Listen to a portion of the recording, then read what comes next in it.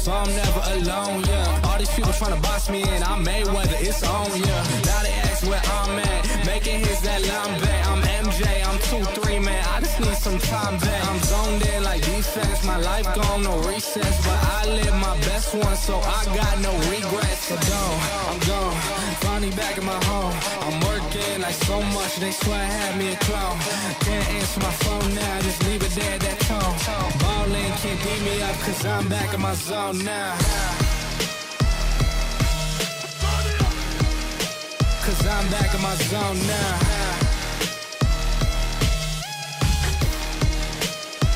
Back in my zone now. Ballin', can't beat me up, cause I'm back in my zone now.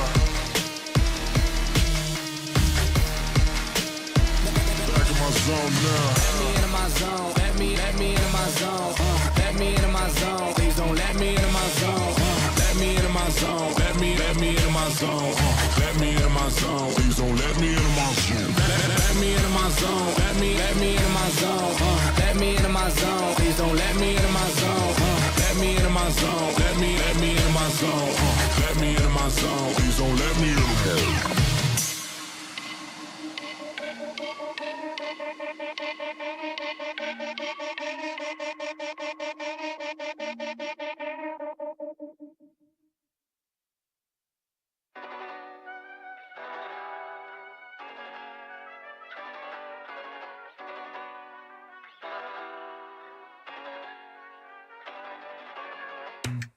I think I let my guard down. Certain things ain't the same now. Hard to navigate these problems. I'm by myself, you're not around. I tried to open up, it wasn't good enough. Put in my all and got nothing back. Now I'm stuck in the rain, dealing with all this pain.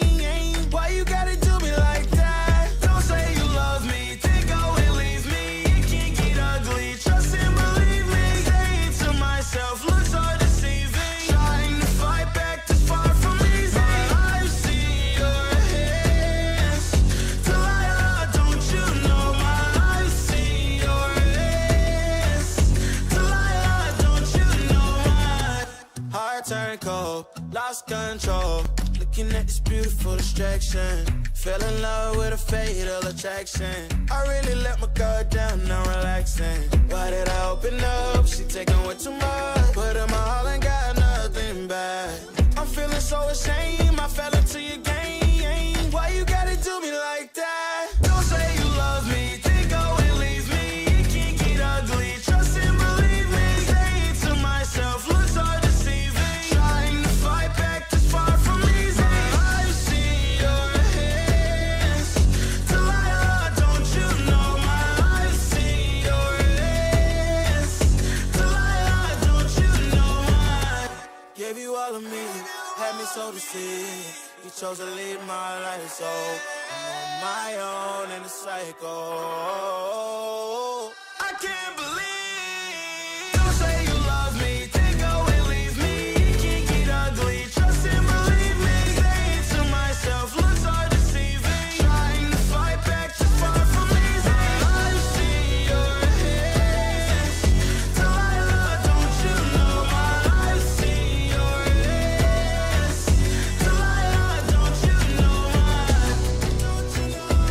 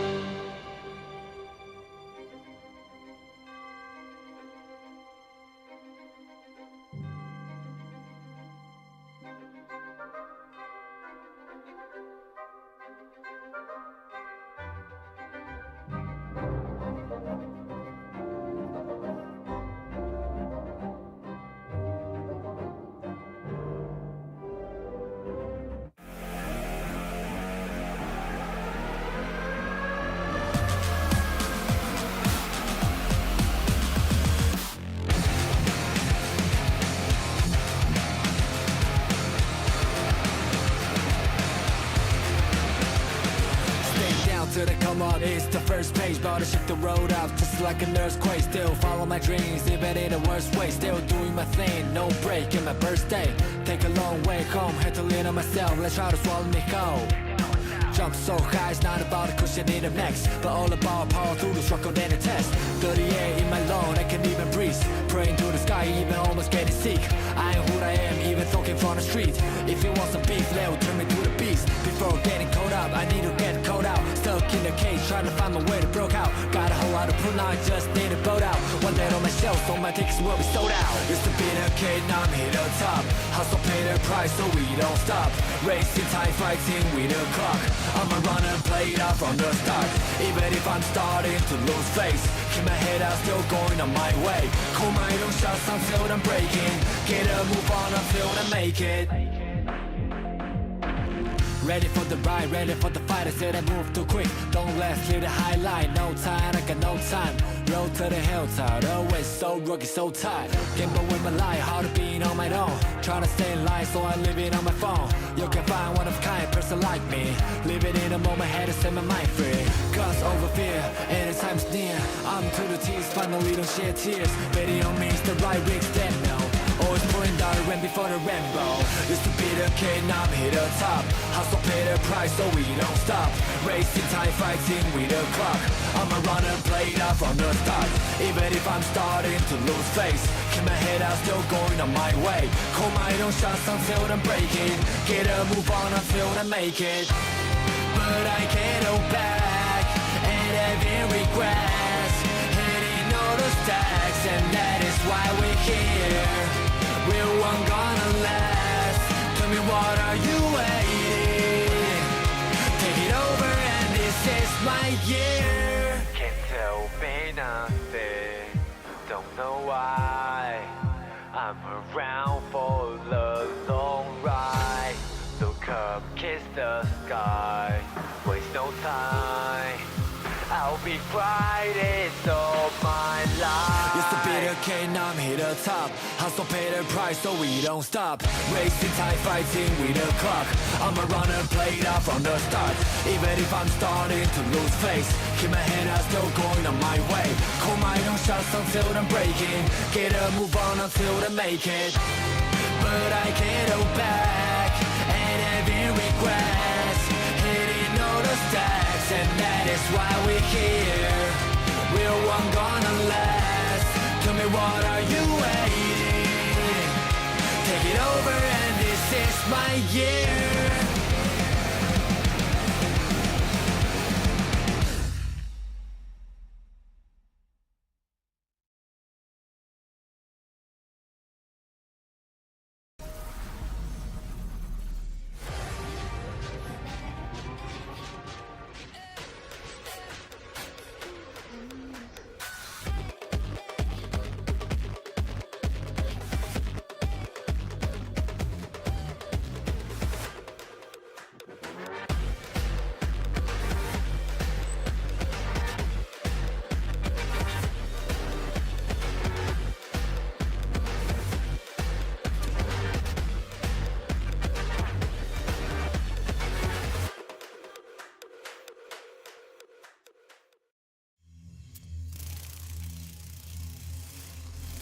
The faint buzz is a warning.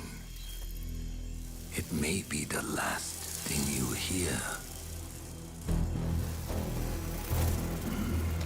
But I'm the last thing you'll see.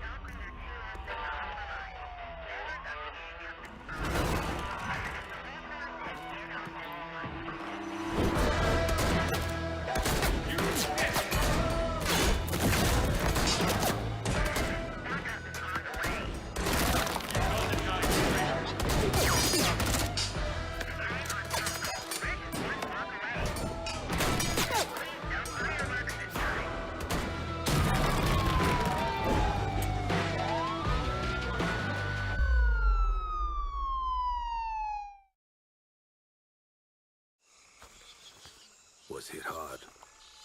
He'll live. Server room, identify perimeter breach. Over.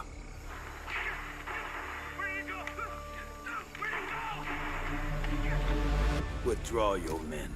Say again, Grim. I'm going in.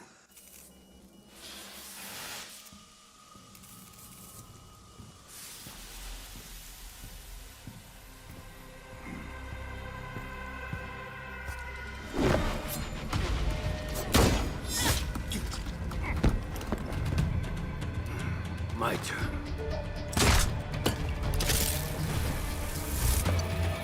What's going on?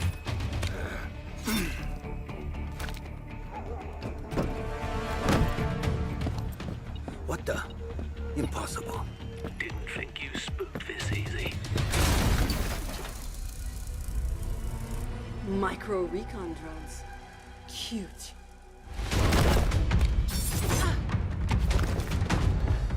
You forgot this.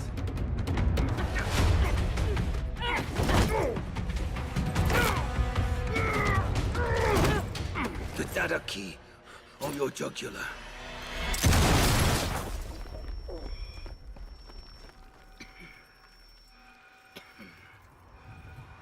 You were saying?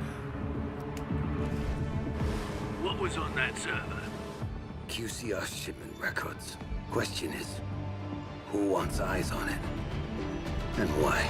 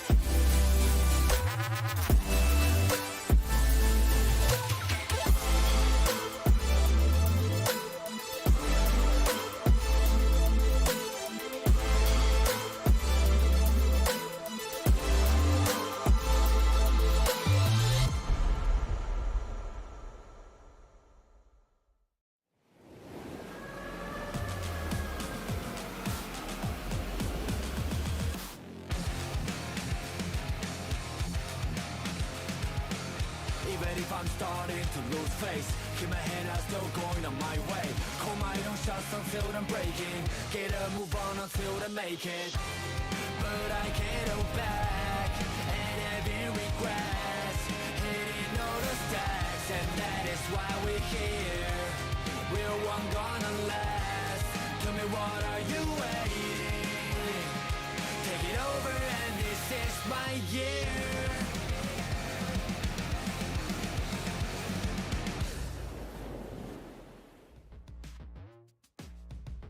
Hello, one and all. Welcome to another day of Operation League here for the autumn season. My name's Lan, and I'm joined by the one and only Cthulhu here today. Cthulhu, it's good to have you back. It's good to be here as well. Thank you, Ian. Look, I'm excited for the autumn season because if not anything, look, the summer season provided us with some really solid matches. Mm-hmm. Yeah, absolutely. And I'm excited to see how this day turns out because we've got a stellar lineup of matches. And yesterday was already a really good start. Of course, we had, top seed versus bottom seed. Well, we all know what that was going to be like. But we also had some really good games to start the day off with. Did you manage to catch any of those at all?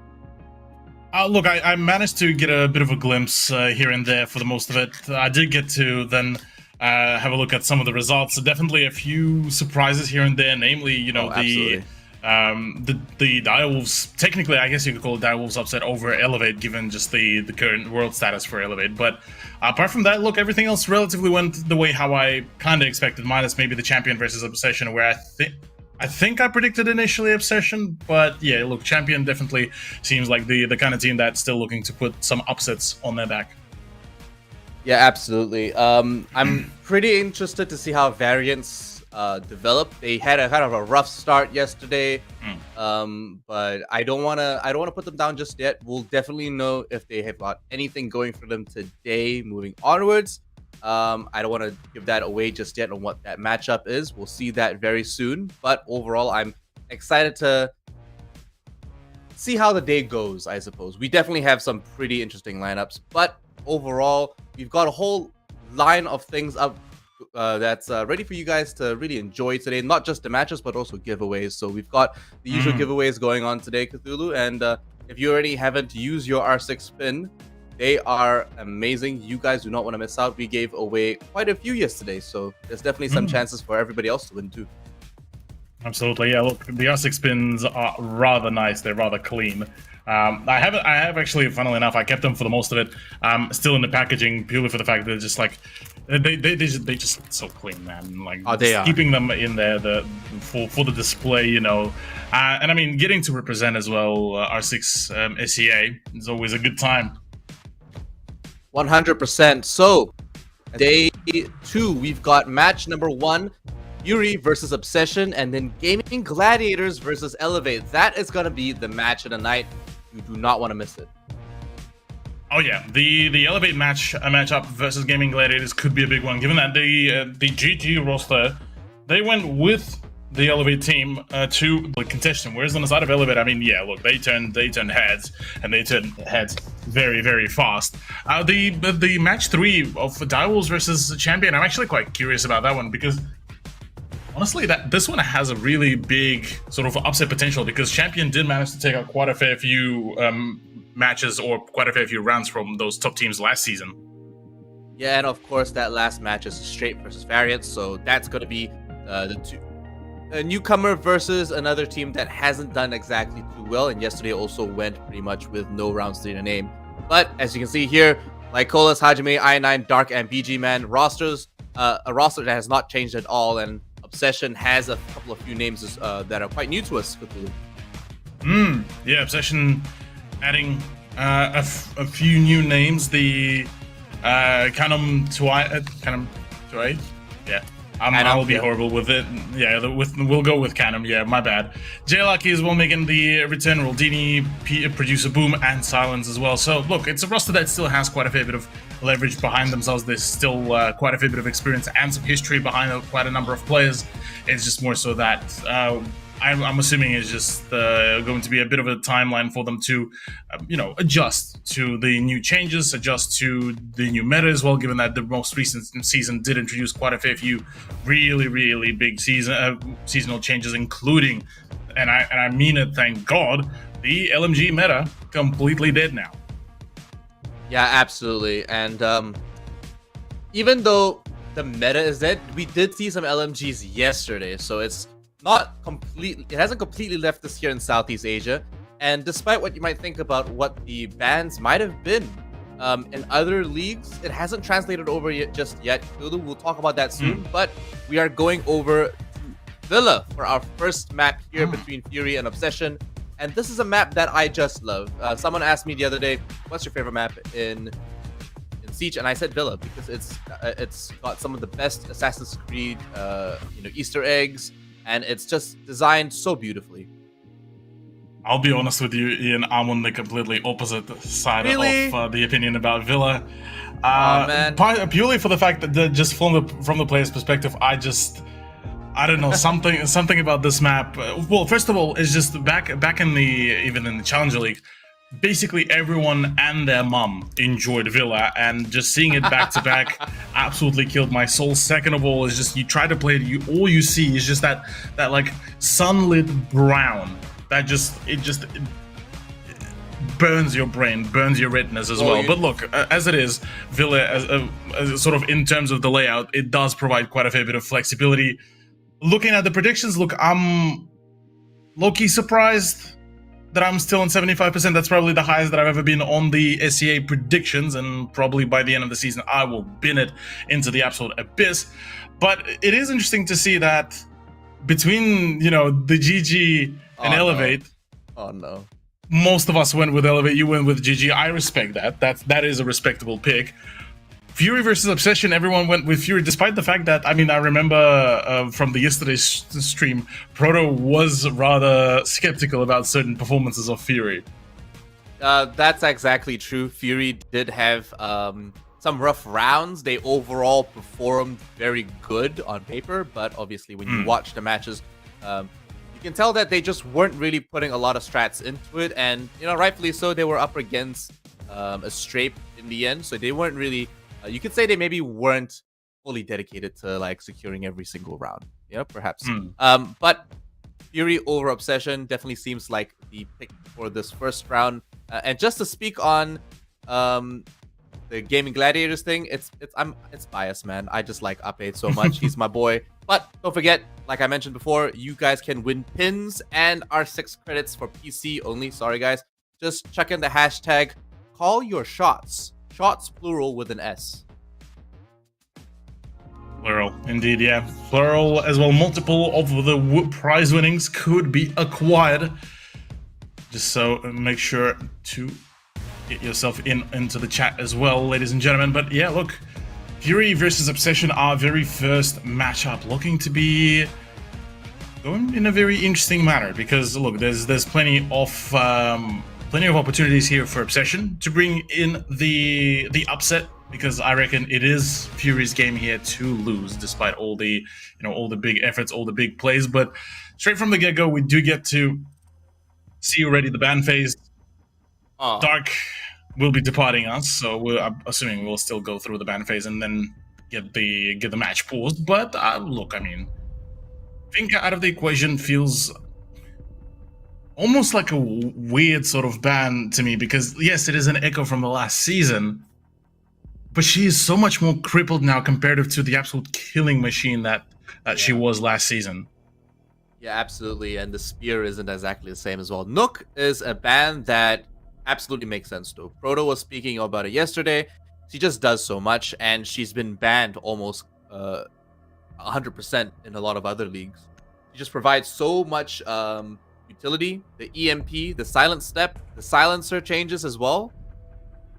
Yeah, the silencer changes are quite interesting, because yes, I'm definitely gonna be curious about the silencer meta and how will it really shape it up, because I reckon, yeah, players like, or operators like Nook would definitely be almost buffed and well, kind of indirectly from that. Same goes for the TCSG wielders of Goyo and Cade as well. I mean, there's literally no reason to not run the suppressor anymore on the slug shotguns, purely for the fact that you don't really have any other muzzle attachments for them, so might as well conceal your shots as well amidst your amidst the firing. So there's definitely quite a few really good opportunities here to go for some sneaky plays, and I definitely think that this season will be more rewarding for people just playing for those angles, and therefore the information game will be tenfold more important here. Yeah, absolutely. Interested to see if Nook actually makes it through any of these ban phases. But what are your thoughts so far on how EMP impacts are changing how people play operators? Sledge has seen a little bit more gameplay. Lion is so much more useful now as well, and he already was useful, right? He already had a high pick rate. Sorry, could you say who has the Lion. high pick rate? Lion. Yeah, Lion actually. Look, I'm gonna be honest. Lion could be in a really sweet spot right now, because yes, with his utility, you could go really big on, the big momentum swings with the scans. Plus, I mean, the Gon 6 plus the V308 that is quite good. Even the DMR has been feeling extremely crispy in the recent seasons. Now with the impacts, he does feel like a really good sort of overall package, really, with his play. Definitely the bans of Thatcher are definitely going to be much less impactful, really, because the only thing that you're really nowadays banning out is the increased range of those EMPs, and if you know exactly where the utility is, doesn't really particularly matter, really. So look, I'm looking forward to how will this really shape up even the ban phase, because the ban phase will really mean that We get to see some more target picks, target bans. I mean, the aforementioned Nook as well will, I would imagine, see a whole lot more frequent ban phase. Curious though, how will the defense really be able to shape up? Because obviously, with Valk still being an extremely powerful operator, joining her, I doubt that it's going to be now from here on out Mira. I'm definitely starting to think that maybe something across the lines of maybe we could start seeing something like a mute, something like an increased ban rate for Cade, something to just completely nullify even the need to waste any more of the impacts on just the electronics.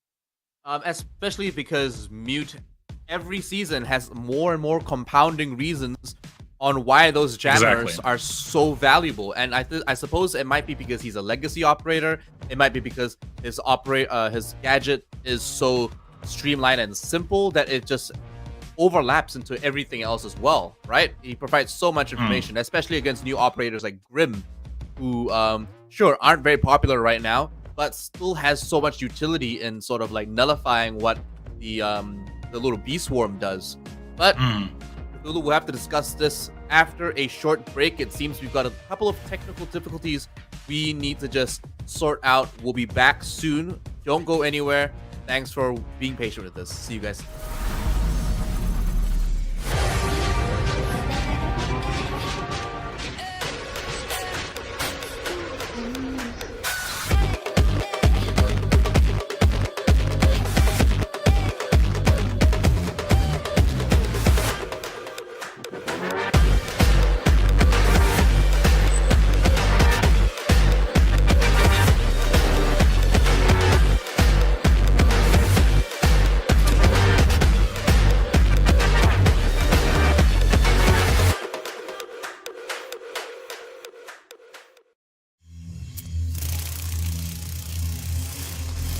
The faint buzz is a warning. It may be the last thing you hear. But I'm the last thing you'll see.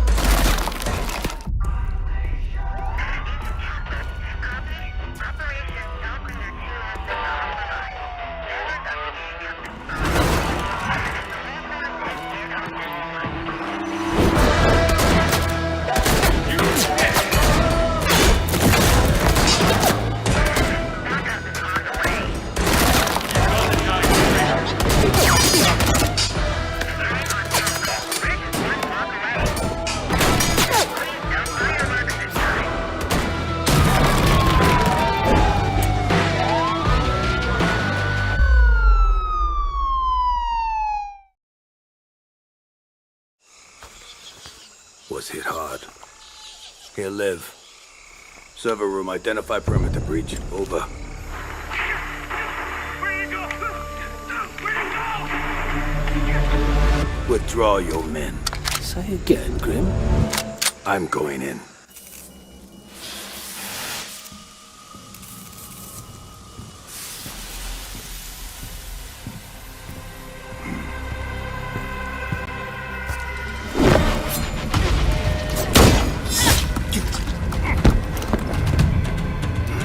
My turn.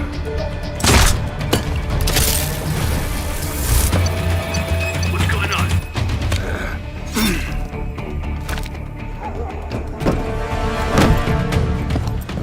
What the? Impossible. Didn't think you spooked this easy.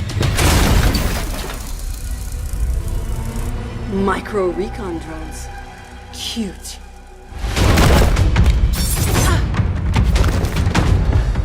You forgot this.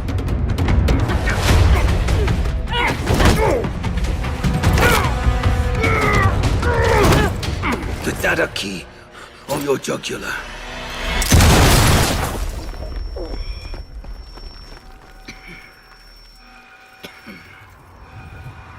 you were saying? What was on that server? QCR shipment records. Question is, who wants eyes on it? And why?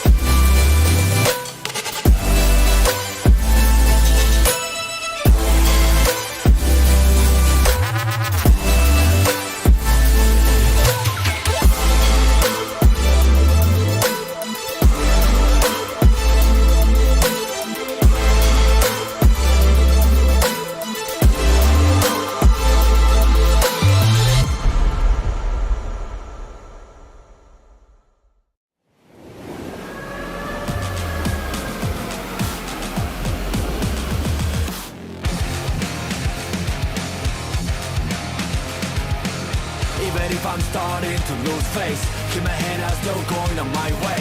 Call my own shots until I'm breaking. Get a move on until I make it. But I can't go back and having regrets, hitting all the stacks, and that is why we're here. We're one gonna last. Tell me, what are you waiting? Take it over, and this is my year.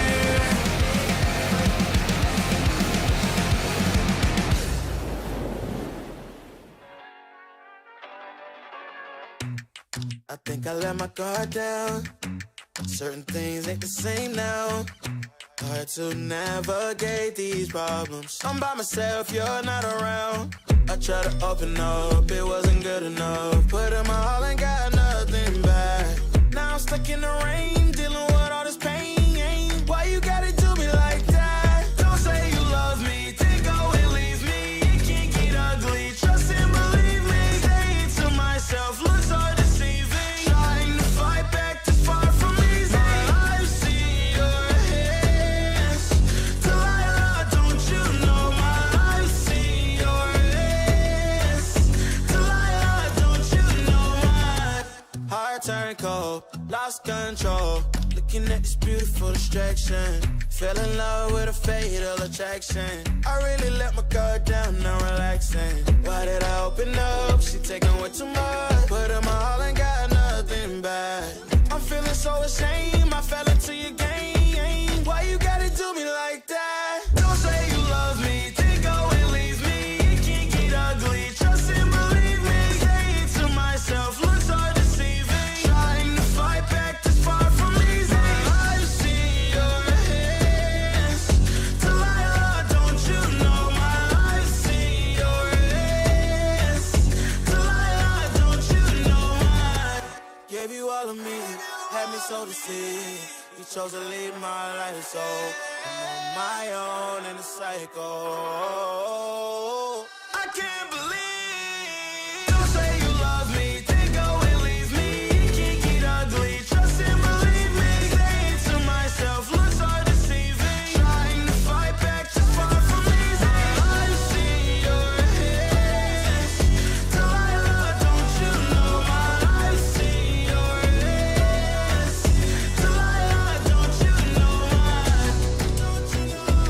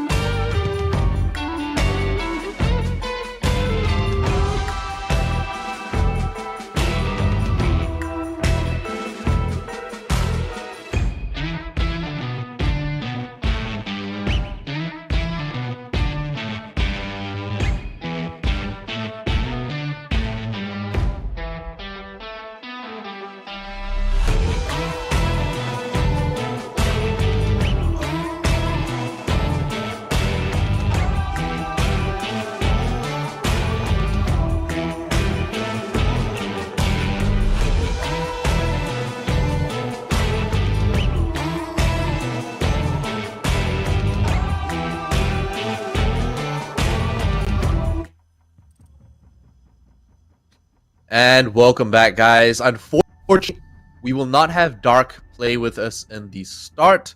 For now, we will be seeing and viewing a 4v5 between Fury and Obsession. So they're gonna just, I suppose, do their best. Dark has the opportunity to rejoin later on if his internet issues amend themselves, but for now we will be seeing them play one man down. Yeah, one man down definitely is not the most ideal situation, but unfortunately it is what it is.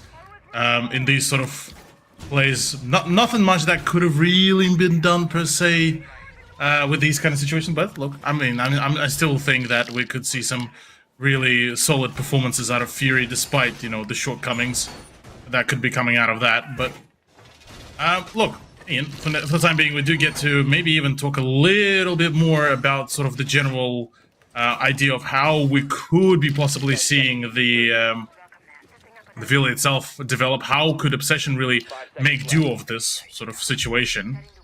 And from there on out, look, the rest is to be called, because, well, in comes the first action phase for us to witness. Yeah, so we'll see how Obsession take these rounds. Are they going to really capitalize on this, and how will Fury react? Right? I think we can both agree that Fury are such a good team that they can do this 4v5. It's whether or not they're going to implement the right tactics. Hajime might be able to make this one work. He definitely hears someone around the corner. You can see that lean come in. He might be able to find something, and Jay Lucky is now going to rappel up. But maybe he heard the two claymores. I don't know. There's a lot of gunfire going around Cthulhu. Definitely quite a fair bit of gunfire already. A fair bit of heat about to come towards Fury. The fact that they aren't missing out on one of the players could make things a whole lot more problematic. Yeah, with Duck, hopefully no. Still disconnecting. Still having internet issues, which is rather tragic. But still, look, I mean, whilst it does make things a whole lot more difficult, especially in a playoff, in case of an overmatch, I reckon with the way how the current meta is shaped up, the defense might just get a slight bit of a buff. But again, this will very much depend on how Fury do play it out, because at the moment they do seem to be quite all pulled apart. BG Man already gets the better of one of the players. Kanom does go down, but Silence does get the better of I9. So at this stage, yeah, look, things are looking very much chaotic. Yeah, it's not looking like a easy going game so far. OBS want to make something really happen. They still have the man advantage. Albeit the fact that Fury are only down to 2 players on their team. 1 C4 available, and of course, BG Man and Lycolos, both players that we've seen go absolutely massive. So this is a very winnable position for them, and it's much better than being in a 4v5, I would argue. Absolutely so.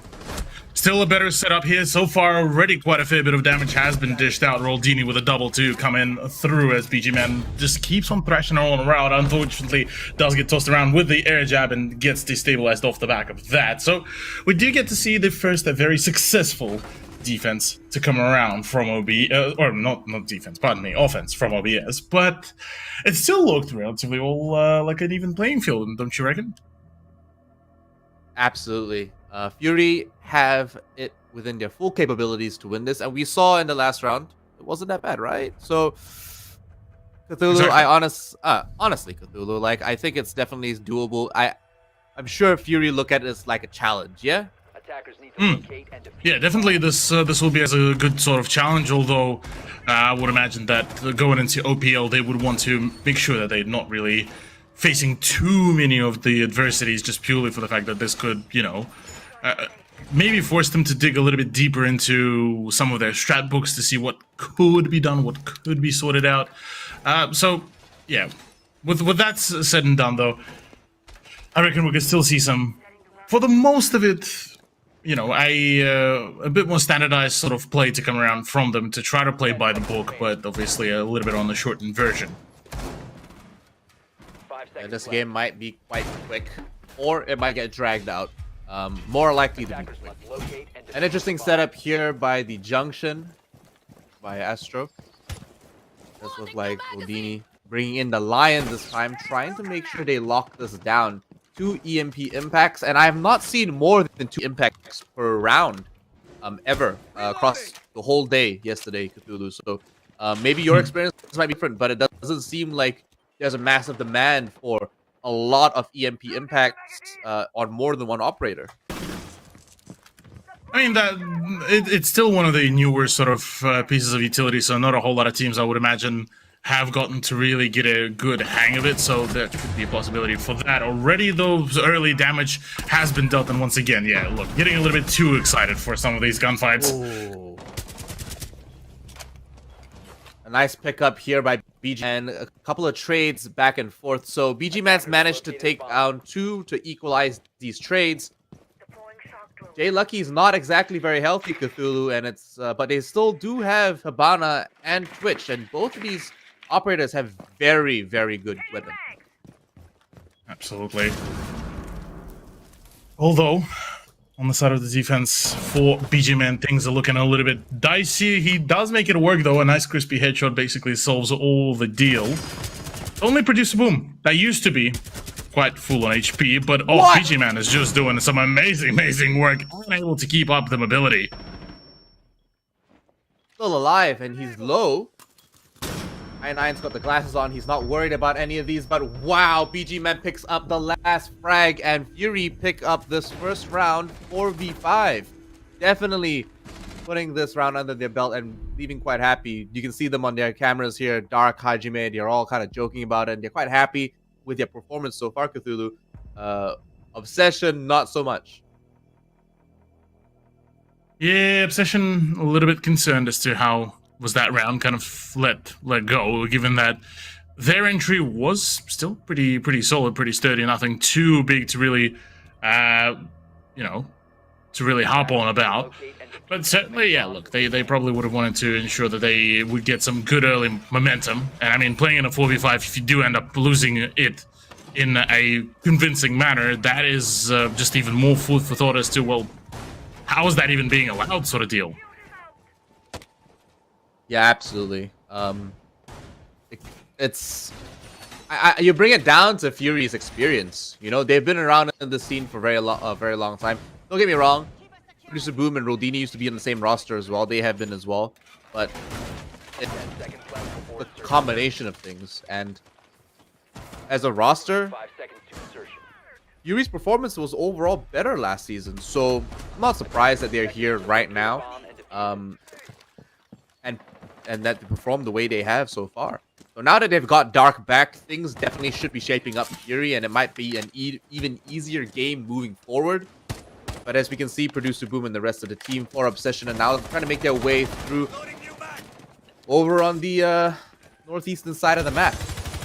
It seems to be quite a standard push so far. In fact, it does, yeah. Look, there's definitely quite a fair bit of job even more to do for Obsession now that Dark is back into the swing of things. Hopefully, the internet has stabilized. So we could see now full 5v5 that could do a lot of damage to Obsession. There's still a team that it feels like, yes, they have a lot of sort of on paper, a lot of good accolades, but together they still have been struggling in general sort of things. Hajime already on the perfect lurk, does get the better off roll. Dini does get down at the end of it all. Doesn't exactly collect that kill just yet. No, he hasn't just yet. Hajime's still alive, unable to secure that. Of course, no indicators that he is downed. All he knows that he's retreated for now. So there might be one, but no. Dark picks that up. He finds the blood trail, secures the second, and there we go. A third for him. I9 goes down. That's 3 members of Fury and 1 man. Canon making a big name for himself, and it's all these new kids in the block that are really shining through. Absolutely, that is a absolutely phenomenal turnout so far. I mean, that sort of swing, first of all, should not have been really given in any shape or form just in general, but I mean, what can you do when you have an absolutely cracked Buck player just swinging like this? Not really much to be done. BG Man on the lurk would have usually assumed that it would be the Azami that would be lurking around, but instead, well, he's trying to at least get to rendezvous with the rest of the team. maybe they might just connect. Oh my gosh, what is that? A double C4 from off screen. I only wish I could have seen that, but that was so well planned and so well placed. BG Man secures a nice opportunity to level the playing field and make this a little bit more winnable for them. Producer Boom is trying to hold this reinforced wall. Might have a little bit of intel, unsure right now. X-Kairos on the wall to try to open some line of sight. Nothing crazy, but he needs some backup from his teammates. Where is Jay Lucky and how will they capitalize on this? Yeah, there's certainly quite a fair few questions about how would he be able to capitalize on it all. 5 seconds remaining. Already with time running low, actually just decides to completely run it just for a few more seconds, and that is about it. Fury managed to win it out off the back of just, well, bailing out. That double C4 absolutely destroyed the momentum that Obsession were looking to gain. They got that wall open, and as soon as they did, oops, sorry, you made a mistake, you know? But that's just well played. I wouldn't say that was Obsession's mistake. That was just good by BG. You know, BG Man just predicted that so well, planned it, curated it, and executed a beautiful upset, really.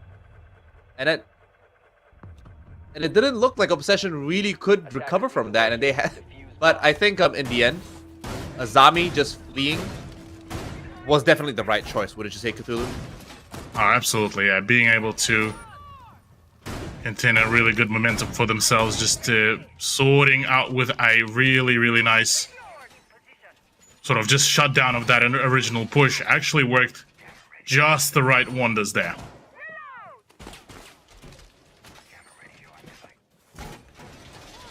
So round 4 now, and it does look like Fury are starting to shape up with their 5-man roster. Obsession still definitely putting up a good fight. Mind you, that last round was still down to a 1v1 situation, so it wasn't completely far off. Definitely, definitely still winnable for both sides, and they're both very capable rosters. Absolutely. Still, no, plenty of ground to cover. We are only at the first few sort of starter rounds, so things could certainly get changed in a very, very rapid manner.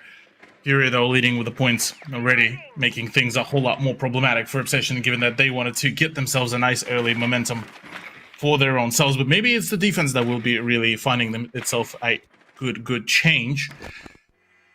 It is interesting, though, to note that Obsession so far has been, for the most of it, trying to make those entries through the study room, but so far not as much of a success as much as they would have wanted, and already I9 getting the better of Silence as well. Will not be allowing a lot of big progression for Obsession. Yeah, not at all. I9's got to retreat. He has C4's got to stay alive just a little bit longer to make sure he gets some utility out of that. Like Colas will use his pick up Roldini on the other side of the map. Nice trade from Producer Boom back up to Hajime. And I9 under fire right now has to retreat back into the vault. He will be secured over by Jay Lucky, and a lot of trading so far, but 3 men on both sides still mean that there's still a couple of fights going down. Indeed. Still, both sides could really claim themselves their win. And if Obsession could even out the scoreline here, this would be a really good ground for them to once again establish, to ensure that none of that extra round advantage can be gained by Fury, which is the last thing that Obsession right now would have wanted, is to allow Fury to gain that momentum. So they're being extra cautious, they're being extra careful about where they push, how they peek. Unfortunately, what seems like a very severe lack of information gathering utilities as well, this does mean that they have to keep on face-checking majority of their corners, which in return could provide some rather unopportune moments. Here's some barbed wire being demolished. A little bit of utility by Jay Lucky. Not a lot of line of sight gain from that one. It does look like a jammer is stopping Producer Boom from opening up any more line of sight over by the kitchen. But they need a little bit of work, and it does look like they're finally getting that one done. The second set of X-Kairos are going off, and Kanom is going to do a little bit of work from upstairs in Master Bedroom. So they're trying to get this vertical play now, Cthulhu. Doesn't look like we're seeing much resistance from Fury so far. They're opting to actually stay on site and play vertically like Colas over here. And vertical play could be a rather solid decision, but right now they do need to make an entry into the site. Already quite a fair bit of heavy congestion going on. PD Boom does go down. Dark does get the better of him. Lycolis does win out his own one. It's all down to Kanom right now. He does nail one, only 0 seconds though, really. So unfortunately, once again, time being the biggest enemy of Obsession, which does score the 3rd point for Fury, allowing that momentum continuation right now. Yeah, and Fury are doing such a great job, despite Obsession arguably having the better positioning there, with vertical control, better surroundings, and, you know, being very close and in proximity to site. They could not execute on time, get on point, and Fury were just buying time and somehow surviving through all that. So, what do you think they need to do to actually change this around, Cthulhu? Because Obsession are just getting so close, but like you said, you're fighting against time, and it is a massive factor. It definitely feels like just time management has been very problematic in terms of just how they manage it, how they're pushing it, and certainly something that will have to be addressed once we do get to see them maybe go into well this round and the next one, because only a few more opportunities for them to really get any sort of momentum rolling from here on out. Otherwise, say if the first half concludes in something across the lines of a 5-1, yeah, good luck finding the early entry into the building as much as they can will be the primary objective for them here. Maybe even going through the very bottom of the building could be a decent idea, because otherwise it seems like their general sort of by the book idea of going through the study room so far didn't really net any real consistency, really. Not working out for them so far. They might have to switch up their strategies. Boom here going for yet again a pretty aggressive angle, as he always has traditionally and historically. A couple of pings go out and some drones will follow, trying to get a little bit more spots. One might be able to get his drone quite safe. Back into the vault, maybe spot out another, but it doesn't seem like anything is going to come out from this so far. Attackers have located a bomb. Doesn't look like that is the case. Drones definitely will need to get all polished up, because otherwise Team of Obsession could certainly be starting to run into a number of problems once we do get to once again to the later end of the round. As it stands though, with Silence getting the Ana out, could do quite a lot of good work here in terms of just solving the issue with the deficit of the said utility. So potentially this is where we're kind of heading so far. Already with another E1D starting to come around though, we could be looking at this time a master bedroom push, which could do this time even more damage here. I say that BJ Man, speaking of that said damage, he is the one producing all of it. Yeah, he is producing the boom right now. Like Colas with the 2K onto two more members of that offending team, and that's the attacking team. And Jay Lucky's trying to find a head, trying to find a target himself to even the score, even the man count, but it's not working out. Roldini having to face check all of this does not bode well, but they finally collect like Colas, and they might be collect a little bit more. One or two more go down, but it's all coming down to Jay Lucky, and he, a second take over that window. But no, unfortunately, he gets caught from the back. He's just surrounded by all sides, unable to fend off all forces, collapsing on his position. There we go. With only one round remaining in the first half, Session only get one more chance to really get any sort of anything rolling for them, because Villa feels so almost dysfunctional is the only really a real way to really describe it all, how things went so far. Because look, they, as much as they tried to get the play running, as much as they tried to go for those aggressive swings, that's all that was really kind of went for them.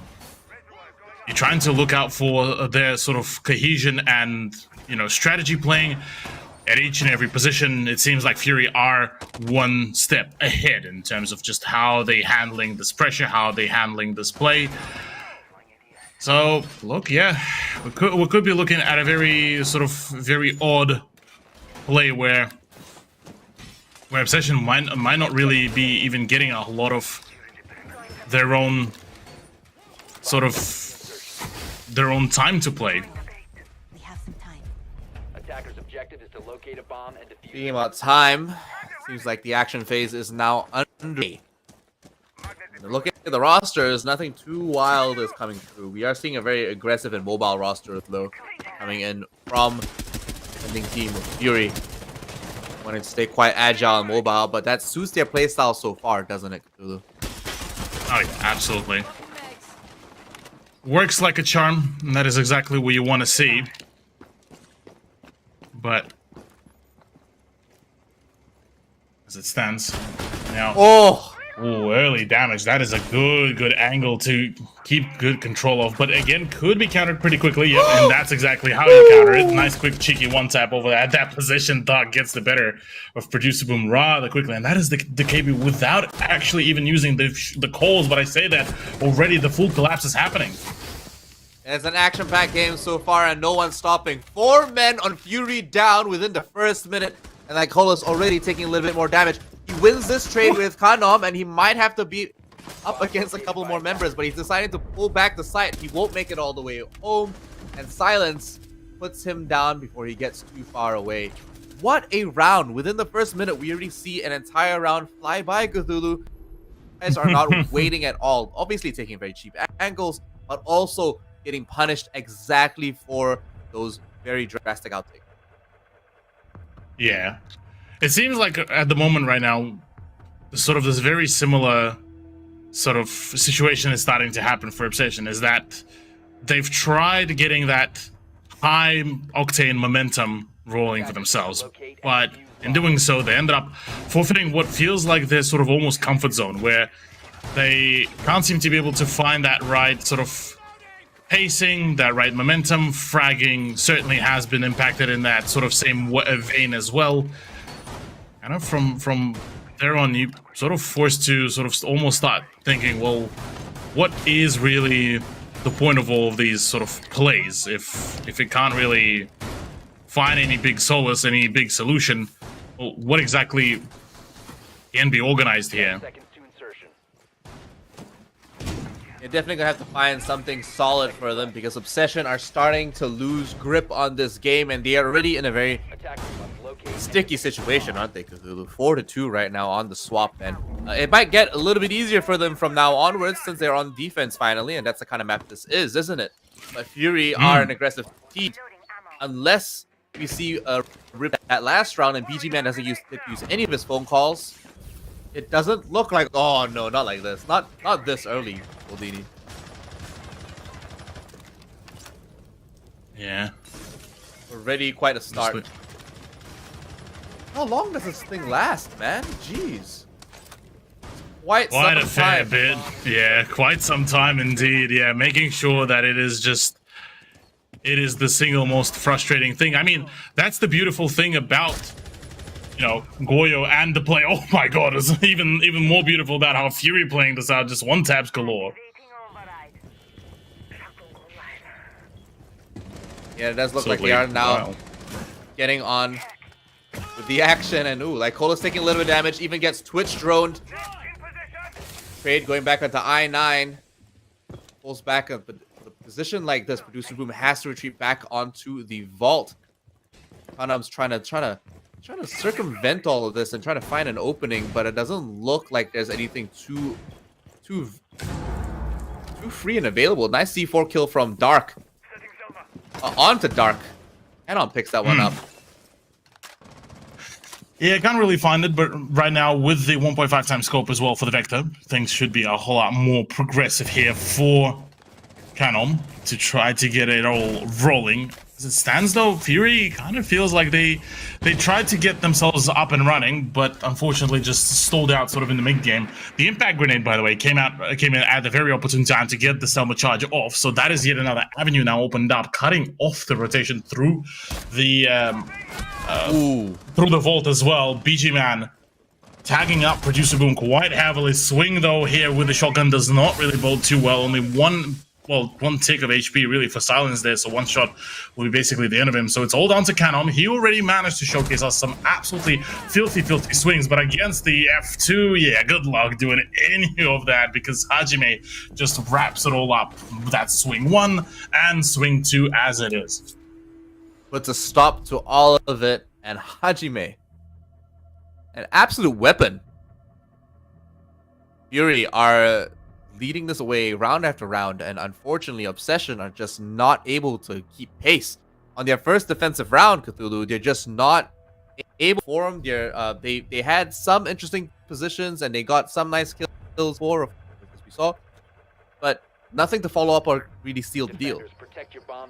Yeah, that definitely feels like the case. Sort of Obsession certainly feeling maybe not too hot today. Maybe all of those pauses really throw them off. Maybe it's just, you know, it's just one of those days. I mean, we talked even before the broadcast started. It seems that just the Sunday today just didn't really work out for a number of people in general. So look, I'm not excluding that fact. It's just, you know, one of those slumpy sort of days from a number of people. Look, I mean, cheeky kind of Red Bull may just be able to solve it all. Who knows? It does in fact give you wins. It does. I actually just opened the can myself.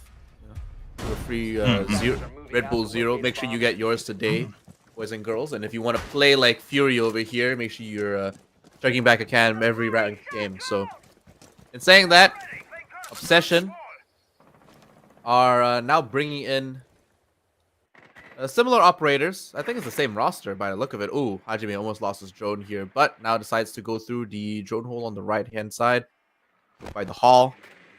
Gets taken out immediately. Unfortunate. People were waiting for him. They know.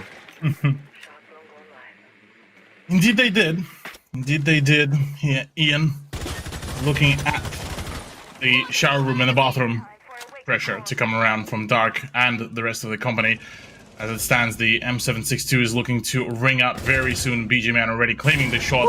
That's a second one to go. C4 missed out opportunity only just to tag Dark up. And now Obsession basically lost majority of their ground around the trophy statue, forced to fall back. Producer Boom could do some damage from down below, but as it stands, you have a very limited amount of weaponry and utility to make that play happen. Canon just misses out on the opportunity. He almost gets caught by that Claymore as well. Manages to spot it in the nick of time. But now 3 members of Fury are hunting this man down. He's hanging back by the back stairs. No one is forcing that push just yet, but Silence with 3 toxic babes finds a nice pixel, collects that headshot onto Lycolis, and gets traded back for Canom. Dark picks one up. And now Producer Boom, retreating back to red stairs, is in a really awkward position where he might get caught on a funny angle here. Funny angle indeed. Yeah, could be a rather dangerous thing to really mention. Producer Boom does in fact fall amidst all of this. 3v1 with just only 1 frag away from the match point here. Ian, nice solid crispy swing, but I mean at that point really all that damage has been dealt. I mean you look at the poor Obsession players as well in their cameras, definitely a lot of frustration starting to build up off the back of that, given that Fury had a bit of a sloppy one performing yesterday, but seems to have discarded all of the misfortunes that happened yesterday, and well, decided to go into this with a fresh mindset. Yeah, I suppose it's also recognition and respect for a team like Obsession that they've scrimmed and played with, and even with some of the players for years, seasons. So I suppose they're more acclimated to actually competing at this level, and we're seeing them play just really good Siege so far. Fury are doing a fantastic job at not only securing their own lifelines, but also making sure that Obsession get punished for a lot of these very brave takes that they're really investing in. We're watching, you know, the Smoke player playing outside of his confines and actually assuming a really soft anchor position, trying to hold down not only more than one angle Cthulhu, but an entire hallway with his back exposed. Yeah, look, I mean, quite a number of issues arisen from all of that. Issues in general for Obsession here, just struggling to even find their own footing. Just by far what feels like the biggest sort of frustration point for themselves here. But with the action phase kicking it off, we just might see could possibly be the final round to be brought out here right now from between Fury and Obsession, which could be a really sort of good overall trend to go towards Fury, given that despite all the issues, all the struggles, their last matchup was a 7-1 against the Strafe, continuing the sort of quick, cheeky, very dominant sort of scoreline in their favor. They certainly would love to have a 7-2 on their hands. 7-2 would be nice, and it might even be quite the talk of the town. But ooh, here we go, a DMR with the silencer. An interesting take, considering they might not be able to find. They could be perched on a window with a very long angle. So depending on where they place this Dokkaebi, where she's grappled, they might not even suspect that position. So definitely in the right hands and with the right minds, that could be a pretty great weapon. Absolutely, yeah. Quite a fair few players have been already found to be running with the suppressor. I mean, given that no more, the damage reduction thing is no more for the suppressors, they are a great piece of utility. Plus, I mean, you certainly have quite a fair few guns that do sound rather nicely as well with the suppressors on. So wouldn't surprise me myself at all. I9 already opening up the scoreline, looking very, very clean with that play. Yeah, BG Man gets dropped as well, just outside the bedroom by the look of it. I9 trying to drone out anyone who might find them, but it looks like Olus will be the one to pick up his teammate. BG Man takes a little bit of damage. He's trying one out over on A site. Statuary seems to be the grave for some of these players. And it does look like 2 of them have fallen in that room. Certainly seems that way, as already Roldini takes quite a number of the damage, but the trades come around. Roldini now low as well. Producer Boom is the one to dive next. It's just before I even get to finish the sentence. It's all a GG well played. Fury looking so much more fresher this time comparative to the game against the Strapen for all the right reasons, whereas for Obsession, things are definitely difficult right now. Yeah, they're not doing a great. I hope they don't stay obsessed with this game and they come back next week, if anything, with fresher strats, a clear mindset, and maybe a can of Red Bull.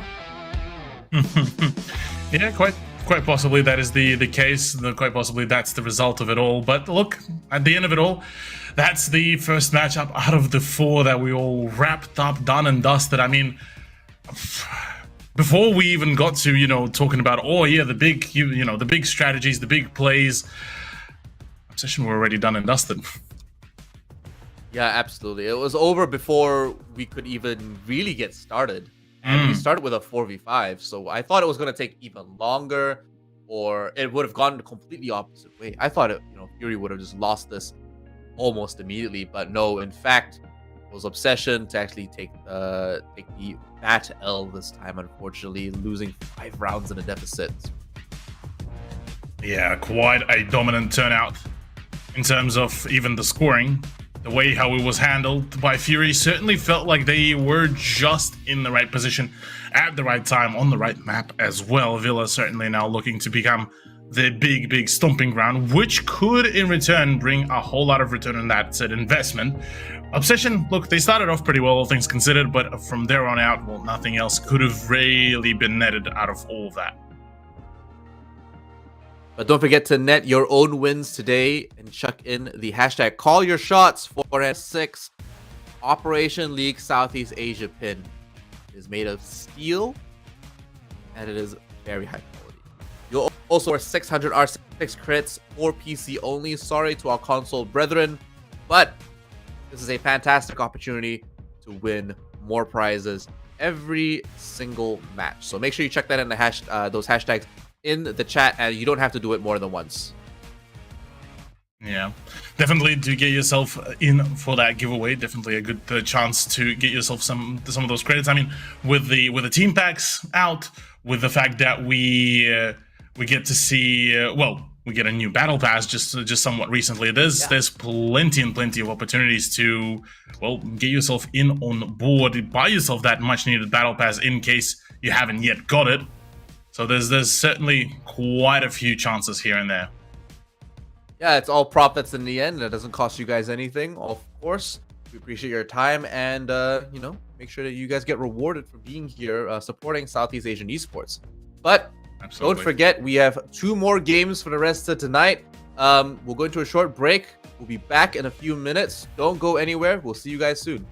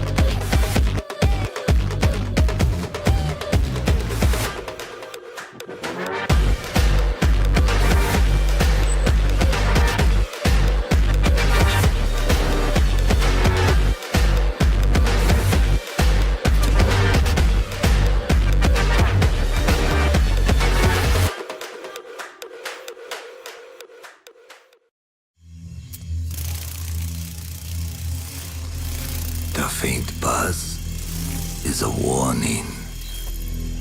It may be the last thing you hear. But I'm the last thing you'll see.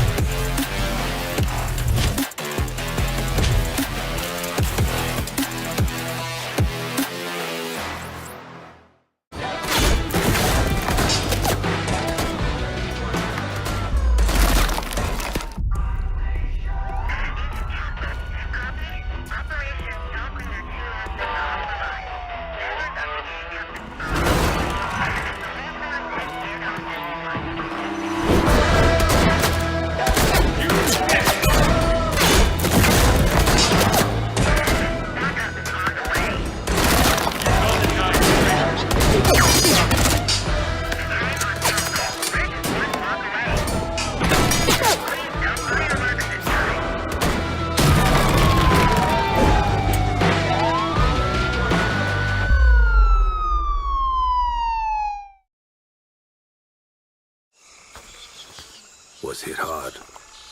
He'll live. Server room, identify perimeter breach. Over. Where you go? Where you go? Withdraw your men. Say again, Grim. I'm going in.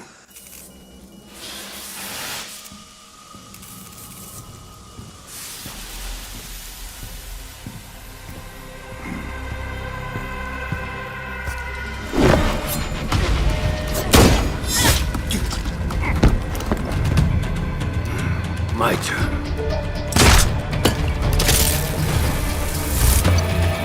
What's going on?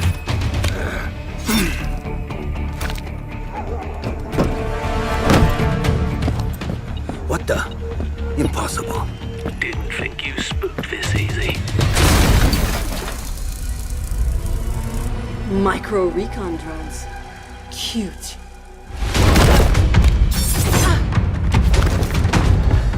You forgot this.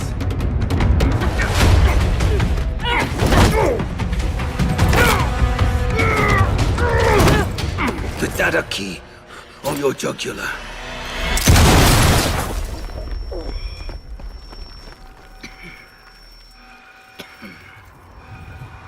You were saying? What was on that server? QCR shipment records. Question is, who wants eyes on it? And why?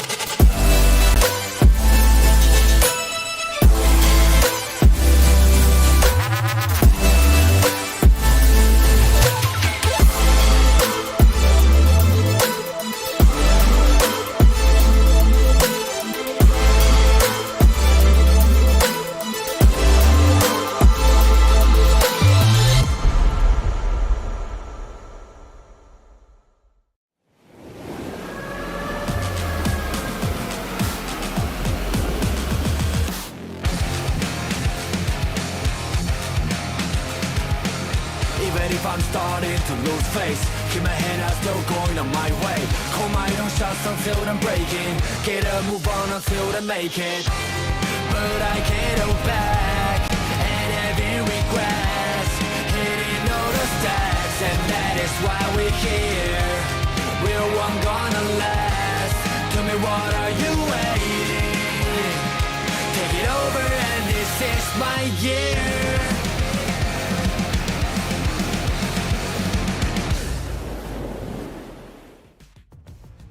Welcome back. We are here for our next game, but the game just passed. It was Fury versus Obsession, and it was a very unexpected turnout, wasn't it, Cthulhu?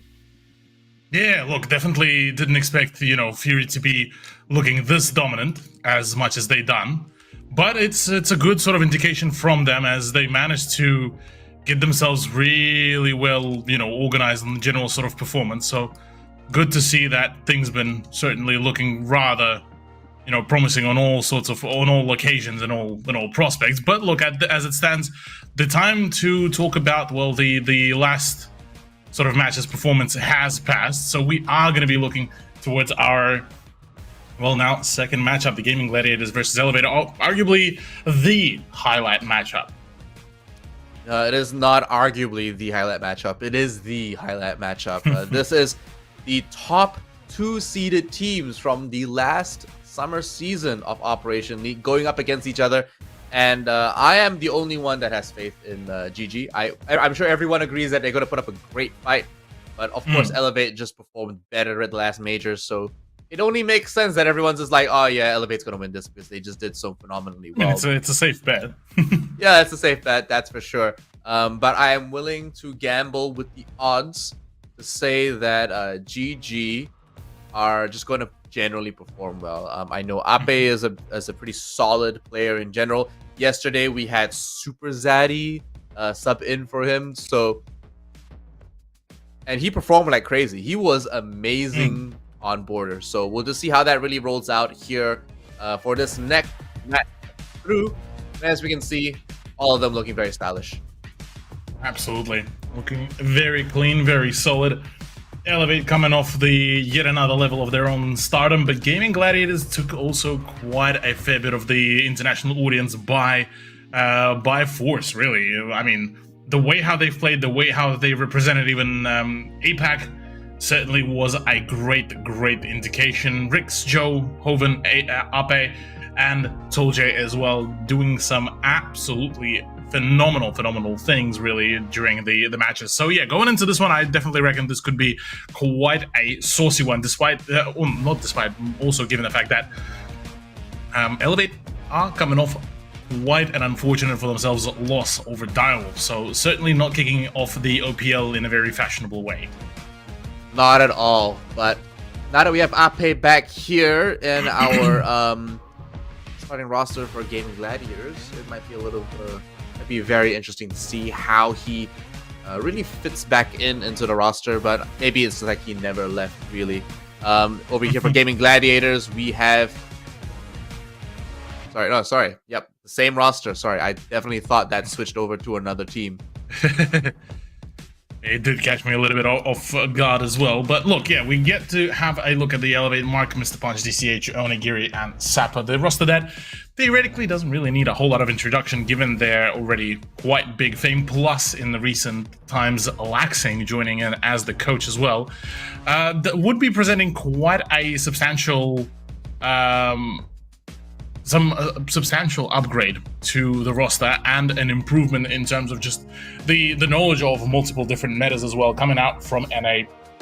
Should provide quite a fair bit of extra ability to push Elevate roster to all new highs.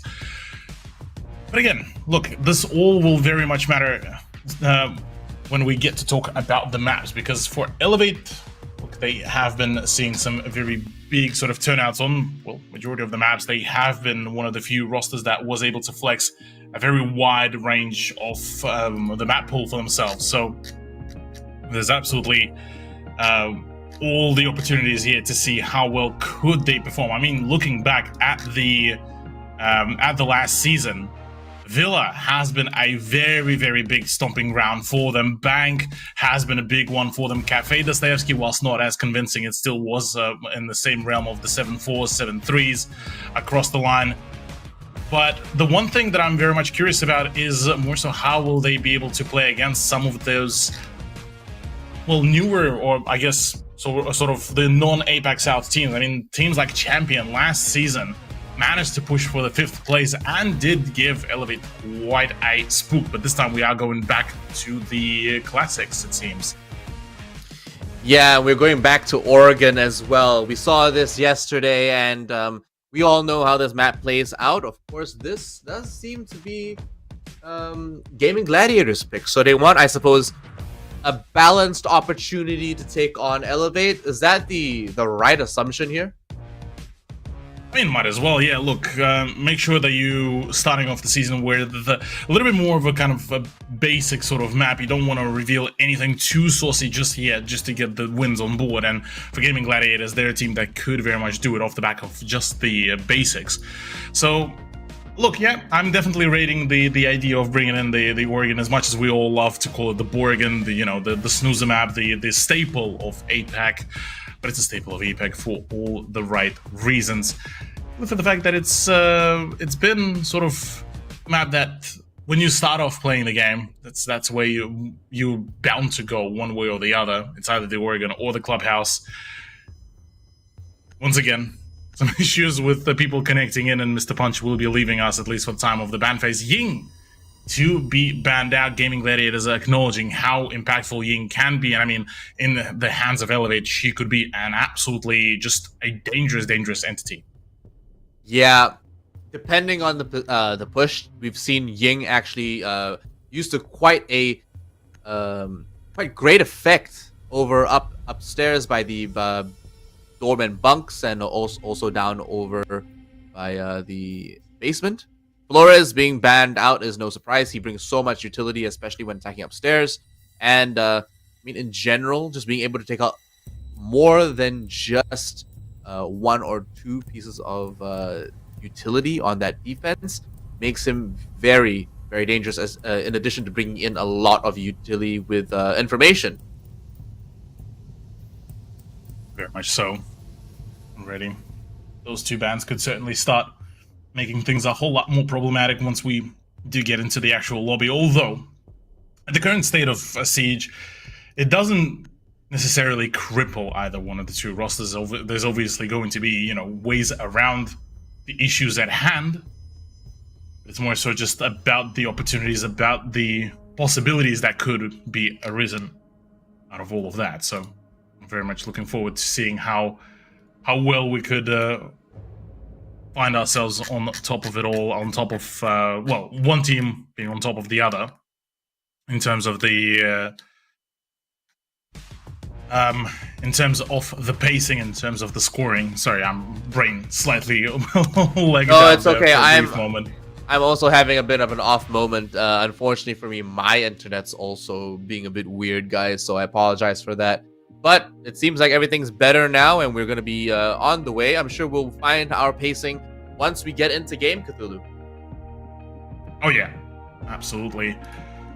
Looking to get in rather soon, hopefully, fingers crossed that everything will get fixed up as quickly as possible. But this does give us sort of the opportunity to, you know, talk about the Oregon, talk about how its history went towards the even the previous season. Given that, let me quickly just have a squeeze at the map pick rate.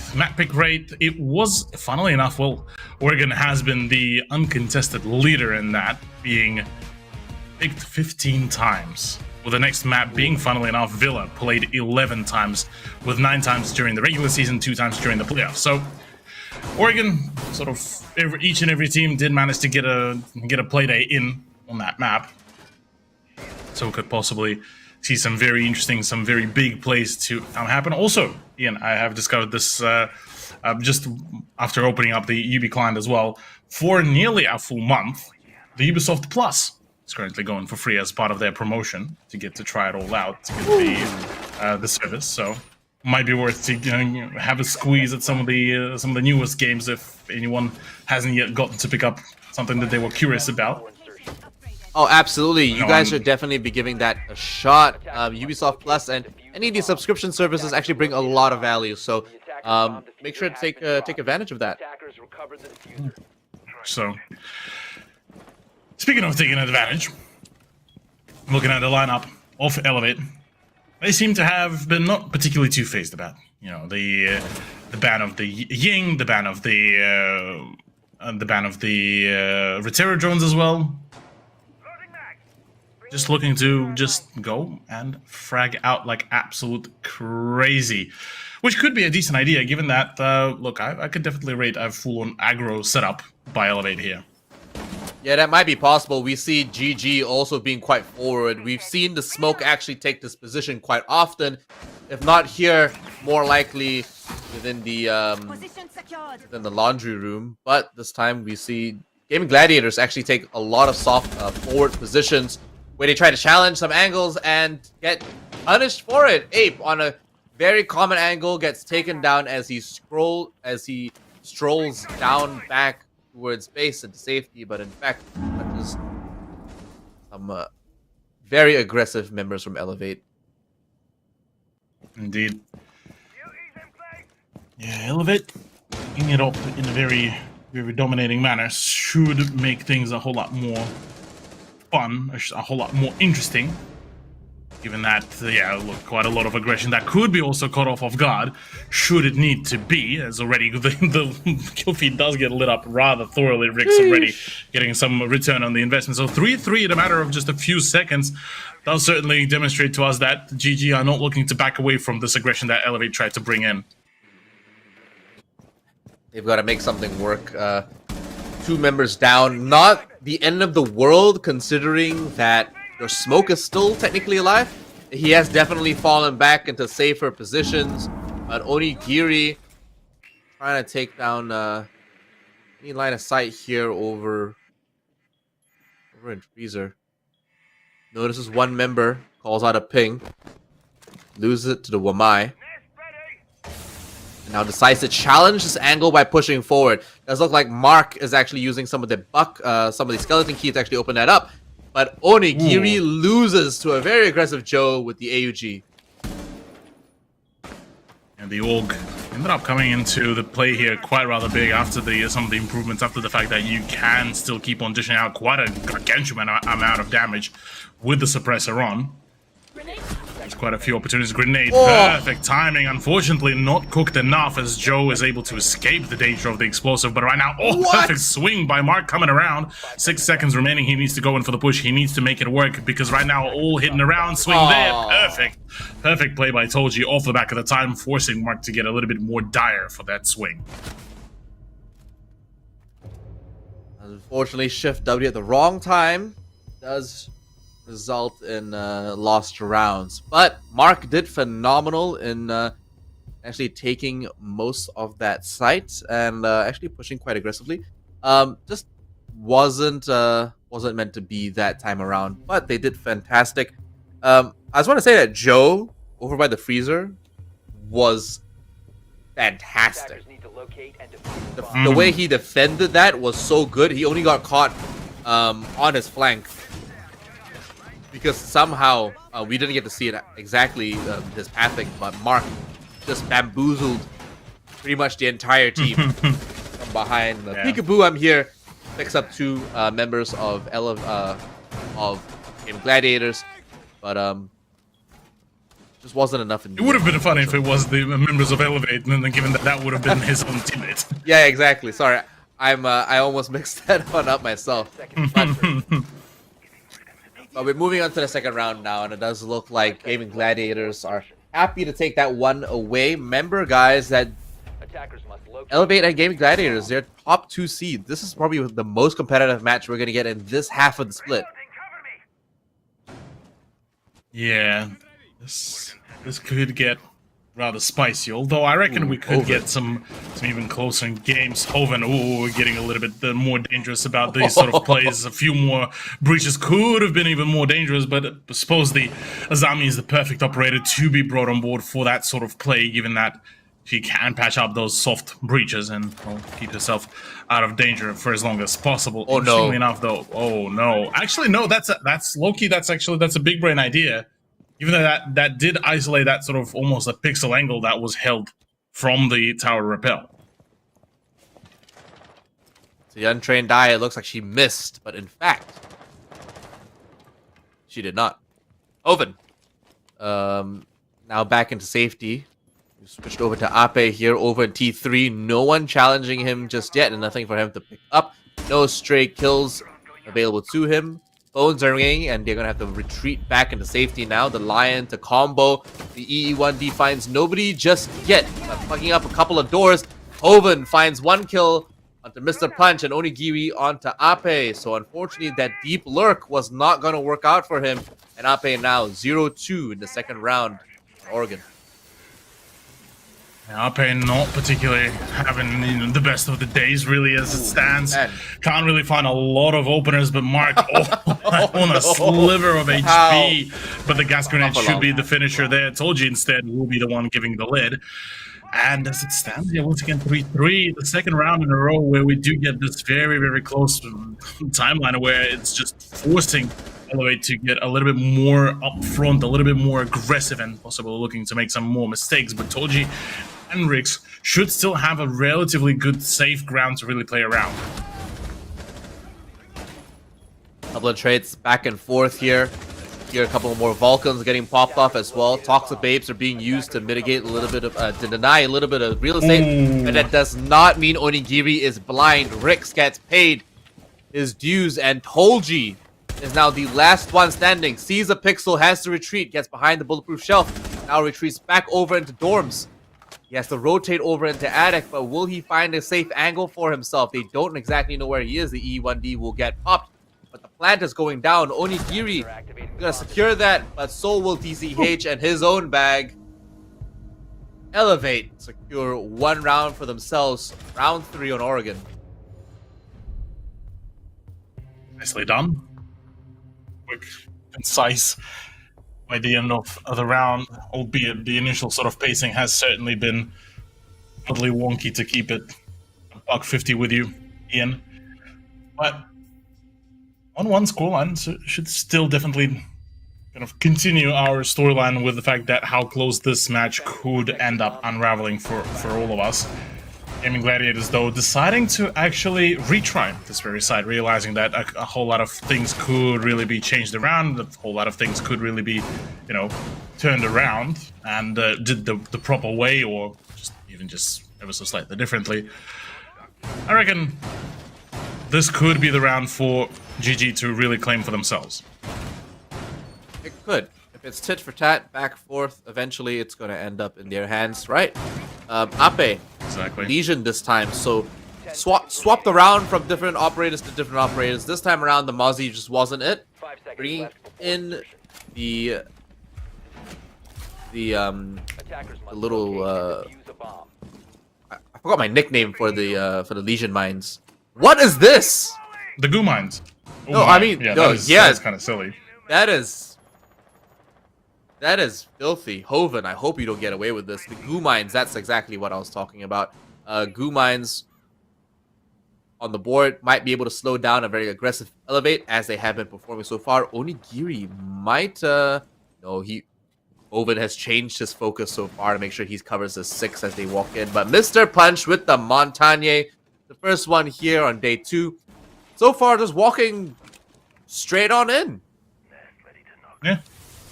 No resistance. Just no resistance at all. I mean, why would he have any sort of any form of resistance at the moment? Because look, it's been a fairly free real estate. The way and the fact that so far it has been a big roam game coming around. This is big. They traded. No way they traded. That's crazy. He should have died from that, and the C4, in my opinion, should not have gone off. But you know what? He was lucky enough to make that even, despite missing the C4 to begin with. This time around, Ape gets taken out with the LMG. Sapper secures that. Buffs do not matter. He is still skilled with the gun itself. And Finka still has 3 adrenal surges that she can pop after that toxic babe gas cloud dissipates. Interesting that Sapper still decides to, you know, still believe into the LMG meta. Obviously won't be able to hold down the gun as he was before, but it still does provide quite a fair bit of damage. It's just a whole lot more difficult to control the recoil as well on top of it all, and plus no frag grenade. So Finka well and truly has been sort of reduced into what now feels like more of a sort of support operator as she was initially intended. So in a 3v4, Elevate starting to ramp up their own momentum. I mean, off the back of the fact that there's also, you know, the Monty in play, there's certainly a lot of flexibility to just try to just claim the aggro jump out as their perfect read, though, by Onigiri. Prepped and ready, Onigiri rolls it up, and Joe gets punished for the run out. And now Rix is battling a very testy Montagne. Now getting cornered by all sides. He has a lot of backup, and it's going to come down to Rix and Tolji to take this on 2v3. They have utility available to them already set out, but no, it's all down to Tolji. Picks up 1, picks up 2, but not Mark. He's there to secure the round and bring in another one for Elevate. Elevate, yeah, continuing their own run very nicely. So far, nothing too particularly spicy, apart from the fact that, once again, yeah, that Monty coming in rather nicely for the team, just getting that aggro rolling for themselves, plus just losing out on their own ones does sort of open Elevate with a plethora of opportunities for themselves here. Laundry supply room to come around as our next sort of site. As the Gaming Gladiators well and truly now starting to realize that maybe the replay of the upstairs site was not particularly the ideal sort of scenario, given that it gave Elevate a really good ground to keep on sort of contesting it on their own rights.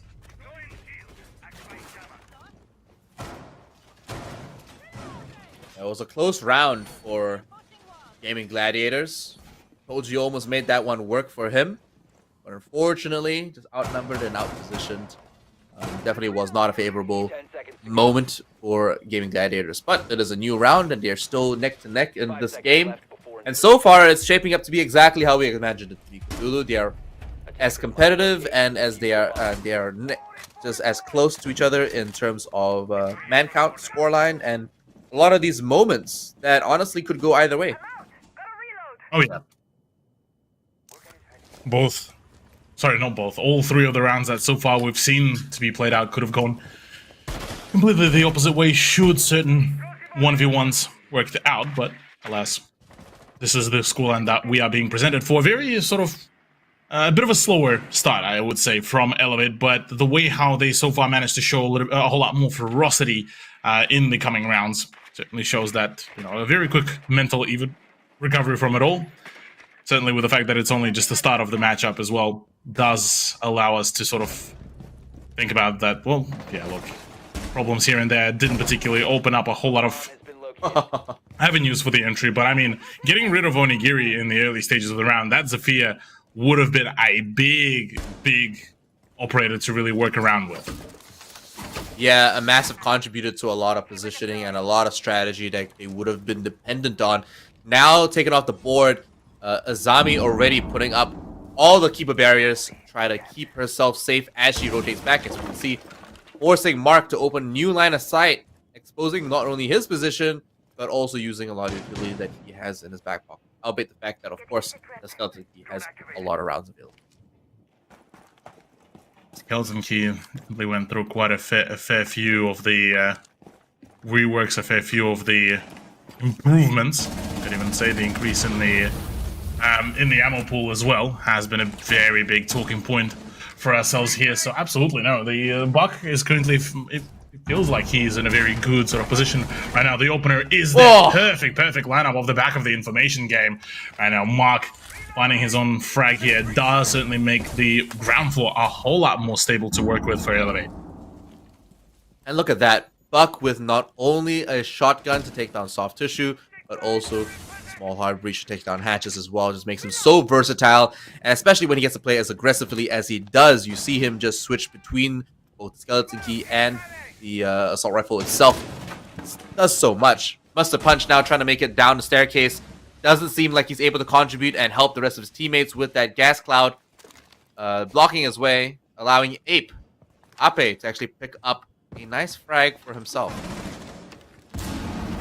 Indeed, well, already yet another frag grenade does roll out. DCH finds himself that really nice opening onto Rix, but unfortunately the information was not relayed properly enough. 15 seconds remaining, 2v2 all of a sudden falling around. Now, once again, Mark is doing good. Mark gets the finisher as well. It's all down to Ape to do any sort of work. The plant needs to go down whilst the Monty is protecting, but it's not even needed that. The plant doesn't need to really happen. The hip fire is crispy.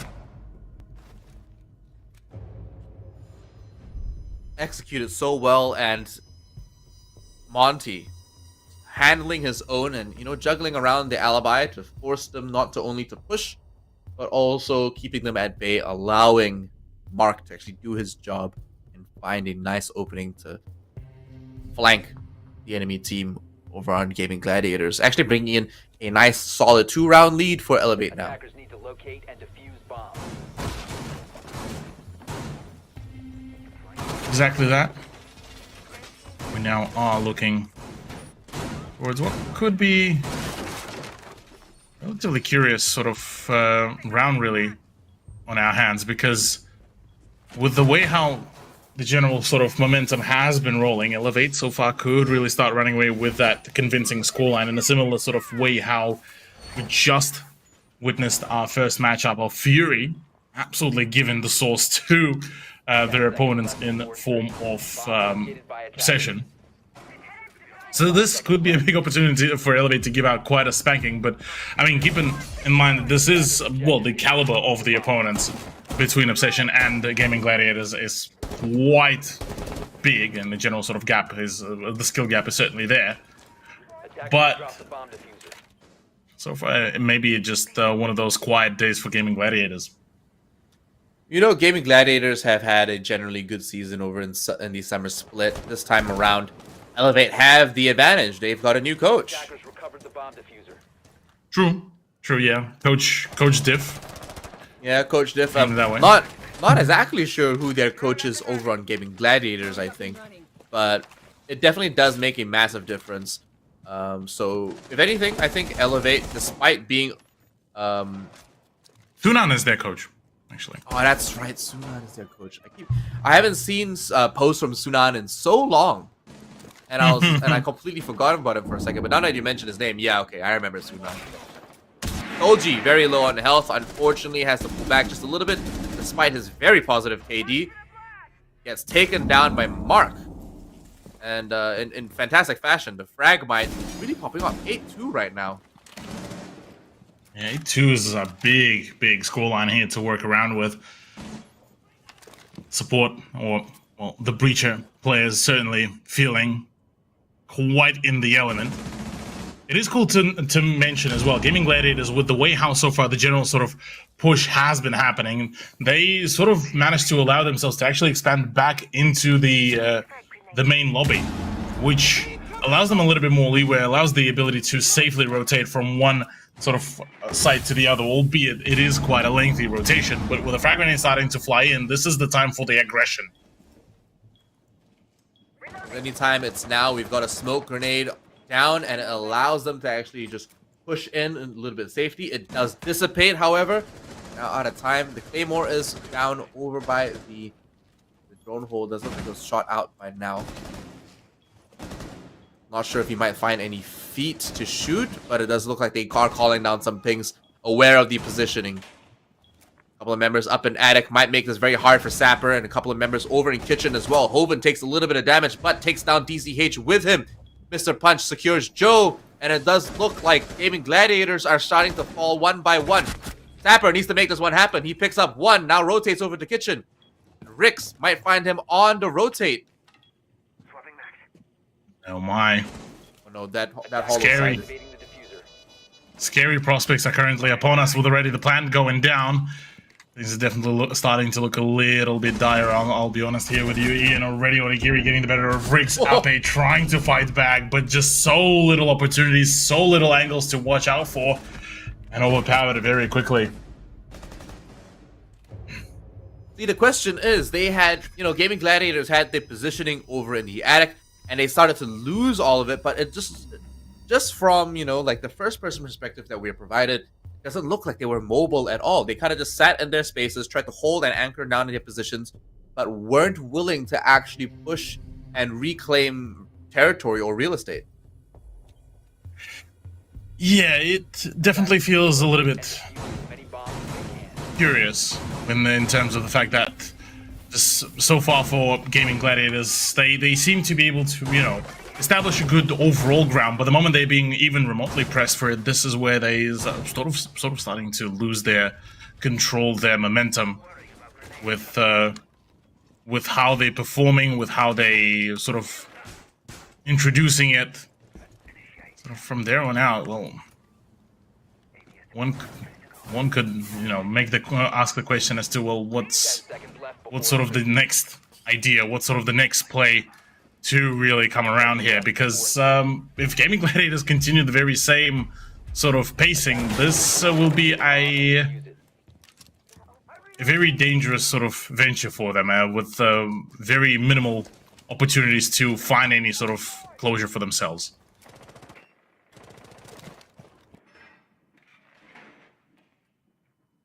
An interesting thing to note is that we're not seeing any EMPs actually coming on Mark. He's actually opting to bring 2 Claymores instead, so not so focused on the gadgetry or the utility, dismantling it, but instead trying to keep his 6 nice and clear, safe and secure for the rest of his team as well.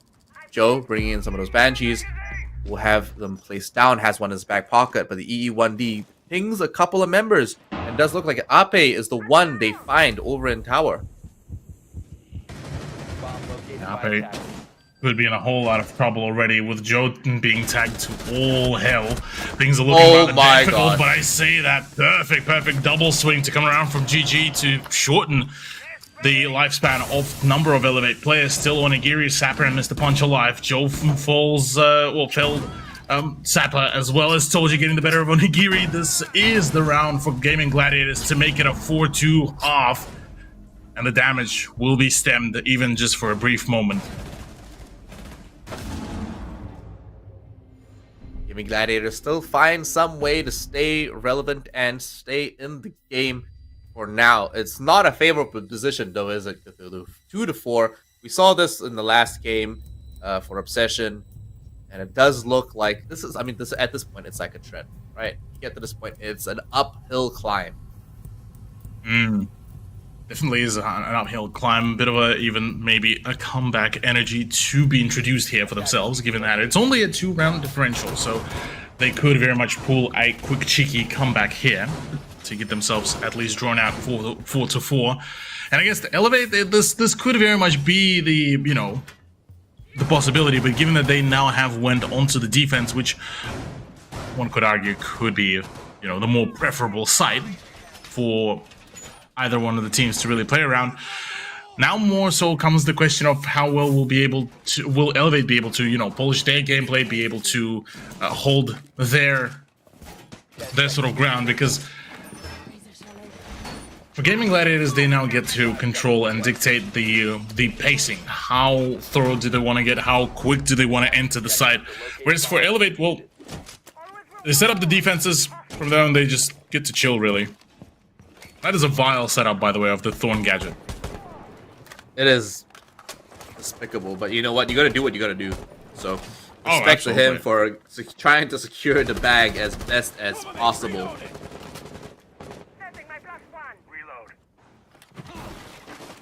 Indeed.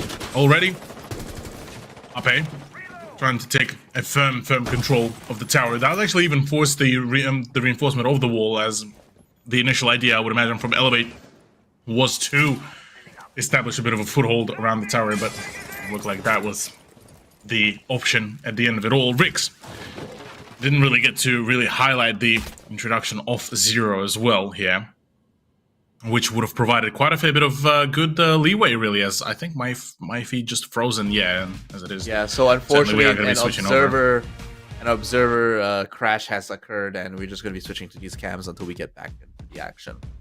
But I mean, maybe we can play a guessing game on how they're performing based on their expressions. Charades. Charades are certainly there. I do want to say that it's good to see that on the side of GG, it has been, you know, despite their losses, despite the issues, they are a team that has been so far still, you know, keeping it nice and neutral. They're not letting the tilt yet, you know, settle in, and even if tilt was settling in, they are a roster that has been playing on the international level for a fair bit already, so they are certainly no slouches to the sort of pressure. Same goes for Elevate. Look, for them, they still could be sitting all pretty because they have that sort of 2-round buffer, so the possibilities of their sort of domination to continue could certainly be there. Yeah, absolutely. Think that they can still take this one away. They've got so much more to back them up, and if anything, Gaming Gladiators, going from first place seed in Summer Split, are now, as you mentioned previously in the last few rounds, they're underdogs. You know, they're fighting the good fight, and honestly, it's going to be very challenging for them to overcome this, because by the look of it, they are very far apart from each other, and I'm sad to say this, but I think Ape is really underperforming. Yeah, Ape doesn't particularly have a really good sort of run so far, purely for the fact that it's just been shut down on so many occasions, on so many possibilities. Can't really, you know, find the right sort of position to really feel comfortable from. And that has been sort of, it seems like, the focus from Elevate as well, where at least maybe even unintentionally they were able to keep up that sort of that pressure, to keep on forcing their opponents to feel a little bit more out of the comfort zone, keep on moving, not being able to set up those, you know, the cheeky positions. And so for Elevate, this is the ideal play and an ideal position. They just have to keep this momentum going, and they need to be able to continue to execute. We are now moving into round 8 from what I can recollect, once we get a little bit of a feed going, but to my knowledge, this is how this is as best as we can get to a point. Yeah, here we go. Does look like Elevate secured another round for themselves, though. Yeah, Elevate managing to punch even further. with this scoreline do allow themselves to get in the running here, 2-5. Certainly looking very, very solid, very promising for what currently is a defensive team. And yeah, that has been sort of the big talking point is right now, well, yes, right, Gaming Gladiators did manage to make it a 4-2, but it was a 4-2 on their own defense, which ideally should have been in their favor for them. But alas, trying to catch up now to a 3-round differential would make things a little bit more problematic because you now have to make sure that you just nail each one of your rounds, only one round away from the match point, which mean that the only thing that could get guaranteed here for Gaming Gladiators would be only a 2-pointer, should they even get close to winning out against Elevate here. Dolgi taking a bit of a bathroom break now on his drone, trying to find any information for the rest of his team.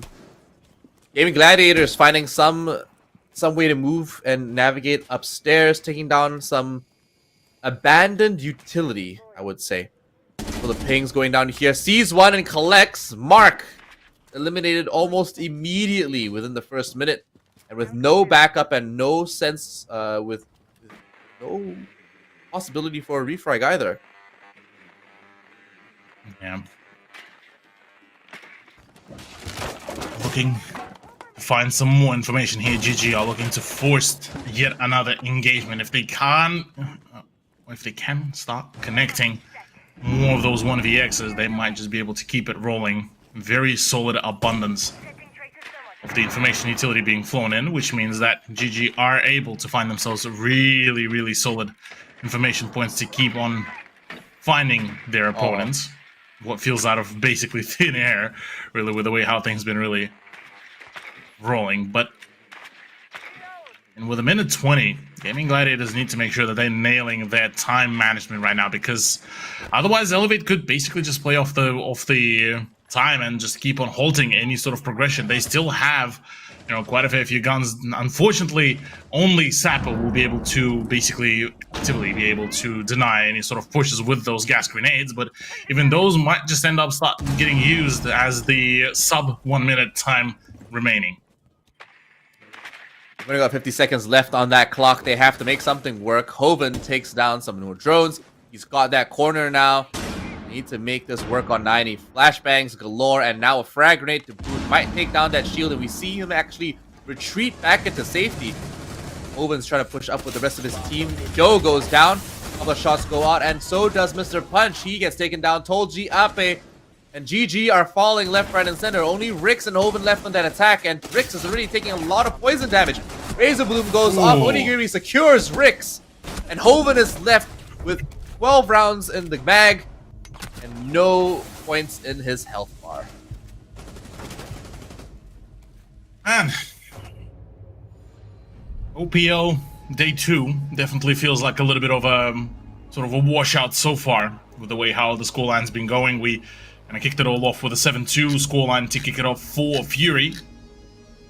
Elevate looked at the match, said, well, we can do the same thing. We might as well just be able to pull it all off. Getting themselves nice and close to the scoreline. A 6-2. No timeouts really called in, so assuming more so that just sort of the first week is being treated as kind of the ground to sort of check what their opponents are bringing in here. What are they looking to do? Because I just witnessed 2 of the operators just fly off amidst the desync. Wow. This is comedy at its best, guys. You're not gonna get anything. My people call me. Off they fly. People call me. In saying that, no phone calls this time around. They're not bringing in Dokkaebi. They're not bringing any kind of global lockdown at all. Instead, it does look like they're mainly destruction focused, destroying hard reinforcement with hard breaches, soft tissue with sledge and the buck. See? And of course the lifeline to take down some of that as well. No EMPs though. So I'm very surprised. Yesterday we saw EMPs every single round. This time around, none. Yeah. No EMPs, but plenty of explosive utility to be brought on board. Oh my Say gosh, that though, Hoven just takes so much damage. Mark crispy with his hold, not really allowing any sort of progression anywhere further than just breaching the doorway from there on. Well, Gaming Gladiators, only 4 people stand between themselves and the Elevate's win here in the whole matchup, and the 3-pointer that they could gain here off the back of a tertiary side, mind you, as well. A lot of ping coming out for utility. Those spots and a couple of the info being passed around on the attacking side. Does look like they're making good time so far, getting closer to site over in the hallway and over in kitchen as well. But Tolji needs the go-ahead from the rest of the team, and they need to get in position to support him. They need vertical control right now, and I can't see anyone upstairs that might be able to provide that. They've got one member in kitchen, lying in wait, might be able to find them, and a clean headshot. Look at that. Not perfect a chance in hell. Yeah, perfect execution, perfect opening. Self-play by Tolji does provide that extra ground to really work off. Onigiri would have been a big player to really work around. The frag grenade does pop off, but only just to damage Mark. No down, no kill just yet, but the information keeps on flowing. That is a lot of work to be done, as Mark, fully understanding at that he's being watched as the side to fall back. With 56 seconds remaining, though, time once again could get quite problematic, as AP is very much low on HP, so technically a 3v4. ECH takes that one to the face. A headshot by Rix cleans it up. Does look like Gaming Gladiators doing work. Fragmite getting onto the job, getting that diffuser down, stops Intermittent, picks up a nice kill into Mr. Punch to keep himself alive. But now Mark has something to say about that. Takes down the air jet before he gets caught with his pants down. But now that it's post-plant, Sapper just misses the opportunity. Perfect play there. Does swing with a shotgun, but unfortunately for him, did miss out on the opportunity to get the better off the plant. And now, holding a long-range angle, the SMG-11 actually rings out perfectly here. The Mark 14 EBI as well, trying to pitch in here as well. Mark trying to make sure that he's able to cover his teammate. Though Zafir does fall all of a sudden, picked apart. 15 seconds remaining. The push needs to happen. The plant needs to go down. But right now, the coverage from Mark needs to come around as well. Does get the down. 1v1 situation. 8 seconds, no more. The point of no return. GG, despite all the issues, managed to secure themselves the win. Joe, the final person to play out for Gaming Gladiators, does keep them in the rolling. Unfortunately, Gaming Gladiators were... Oh, sorry. Wait. I keep getting this mixed up. Gaming Gladiators is unfortunately not able to secure that one. Elevate did such a great job. Wait. No. Gaming Gladiators secured that one. What am I doing, dude? I need another Red Bull. I need another Red Bull. Okay, so attacking team, good job. Positioning, fantastic. The vertical control over that plant in the post-plant situation was absolutely key. Would you say, Cthulhu? Absolutely. Attackers need to locate and defuse the bombs if they can. And even then, in that situation, Onigiri could not make it down that hatch safely at all. What he needed to do, I would say maybe like take a vertical shot, but honestly, there was only like 8 seconds left on the clock. There's nothing, even if he got that kill, he would not be able to defuse it in time. 5 seconds to insertion. Yeah, unfortunately, the fact that there was not a whole lot of coverage from Mark as well as, not Mark, pardon me, Sapper, who was trying to get the defuse done. Unfortunately, Mark was not there in time, and, well, yeah, the drop down from Joe basically meant that, well, it was all a done and dusted game. Although, I gotta say, from Gaming Gladiators, a little bit more of a sloppier sort of turnout as attempt to gain that very thorough control in a post-plant didn't particularly end up resulting in a successful sort of achievement of that very case, but at least they're continuing to score the points. 3-round differential before we even just go into overtime, which could prompt a lot of opportunities here for Gaming Gladiators. If Elevate do, though, let this slip, it could mean a whole lot of problems. DCH from down below, though, could bring out quite a lot of damage if he goes unchecked. Yeah, he is on that flank. He might be able to secure it. No eyes on it so far. Frag grenades all around, though. So much utility being used, and a couple of it actually missing its mark by a mile. And they've got that Surya Gate up again, so they really just didn't capitalize on that at all. Reloading. Indeed, yeah. Can't really... It's a lot of burnt utility. Find a lot of burnt utility, a lot of burnt time as well, but as it stands, it seems like the defense is still looking pretty sturdy and trying to get rid of those Surya Gates as well. Frag grenade to fly out. Unfortunately, doesn't really yet align with any sort of frag, which keeps Elevate in the running for all of this play. Swing might just come around here, this time from Rix. Unfortunately, Rix loses his life amidst all of that in hopes of trying to get a nice long-range angle. Sapper's MP5 just seems to be built differently at this point. Abe, looking to find his own opening here. Could actually generate a really nice crossfire to allow the push through the doorway, through the breach to happen, to give a little bit more of a safer ground to be able to cover a number of the angles. Roaming Jaeger, still yet to be spotted, does get noticed by the drone at the end of it all, so now the discovery of the Jaeger could be talked about, given that he might just end up running into the sights of the Iana. Flashbangs going out. Surya Gate still not popped over on that side of the wall. Mr. Punch picks up Hoven, and there goes Yoyana. Told you he gets taken down as well. Does look like this mute is going to work. He gets traded back, and Ape gets traded back and forth along with Joe. Elevate, secure a very controlled round and secure a game quite swiftly over former season champions, Gaming Gladiators. Indeed, yeah. Gaming Gladiators, unfortunately, in the early stages of the Autumn Operation League, they don't get to see themselves in the running here or on top of it all, as they will be, unfortunately, taking quite a, well, frustrating for them, L. For Elevate, though, this is a good redemption and good return to form after the fact that they did lose to an 8-6 scoreline to Direwolves. So for them to score themselves a nice 3-pointer, this will be getting themselves back into the general swing of things. 4-pointer, whilst not the ideal one like for Fury, whilst they are sitting on the 6 points themselves, it is still a solid start. It is better than nothing, and honestly, I think considering the matchup they had, it's not like it's completely over. It definitely does look quite bleak when you look at it, 7-3.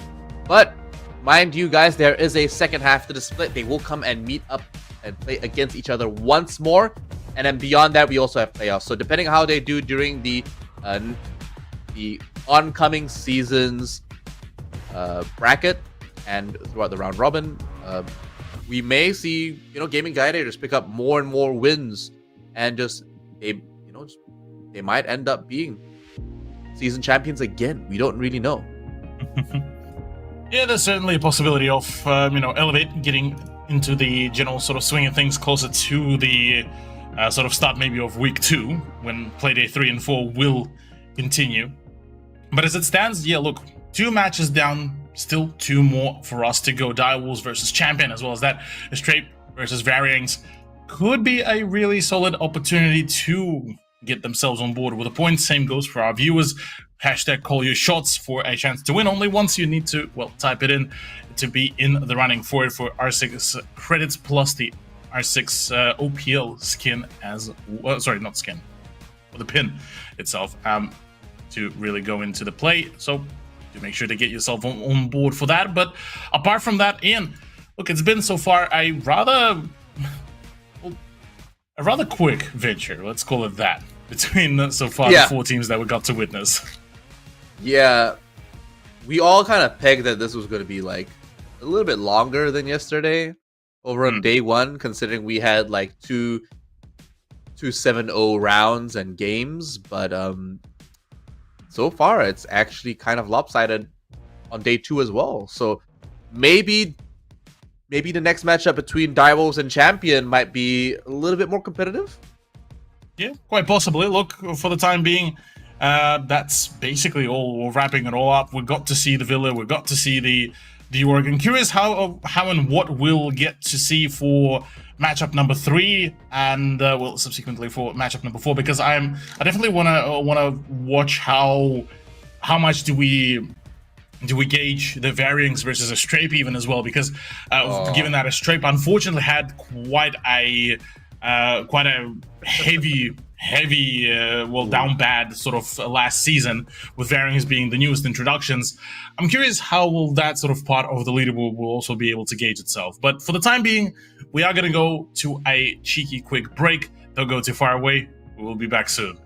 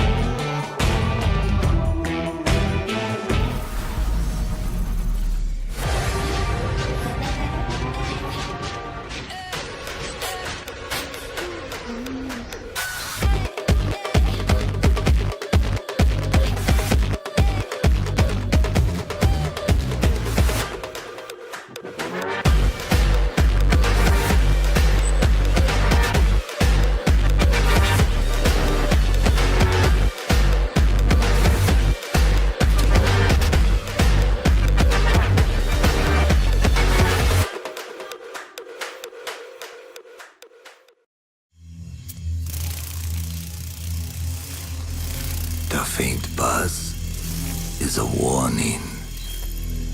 It may be the last thing you hear. But I'm the last thing you'll see.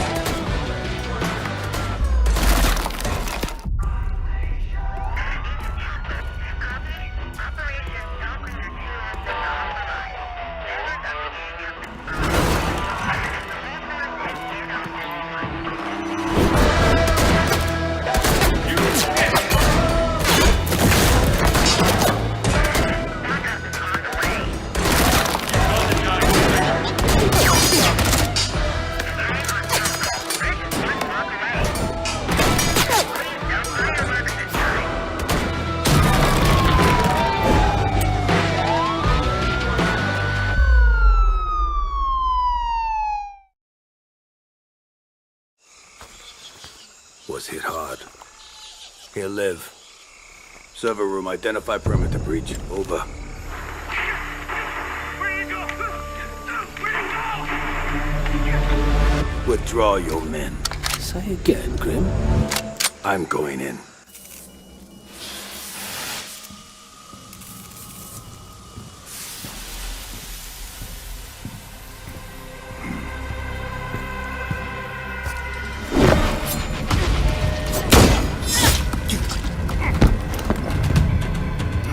My turn.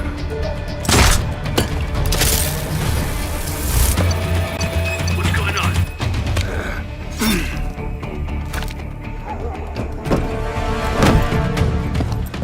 What the? Impossible. Didn't think you spooked this easy. Micro recon drones. Cute.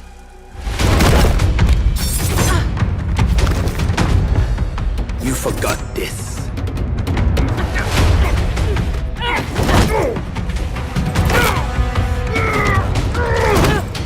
The data key on your jugular.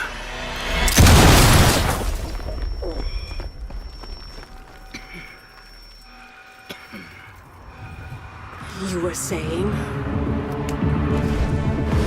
What was on that server? QCR shipment records. Question is, who wants eyes on it? And why?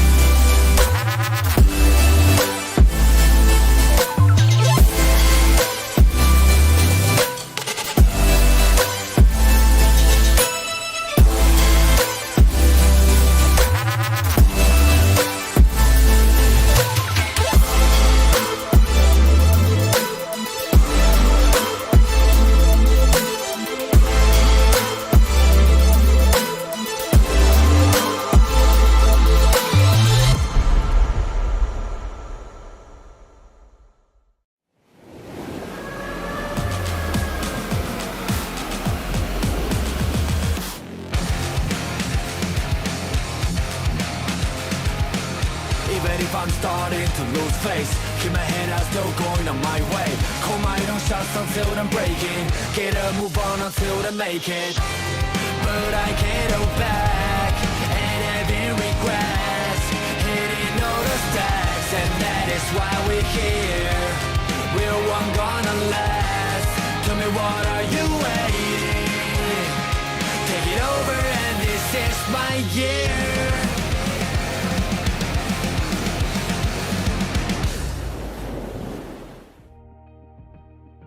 We're back after a short break. We've got 2 more games here tonight with Cthulhu. I'm excited to see them come through. So far, it's, like you said, it's been a washout. Unfortunately, it hasn't been as tight as we thought it would be.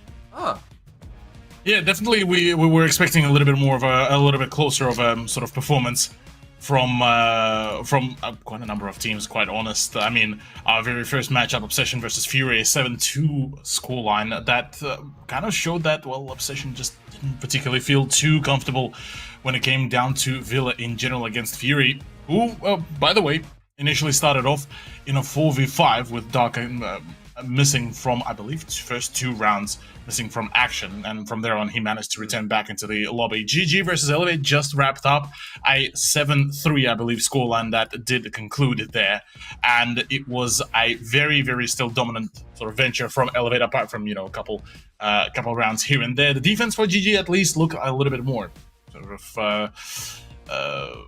more confident coming out from them comparative to the attack, but regardless of that, 7-3 is still a rather dominating scoreline. Now going into the matchup of Direwolves versus Champion. Now, historically, this matchup has been a bit back and forth. I mean, you look at the Champion before, they were able to take over quite a number of victories from teams like Fury, from teams like, I believe, the Direwolves as well during the regular season, albeit all in the OT fashion, but wins regardless.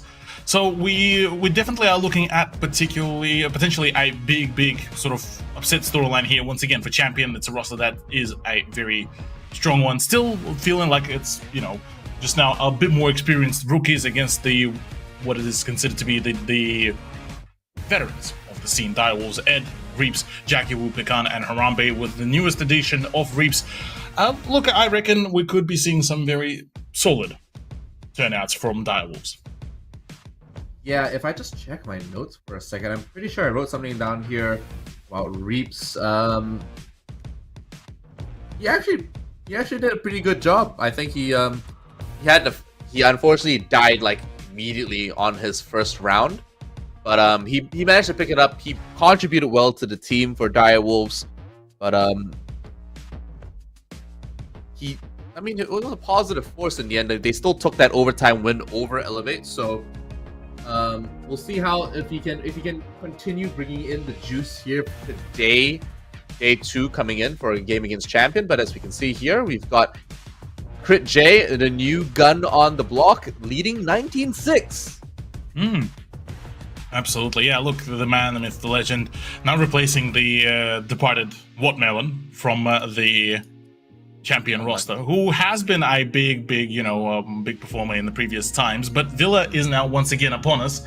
The Wombo combo once again returning us back to Tuscany.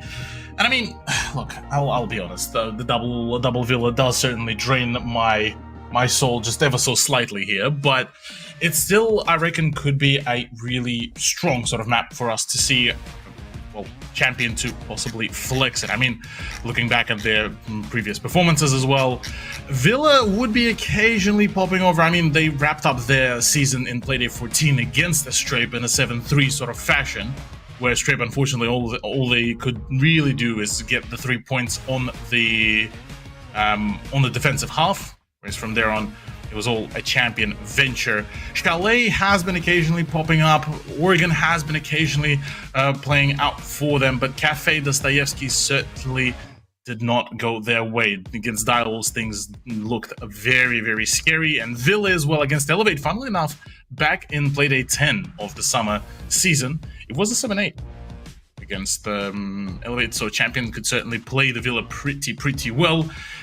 Here, though, against Direwolves, look, I'll be honest, I think Direwolves might just be able to absolutely, well, grab the full attention, the full commitment here, and be able to full send it. That's absolutely right. They are, of course, as you mentioned, the veteran team. They have a lot of experience, but that is not without saying Champion aren't a great roster in general, especially with that addition of Crit J. I definitely think they are a force to be reckoned with. Their performance yesterday was very impressive. So Ying now being the first one banned out for Direwolves does mean that, they're expecting Champion to actually play quite aggressively. So they're taking that off the board, especially on a map like Villa. And then Nook, which is no surprise, a new ban meta is sinking in here. This is quite entertaining, given that so far it's a mirrored ban for Villa, as the very first ban phase from Fury versus Obsession was the very same, introducing the actually no, pardon me, it was against the Elevate roster that it was the ban of the Ying, but the very first Villa was the Finka Nook ban. But still, Nook once again continuing sort of the ban rate on an increasing sort of level, and then Azami and Valkyrie. Azami being acknowledged by Champion how powerful she can be and how much of a nuisance she can be on Villa to create quite a number of very solid hull down positions. Could absolutely be a problem, so taking her out at the root would be a great sort of timeline here. Going against Direwolves, though, they already bring out a relatively standardized sort of lineup. Alibi, Mute, Smoke, Wamai. Certainly prompts them to have plenty of utility to kind of play, hunker down on site, but also have each and one of those operators to have the ability to get to roaming. Yeah, it is a quite a mobile roster. I mean, even the Smoke, which is a 2-2 operator, is, as we've seen today, quite flexible, and they can play him as a soft anchor. They can play him quite forward as well, to not just deny the last 45 seconds of a round, but in fact to deny complete entry at all, to the floor, to the building, depending on where you place him. But here we actually see them opening up that side wall just by the bar and opening the common line of sight in the flooring as well. I expect the defense to actually play quite aggressively and try to take a lot of these angles face first. Yeah, face first could be one of the general sort of ideas, general plays that we could see arise from the the general sort of swing of things. Harambe is looking to take full control of the master bedroom. Quite a heavy expansion towards that spot. Interestingly enough, does swing and full Farlord and gets the better of him. Still decides to hang around, given that Pecan still holding his area around the backstairs of Astro, but decides to still just keep it all sturdy unless somebody decides to swing him with a Labyrinth.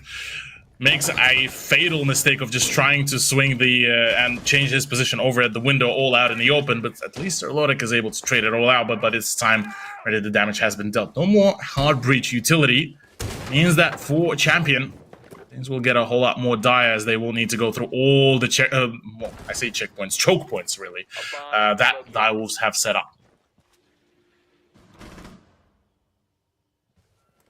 Yeah. Champion's gonna have to really pick their battles here. They're not exactly in a great position, are they? They have a minute 45 seconds left on the clock, so they can take their time just a little bit. Maybe take about 40 seconds to just devise a plan, try to find a soft spot or an opening for them to actually really start to dismantle this site here. But they do have to pick up that diffuser. Not exactly on them at this point, and without that, they're gonna have to go for frags. Toxic Babes go out. And Power Rit goes down. It's getting harder and harder to see a champion victory here on the opening round of Villa. It certainly doesn't prompt a lot of faith in the champion roster. As unfortunately for them, just the way of the aggression usually is the way to play, but Harambe just has so much more aggression in terms of that. Reaps doubles down on that play as well. Direwolves, a very convincing first round that prompts them for a great opportunity to just start off their momentum here nice and strong, get themselves rolling in the play, and kind of from there on establish their dominance. Whereas for Champion, they need to ensure that they stop that sort of round bleed as early as possible. Second round presents them the opportunity to keep it nice and tight in terms of the scoreline. From there on out, well, we could see a bit of a closer game. But again, we've already been talking about this for 2 matches, and 2 matches in a row we did get rather lopsided sort of affairs. So for Direwolves, at least the bottom line is that they can sort of come away with a nice 3-pointer for themselves if they continue in a similar fashion, which sort of now leads to a question. With Champion's ban of Azami, doesn't look like it per se really hurt the the pick rate or the the setup for Direwolves. It's just more so, if not just streamlined, sort of the pick rate for the defense of DW. 5 seconds left before insertion. Attackers are moving out to We'll have to see if this is going to be a better round for Champion. DW definitely have their fangs really sunken deep here for this defense on Villa. It's a map where if you really know it, it is yours, and if the enemy team has a better feel of how they want to navigate the map, honestly, it becomes very challenging. Power It with the shield here, tries to find an opening, has to pull back just a little bit. He knows there are eyes on him, using the Gemini clone to maybe bait out a couple of shots. They might find an opening here, and they do notice one member over by the stairs. Maybe they saw that? I don't know. Jackie might be revealed here, might have to pull back, but Reaps is not going to allow any sort of tomfoolery as he tries to aggressively peek both angles. I mean, we've seen Mark play, with the MK14 EBR on the defense, and he was able to keep it up really, really nicely, being able to lock down those very tight angles. Jackie Wu, just being able to get out of in the nick of time, able to now rendezvous with Reaps.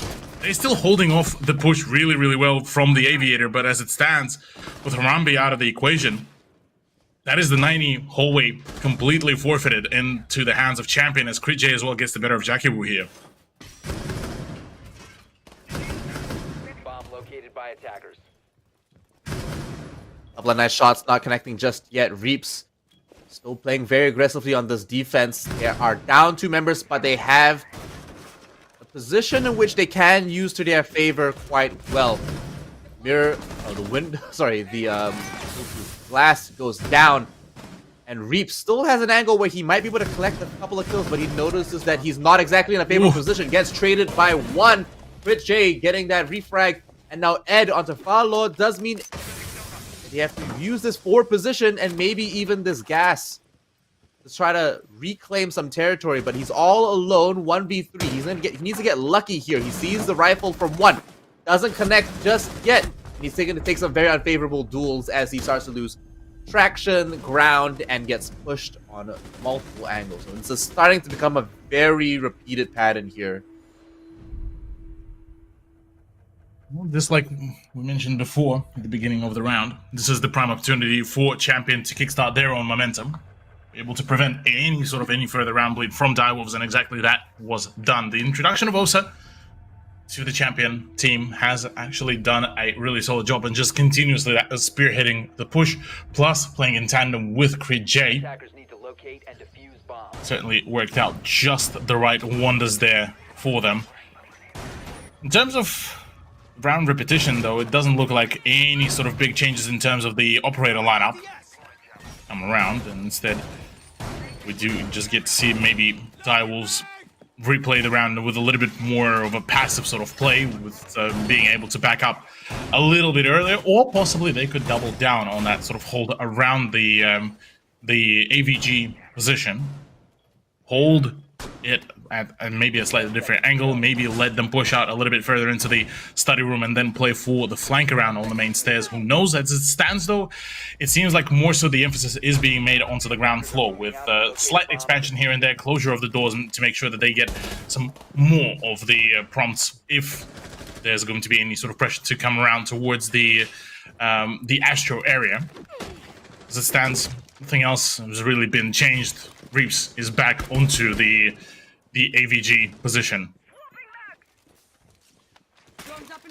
And it's a crucial point to control as well, right? Because he gets to actually police more than one entry point, and it actually stops and kind of holds the attacker team at a choke for quite a long time. It's key for him to buy time for the rest of his team to actually maybe come up with a counter strategy or really feel out what the rest of the game plan is for Champion as they try to continually push up and take ground here. But losing Firelord this early isn't great as well. We might see Power It go down here, a couple of shots go out. Crit J doesn't connect, but Reaps gets taken down, and Solodic finds Pecan. So Direwolves already losing members left, right, and center.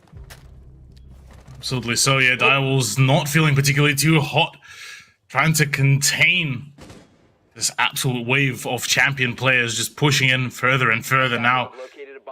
Harambe and Id being the two last remaining players, seems to have gotten a little bit maybe flustered over this sort of aggression that so far Champion has been bringing in. Maybe the introduction of a little bit more of the explosive sort of utility on the side of Direwolves would have been a much better sort of play, but the trade-out 1-for-1 does not particularly favor Direwolves in any shape or form, as Crit J is just absolutely going ballistic here so far. Smoke grenades are there, but with 1 minute and 18 seconds to go, there's only so much that you can do with a 1 remaining gas grenade, and certainly already that's the second one going out. Last Toxic Babe gets popped. He notices one member right by the bulletproof glass. Osa sitting nice and toasty, getting that diffuser down. Ed has to make a move. Unfortunately not able to make it through the door either. Labyrinth stops him before he gets even close. They manage to secure another round for themselves, and not a bad round for Champion, actually. Pretty good considering. Absolutely so. Champion certainly looking very promising on their own timeline. They already managed to obviously claim themselves a really solid win over Obsession just yesterday, so they're looking to continue this sort of run for now, although taking on Direwolves would be quite a feat if they do end up winning out in the regulation. But as it stands for now, we're looking to go downstairs to the tertiary side. The kitchen and dining is one of those positions that well and truly managed to really wedge itself into the meta of Villa as that sort of either tertiary or a secondary side, where you get to see some very flexible positions, with the fact that the ceiling above is all breachable, so C4 gameplay is very much borderline encouraged. A number of teams do also like to bring up operators like the Pulse as well to just have a little bit more clarity as to where the general push could be coming around. But instead, this time, this doesn't look like the case. Only one operator with the C4, and that is Ed as a mute. So it certainly looks like DW are looking to just play for more so for either just a one-dimensional sort of utility plus their own gameplay ability. Whereas you look at the champion roster, you have Farlord, you have Crit J, both having the full ability to get the soft breaching going. You definitely hit it out this time around. Like you said, Pulse would have been a great option on that defense, if anything. Virgo gameplay is massive on a map like this. Unfortunately, we're not seeing a lot of it. We did see some of it over in the first iteration of Vela here today on day 2.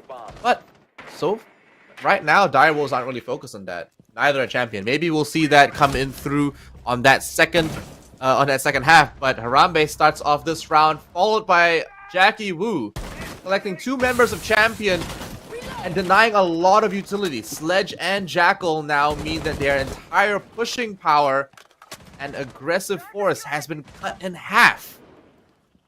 Exactly that. Although this is a great opportunity for DW to isolate that info gathering utility, there's still Celodic on Iana that could do quite a fair bit of damage. I mean, Labyrinth, even with the AK-12, has an immense amount of power to really shape the playfield here to eliminate a few of the Direwolves players. Interestingly enough, Direwolves have been sort of curbed in terms of the fact that their aggression has been reduced a little bit more, though presence is well known of at least 2 more players. Push could be rather big here. Celodic with a good grenade could really eliminate the Legion here. A lot of damage here. Celodic has to pull back, has the goo mine in his ankle, and unfortunately will have that tick away at him a little bit more. But Harambe is still up and has more goo mines, deciding to take the laser to the face. Rich pushes right through, takes a lot of damage. Unfortunately, doesn't realize that from above, Reeps has been policing and holding a deadly angle. Yeah, there we go. Quick, concise conclusion to it all. After what felt like a very big of a rut for Direwolves in terms of their defense, couldn't really find the right sort of pacing, the right positioning. As they initially, the game plan for them, it seemed that it was that just take the gunfights straight from the get-go at the very entrance to the building, but unfortunately this did sort of limit the amount of options that they presented themselves should they needed to fall back by playing a little bit more passive, by waiting for the attackers to really get out of their own comfort zone to get to pushing. This is where Direwolves managed to really find their stride, at least in round number 4. So with 2 more rounds remaining in the first half, Champion are sort of at least managed to solidify themselves a really nice sort of even ground. So despite the unfortunate losses, they already have ensured themselves sort of the bare minimum in terms of a 4-2 sort of scoreline should Direwolves end up coming out with a victory for the remainder of the 2 rounds. But apart from that, still plenty of opportunities for an upset to really happen. Looking at the introduction as well of the Frost here for the DW roster, looking to just add a little bit more more points of interest for Champion to keep an eye out for before they even try to make an entry through a few of those positions. Whereas on the side of Champion, back with the Osa pick, plus now the introduction of Crit J onto the Zephyr. Crit J's already been doing some decent work so far, but unfortunately it has not been given the opportunity to really shine, has he? He's positive on his KD, but right now he needs the best opportunity available to him so he can really capitalize and help his team. We had some fantastic games yesterday, some fantastic rounds with Crit J where he just really took us by surprise and showed us that he was among the young gunners who were taking the game by storm. Farlord now taking a very aggressive angle, trying to peek through this breach here. Might find one as they cross over. Might see some of these outlines, make it happen, but unfortunately, no, they're over by landing. In fact, not going to be transferring over or crossing over in statuary anytime soon. Indeed. Interesting that we yet to see any sort of a gunfight really to start out. But Champion very gradually making their way to closer and closer to the side believe there was Wild Pecan was flying around. He is in fact just under the Astro. Harambe is also around the red stairs. Not yet spotted out, as I believe. Pecan is just waiting for the push to happen. SMG-11 in hands and ready to rumble. For Champion Squad, this is so far has been a very sort of interesting venture where they have been able to nail a few really good shots, but it's stability that has been the big problematic point, as Pecan already starting to make his way for a flank.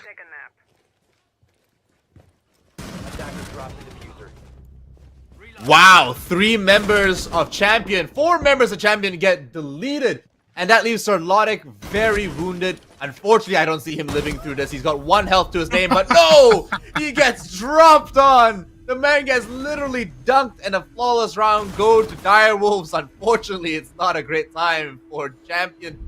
As you can see, they are all now in the dark. Still kind of just trying to waste the lick their wounds. Bit of a back and forth sort of in terms of the streaks of rounds coming out here for Direwolves. Obviously, they would want to get themselves a nice 4th point to get them running into the second half.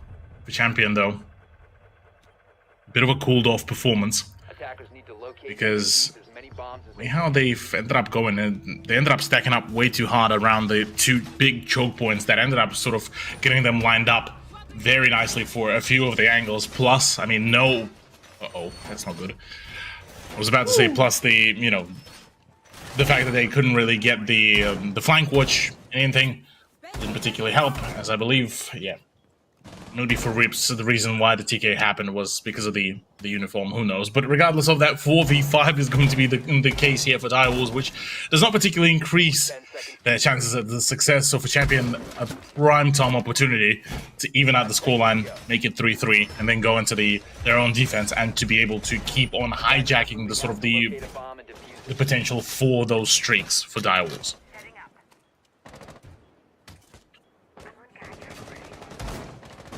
This might be a opportunity for Champion to sneak in a cheeky round for themselves.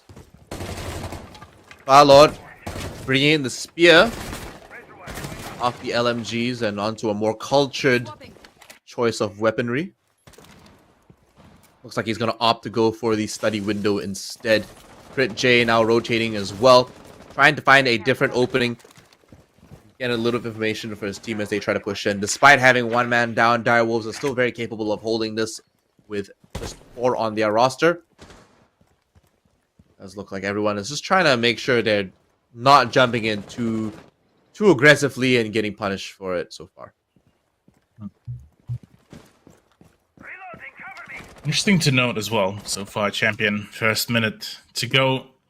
Still trying to find those sort of poking points. A few of the sort of warning shots have erupted, as I still can't get enough of just how funny the Frost SMG look with the with the vertical grip. It just ends up looking like just one of those Star Wars weapons out of, well, worse than anything else. Picanto, he's looking to go in for the swing towards one of the windows of the master bedroom, and so far he was, I believe, able to at least find 1 or 2 swings to keep himself and the team running. But with half a round already expired, Champion, they desperately need to make their entry. Oi. Big swing so far coming around from Direwolf. Huge.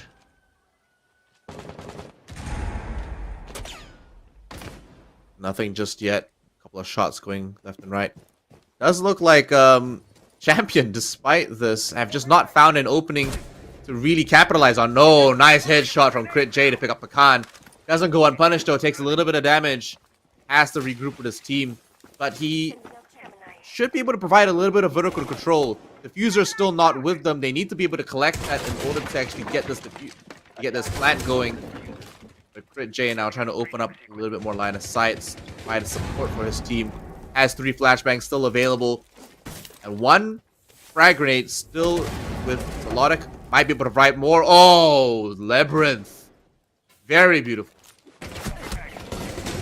Solid job so far, isn't it, Ian? With Champion continuing to sort of thresh around, but with Ed continuing his crusade here, this is still looking like Direwolves might just be able to win out their own game. Woo! Not like this. Triple kill for Ed. 4 for him. And it does look like he's popping off. Adamant on taking another round for Direwolves. This time around, Champion not get away with it just before the swap. So, 4-2 in favor of Direwolves. Unfortunately, Champion missing out the opportunity to even that playing field. Direwolves definitely feeling good here on Villa right now. They're not... now, despite Cthulhu, despite us always saying 4-2 is a very far scoreline, a very hard scoreline to match up and recover from, it is not undoable for Champion. They definitely have shown that some of these rounds are closer than they have than they are letting off to be. Oh, absolutely. With Direwolves only having 2 rounds as their sort of buffer, this is very much workable for Champion, and they were able to, you know, string a fair few of their own rounds to get themselves on the board, to get themselves sort of back into the draw sort of line. So I absolutely have to agree with you here, Ian. We could definitely see Champion return this to 4-4 scoreline, or maybe in the later stages, maybe a 5-5 or even OT. As it stands, look, for Direwolves, they now get that quote-unquote the 1% opportunity at dictating the general pace. The introduction of now the Amaru for Pecan, which is probably the one to get me scratching my head even further.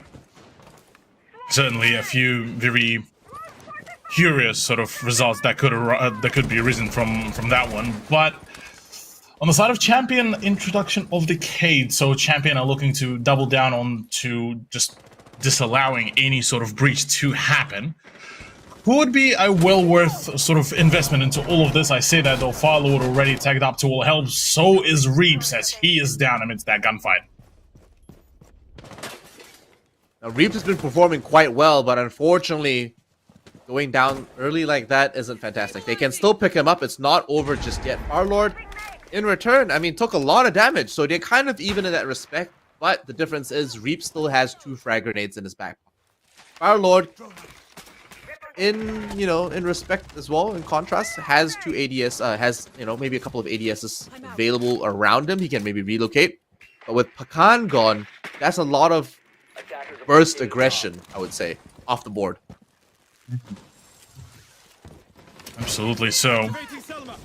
Doesn't particularly instill a whole lot of confidence here either, with Reaps being repicked back up, Pecan out.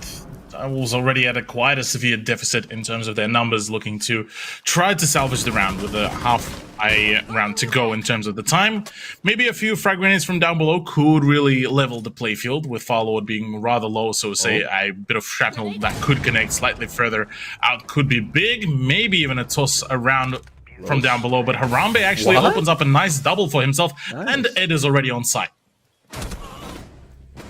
Oh, Ed getting deleted like that, getting punished with a TCSG. Labyrinth to follow, taking out Jackie, leaving only 2 members barely alive. And Harambe now almost near the brink of extinction, gets shotgun and taken out, leaving Champion the first win here on defense. The most ideal. In quick succession as well. They all got just like, kill feed. Just Direwolves.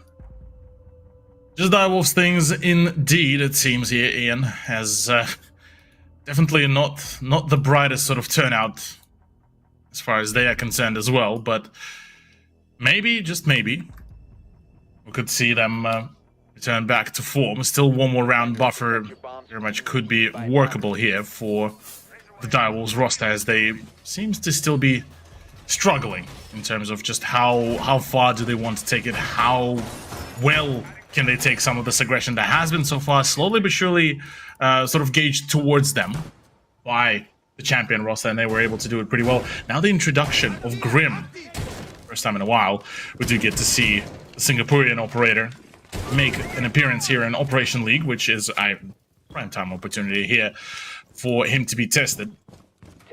As it stands though, well, yeah, Grim to be swapped out. Pecan maybe getting a little bit too saucy with those picks. Though the introduction of the sledge is very much welcome. Another set of frag grenades, just a sturdy gun. Love everything about it. Wait, hold on. Was that a shotgun sledge that I just saw? Oh my gosh. I think it is. I'm I think thinking a Pecan second may have guess as just well. forgot to switch it off from the casual times. You know, though. Yeah, no, I've got nothing to defend this with. I love playing devil's advocate. I love playing devil's advocate. Yeah, it is a shotgun sledge. It is a shotgun, man. You know what? Maybe he just wants to play vertical because you know what? The shotgun vertical is actually pretty good. But specifically for vertical play, I would not take this. You know, for horizontal long angles, clearly not.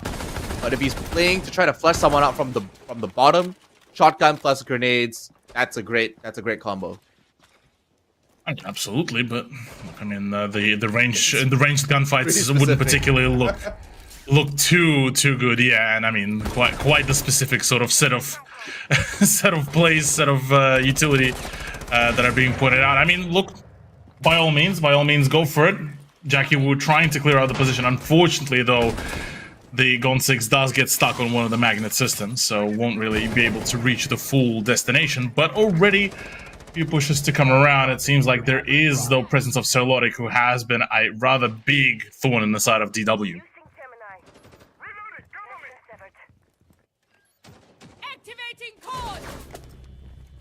Double kill for Serlotic, a nice clean headshot onto Reaps, takes away the Gemini holograms. But now without the alibi as well, Jackie Wu and Crit J, along with Serlotic, all of them are dropping one by one, leaving Pecan to shotgun sledge all alone. But you know what? He's not going to take this angle right in your face. He's going to have to play downstairs. He's going to have to play close range. And sure, Champion aren't exactly in great health, but they're also very far away. And he's going to have to rely on this pistol in order to make something work. He has one frag grenade left. Might be able to take this close range. Yes, he gets it! Farlord goes down with the shotgun. And now he tools them out with the pistol. Cthulhu. What is happening? Absolute chaos. Absolute chaos indeed. Surely the pistol comes out big here. He will need to be very, very precise with it. Unfortunately, SMG-11 is a little bit more precise with that sort of play.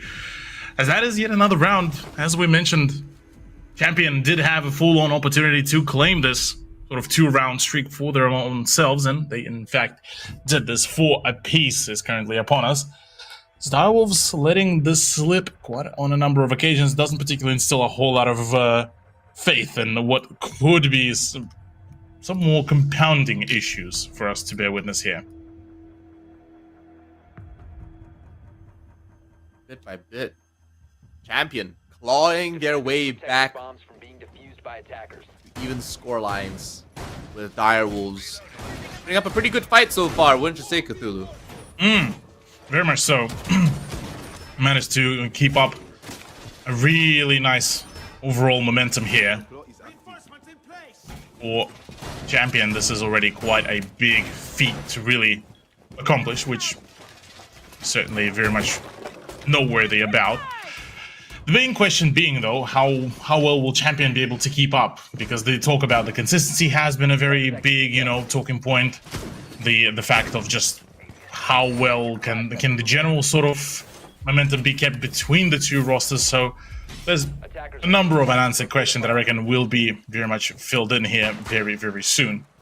As we're already starting a very rapid approach towards the building, courtesy of Direwolves, as they're going to attempt to take yet another chance, another opportunity at making their way into the building, and hoping to not really get flushed out by any of the Champion players, as things were looking, rather dire on a number of occasions. So E1D out.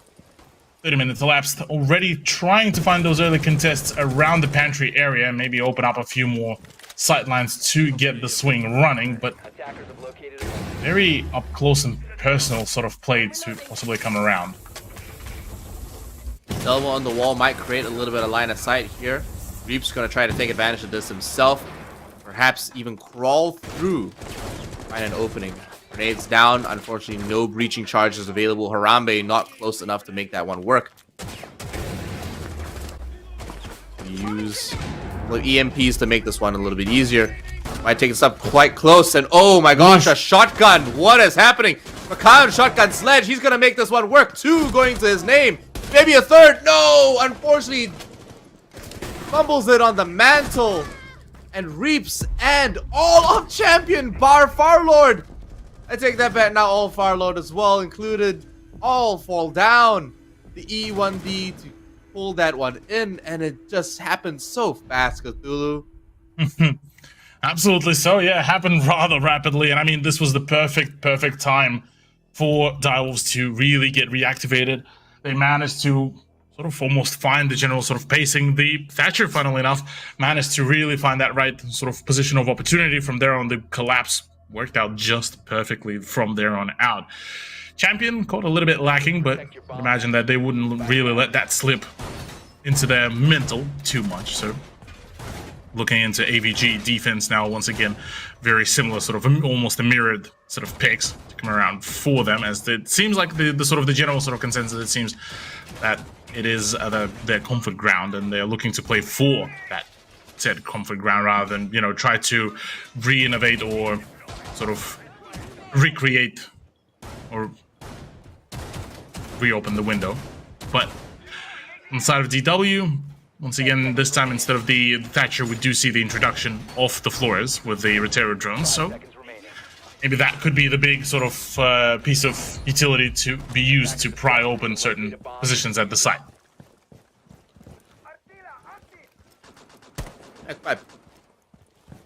Yeah, might be, absolutely. I just feel satisfied so far. This is definitely a better showing on Villa than it was prior on our first run, wasn't it? So Direwolves now trying to find a little bit more intel as they try to push through right into the walk-in closet. Sees one, might connect. No, not just yet. Is exposed by that wall, but no one to follow up on that. And he probably has his 6 covered here with Ed just peeping through on the other side. And Reap's now rotating all the way. Crit J finding Jackie Wu. So that's your finger gone early within the first minute, and that is a great. That's a small, quick win for Champion. You're gonna make it much easier for them to play this defense.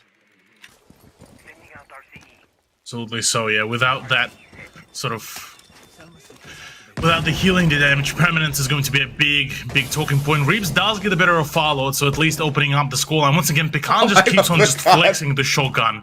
I mean, a few of the ANZ representatives will be basically just frothing at the mouth of that. Even in OPL, the shotgun is being very thoroughly used. I know a certain Chef Jeff will be quite happy about the results, but this is a huge set of openers right now for Direwolves. Although Champion, the moment some of their comrades fell, they just repeat the very same positions, making sure that they keep on reinforcing, not letting that entry into the building really work as much as they wanted. By the way, I believe that the fuser has been left just on the balcony. Yeah, it's just there, it's just chilling. Yeah, they're not so focused right now on getting that diffuser in. They know they need to reconvene, but I'm not sure what the plan is on just leaving it there. Does look like they're gonna go try to retrieve that. Harambe has picked that one back up. The last Toxic Babe is being used, denying entry from that balcony, but Labyrinth is now taking this opportunity to actually rotate downstairs. He might come across Pecan, and one more. Pecan taking the strong angle, another shotgun kill. Nothing stops this guy. Honestly, Pecan is a master at finding opportunities to use a shotgun. Now 10-7 with a positive KD here on Villa, our third map on our second day in, and a triple kill for Pecan with a shotgun. He goes down to Sarlotic, but it's all worth it as he opens up more opportunities. And Harambe closes that one up for the Direwolves with the AKM. What a round. What a game so far here. And you know what, Cthulhu, this is so much more refreshing than our first 2 washouts. Absolutely.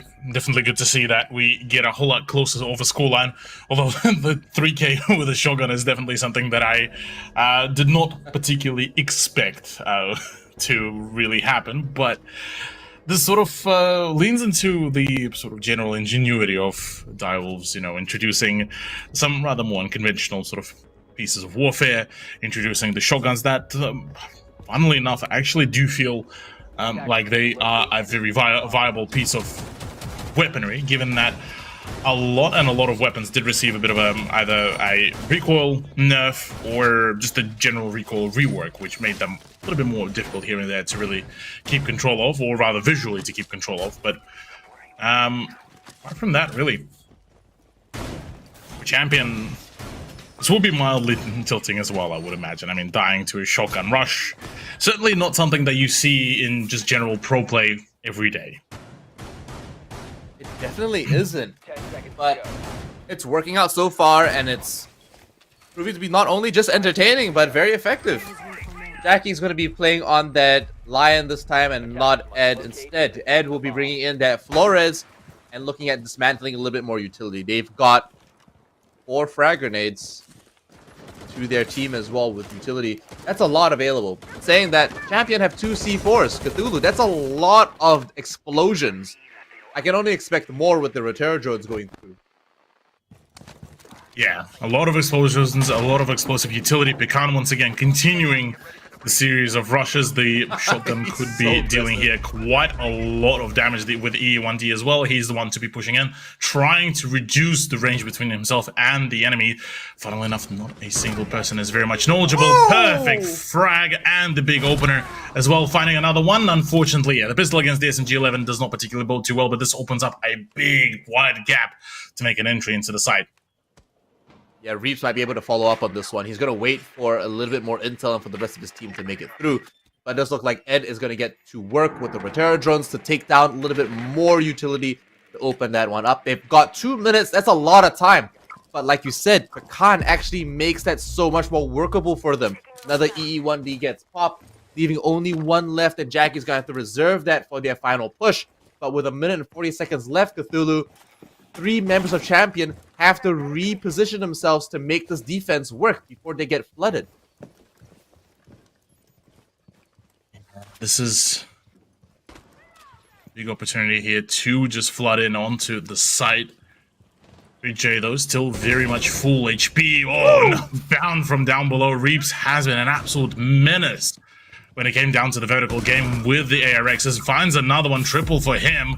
That is 1 more frag remaining before Champion fall, and Direwolves do come out with a 3-pointer themselves, a 7-4 scoreline. Once again, increasing incrementally, 1 by 1, the closest scoreline with us getting closer to the conclusion to the day. Ian, I mean, we've started off with a 7-2, then a 7-3, now a 7-4. So far, though, so good for Direwolves. They continue their run in a rather convincing way. I mean, another 3-pointer, 5 points for themselves in total. Does put them very nicely onto the 2nd place. And honestly, what can I say? Oh, that's not me. Hello, we're back. Hello. In saying that, what can I say? Pecan made such a massive impact on those attacking rounds that they just ended that so quick. And, you know, like, we started off with, like, what is he doing? Is that sledge shotgun? I didn't expect this. He's gonna play vertical and vertical exclusively. I don't see this working out. And, you know, the first round he brought that in, he didn't work out really well. You know, but, you know, the rest of his team did fall like flies. But when he had the chance and the opportunity to, he actually made such an impact, and he took a lot of fights to the face. And we saw it in the last round. He opened up the wine barrel, went all the way upstairs 2 floors, and he just walked onto site before anyone could have expected him to. What a way to play sledge shotgun. And look at this. Just frags on the board for the Direwolves win. Yeah, all of the frags left, right, and center. Not a single play for the actual plant. That was a very, very solid turnout, although Villa did get rather much more frag heavy than what we expected. But yeah, look, that is all done and dusted with, unfortunately for Champion, couldn't really get themselves 2 for 2 in terms of the wins and at the start of this week, but at least they will be quite happy to get themselves on board with a 3-pointer by the end of week 1, or by the end of play day 2, really. So with that said, we still do have one more matchup. The Estrape versus Varianx. I hate to put it this way, with the fact that this is the battle of the 2 bottom of the leaderboard teams, where they are looking to, you know, get themselves up and running. But still, though, for Varianx, between themselves and Estrape, this should be a relatively level playfield. So as for you, dear viewer, 1 post into the Twitch channel with the hashtag #CallYourShots, and you'll be able to get the chance to win 600 R6 credits plus the R6 OL SEA pin as well. to get yourself a little bit more fashionable to represent the Southeast Asian Op League. But for us, Ian, I mean, any sort of general thoughts about so far how the general sort of swing of things been happening? Do we reckon with the general pattern sort of going from 7-2 to now a 7-4, do we get to see a 7-5 this time between Astrape and Variangs? Honestly, what I'm expecting out of this last final matchup between Astrape and Variants, I honestly think that they are going to... Oh, I'm hoping that they're neck to neck and they're actually evenly skilled. They both came out of those new qualifiers out of 128 teams. They deserve to be here, but we still don't know what they're actually capable of. Like, yesterday they went up against like really experienced players. You know, Variants went up against Gaming Gladiators, rough. Astrape went up against Elevate, rough. It wasn't an easy time for them, but this, you know, but now we can... Oh no, they... sorry. Astrape went up against Fury. But still, that's still very rough. You know, now that they're up against maybe like competition that's more likely at their level, I'm hoping to see better rounds coming from both of them, and I'm honestly just gonna reserve my assumptions of Variants until we get to see what happens. Very much so. Very much so. Look, for now, we are going to be throwing to a little bit of a break. We are going to be sitting ourselves with our final matchup, Astrape versus Variangs. Don't go too far away. We are going to be back after this short break. Take it easy. Why you gotta do me like that? Don't say you love me, then go and leave me. It can't get ugly. Trust Oh my god, starting in 30 seconds. What? Oh no. And lot, break 8 minutes.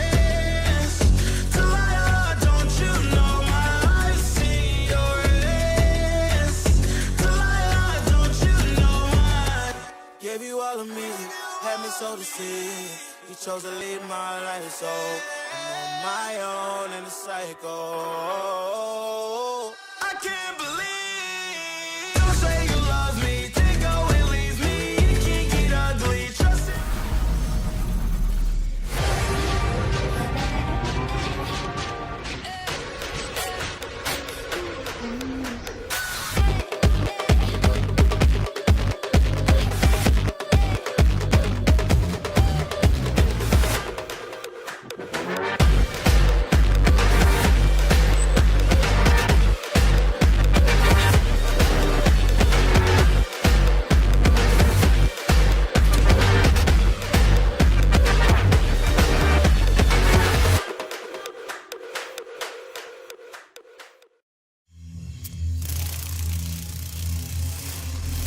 The faint buzz is a warning. It may be the last thing you hear. But I'm the last thing you'll see.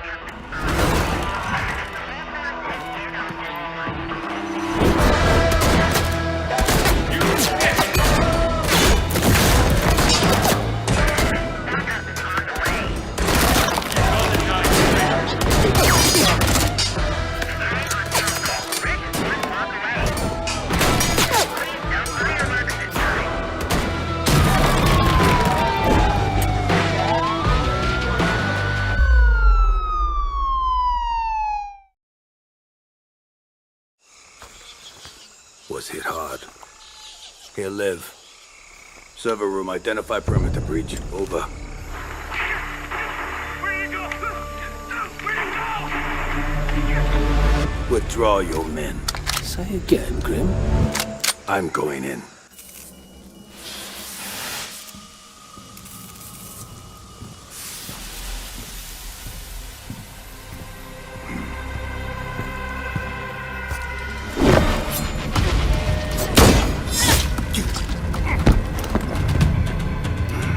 My turn.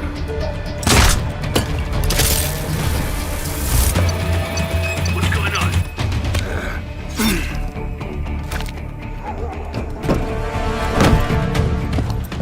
What the? Impossible. Didn't think you spooked this easy. Micro recon drones. Cute.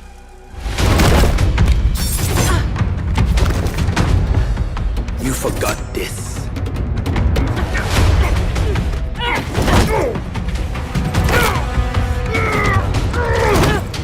The data key on your jugular.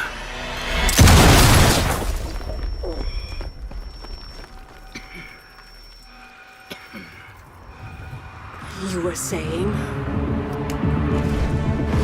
What was on that server? QCR shipment records. Question is, who wants eyes on it? And why?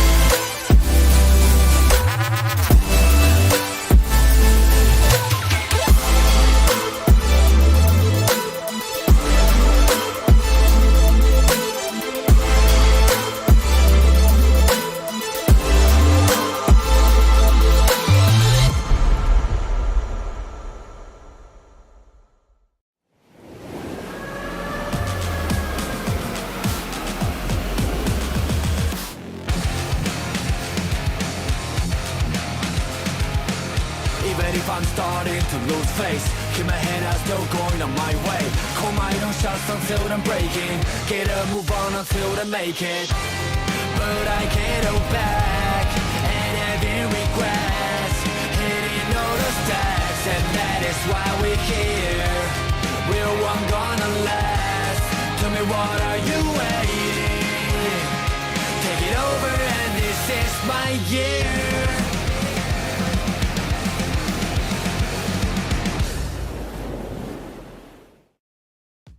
We're back for our last match of the day, and wow, that last game, honestly, Cthulhu on Villa, I thought, despite the scoreline, yes, we've had a trend, 7-2, 7-3, 7-4. It was actually pretty good, and honestly, we had some really good rounds, but obviously, Direwolves, with experience, they just take that one away, so I'm not surprised at all.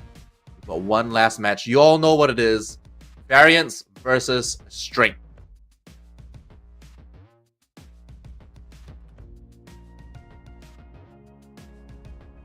Cthulhu, my man. You're back. Hey. Are you? No, I can't hear you. Cthulhu is going to sort his microphone out. But in the meantime, guys, all I'm going to say is that this is going to be like the real test for Variance. You know, they have not had the opportunity to really show us what they're really made of at this point, or what their potential growth is here in Operation League. But this is what the league is for. I keep saying this every season, and I sound like a broken record at this point.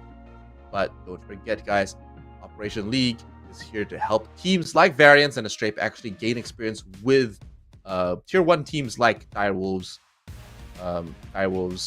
Fury, Gaming Gladiators, Elevate. You know, bring them in. Cthulhu, welcome back.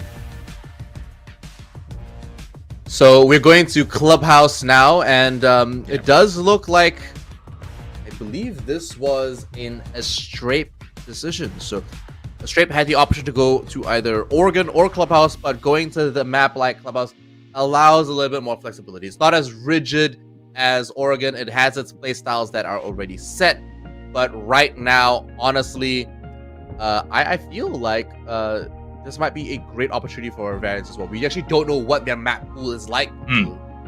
Yeah, I mean, look, going back to the sort of looking through some of the matches that we did get to see.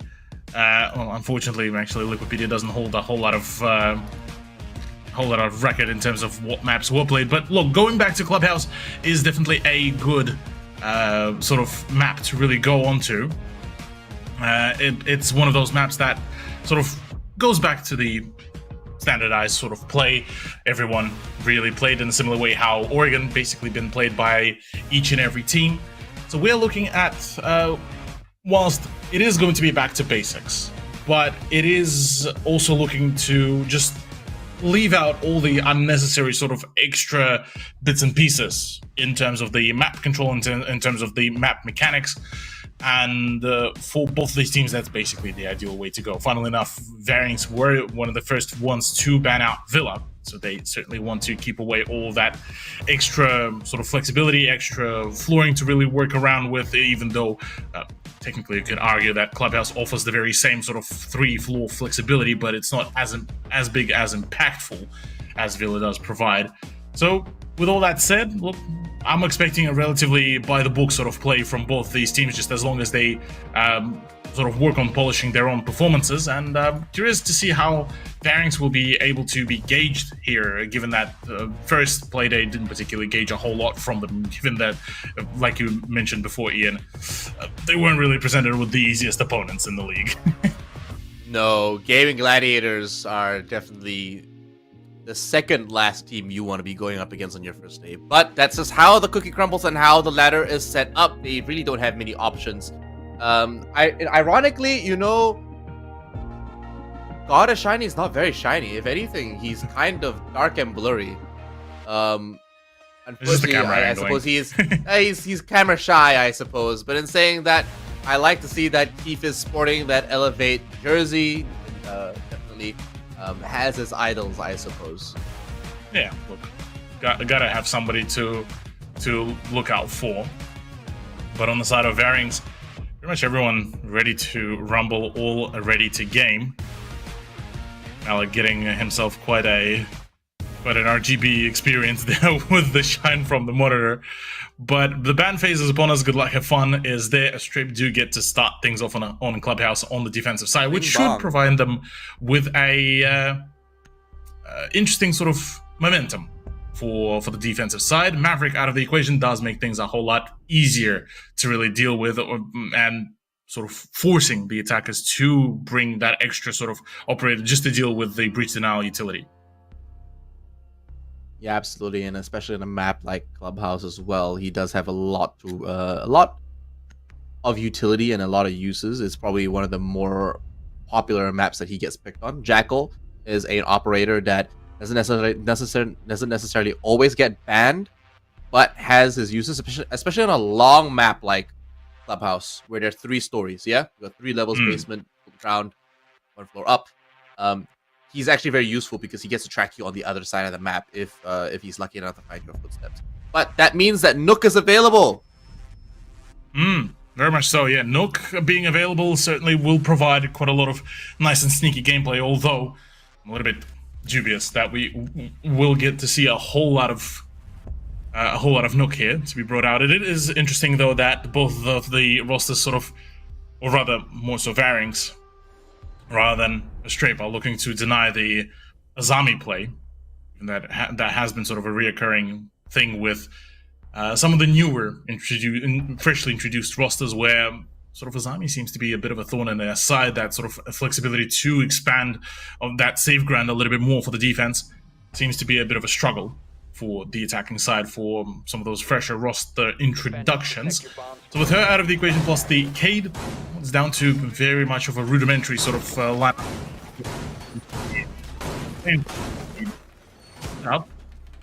So is like Bandit will be much more prominent yet again. Do we get to see it though? The Bandit tricks to be used, I'm a little bit dubious given there's going to be quite a fair bit of the explosive utility and ways to deny the utility drain. So even for players like Keith, it could be a bit more of a rougher time, but I'm definitely liking the introduction of the Frost. Yeah, absolutely. We did see Frost quite a lot yesterday, actually, just to make sure you're bringing in some way to slow down the momentum. Same kind of logic behind bringing the Legion as well, isn't it? Except this time you don't just prick them, you in fact completely disable them. So we'll see if that actually brings around any of those traps actually being triggered. We'll have to see that at all. And in regards to Phenomenal bringing in the Bandit, honestly, I really hope that we do see something pretty interesting. Castle obviously plays a massive part, and Bolivian is a Castle main. We've seen Bolivian play Castle almost every other game, and he is he plays it pretty well. He's quite consistent with that UMP 45, but like I said, there's not a lot of opportunities to shine just yet. Overall, though, we are pretty pleased to see that Zist is bringing the L8A5 and not the shotgun. Although, I mean, we got to see some very entertaining ways of utilizing that shotgun for all the right intents and purposes.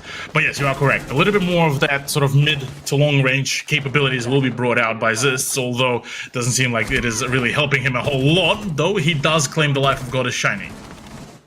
Yeah, Shiny is now down, and there goes your Frost, but the mats are already planted, so not a big problem so far. Keith has 2 magnets to keep himself safe, puts one up, and might have another go up just real soon. Concussion is out. He has to maybe just pull back a little bit. No, as soon as he loses his shield, he should have pulled back, but no, instead, he gets droned out twice, and instead retreats now afterwards. So playing with death right now. Fire. Yeah, absolutely, especially when that doorway is still live. Yeah, very much so. A lot of heat coming both ways, really. Quite hard to gauge where is that safe ground to really play around in between, funneling up the 2 window frames. Even though the information is certainly there, Phenomenal lives up to his name, gets a really solid swing for himself. Does open up the opportunity to go in for a swing. Actually gets the better of the Osa of killers, but as it stands, gets eliminated amidst all that. It's all down to Big G and Bolivian. Peter now holding an angle through the smoke. Doesn't see anything just yet. They're out of phone calls. They have 2 flashbangs left. Malik bites a bullet as Bolivian clicks heads. The UMP 45 going big this time around. They've got 1 more smoke canister, 1 more Toxic Babe, and Big G might be able to use it for some great utility. Denies more sight, denies entry yet again through that hallway, and Peter's still unsure what to do. He might catch Bolivian as he actually rotates through that, or is that Big G? I'm not exactly sure. It is Big G. Sees the knee, clips him, but doesn't collect the kill. Big G still alive, now holding that sight on Jim. Bolivian, looks like he's gonna push him here. Actually, will lose this. Peter picks that one up. It does look like Big G will have to push it, but he's only got 14 seconds to collect Peter and defuse. He just misses him, and it doesn't look like he's gonna be able to collect this. 8 seconds left, and Peter wins it with frags and time. Eesh. Looked like a little bit of a dicey situation given the sheer gravity of the positionings and of the certain players, but no, at the end of it all, did manage to keep a very nice sort of hold on to the situation. But I mean, I gotta say, this certainly had quite a fair bit of probability to the fact that it could have all just fell apart in a very, very risky way, but at the end of it all, still managed to keep a firm grasp over the general plan. Although, if not for the fact that he identified the need, would have been a rather scary time. Too close for comfort, if you ask for me. I'm going to lie down for a bit. Definitely too close to comfort. The fact that bringing the Echo now might be good for them. Keith as well, bringing the Vigil is pretty important. So, I want to know how this works out, because a Strape against Variants, tight. They had the advantage there. Unfortunately, I just think that they didn't coordinate that last push well enough. Bolivian could have coordinated a push with PigG, but instead they just kind of went in one after the other. There was no cover on that defuse either, and like when PigG was defusing it, sure, his knee was exposed, but it took a while for Peter to actually see that, and he was completely vulnerable during that time. But you know, Bolivian on the other side of the map, or just not there to support. Yeah, unable to find a whole lot of support, unable to find the extra angle to keep his teammates safe. This time, though, Phenomenal does get the better of Killers. So once again, that early momentum change in favor of the defense does still there, but it's more so about the mid/late game per each one of the rounds that seems like a Strafe did struggle a little bit. This time, once again, the opener does come around this time for the tunnel, as that seems to be the next big pushing point for us to bear witness. Curious if that will really net a sort of big success. Please, good to see that Variants with their drones are able to sort of identify certain positions that could be rather problematic to deal with, but Keef's play here could be rather dangerous. Yeah, he's got that crossfire, and he is caught right in it. Zis picks up a headshot, and especially when you're just exposed with phone calls like that, hard to defend yourself. Bolivian takes down Strike, and that's your thermite. That's big. I wonder where that happened. I want to know where they found that. But Peter now, with another phone call, doesn't actually hear the one player by the door because I think they're in a mute jammer, so they actually don't know someone's waiting right next to that entry. And that would be one hell of a way to really kick it all off, to get themselves up and some of the defenders. Does actually spot the long range angle, but only one single shot actually lands up onto Goddess Shiny, which prompts now Variants to try to find some alternative routes, given that the double door into the bar has been completely castled off. They're not willing to invest in that either by the look of it. Malik actually opting to go downstairs straight into blue. Oil pit with an angle now. Maybe a crossfire from Stock? Yes, the headshot of the Bolivian decapitates him. Gets downed and traded out in turn. Goddess Shiny sitting up above. Secures the double. This going down, leaving Peter all alone. He collects the headshot, but he's got to take down two more in order to make this work with 22 seconds left on the clock, Cthulhu. Definitely we were right about talking that this could be a very leveled playfield, given just how close each and one of the rounds do go. The climb this time, unfortunately, did not go down. Neither will any entry into the site will be allowed, as PigG does claim the final frag into his team's favor. It's going to be a rather promising sort of venture here. Now for us going into round 3, a level playfield in terms of the points as well. As certainly now posing to be like an interesting round for us to keep on watching. CCTV and Cash Room is going to be the next choice, as we did kick it off on the tertiary side. So this is funnily enough being available in the later stages of the first half. Certainly should give us some interesting spots for speculation as well.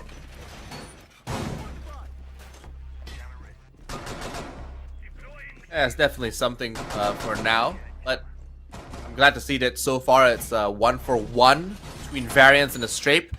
And seeing the Alibi actually come out this time around, and the Bandit being brought back in. They're actually opting off the castle, and for a site like Cash and CC, yeah, okay, I understand that.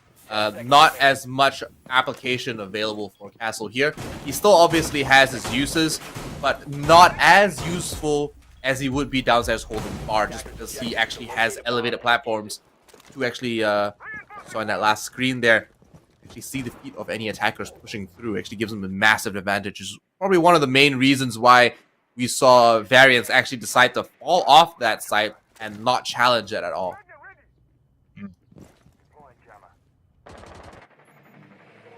This time, once again, looking to prompt for that, for the kitchen push. Variants very much keen on establishing any sort of foothold this time. Though Killers is looking to go for a solo push through the strip club, which will be completely uncontested, by the way. This should provide us with a bit more sort of I guess, well, not interest, but a little bit more context as to what could Varings really do here once they do finally get themselves prompting a little bit of an exchange of shots. But that is all that really has been done there because, well, the Strafe are trying to play a little bit more of a safer game, it seems, but I say that presence just outside of the couches in the lounge area looking to be a rather dangerous venture for one of the defenders.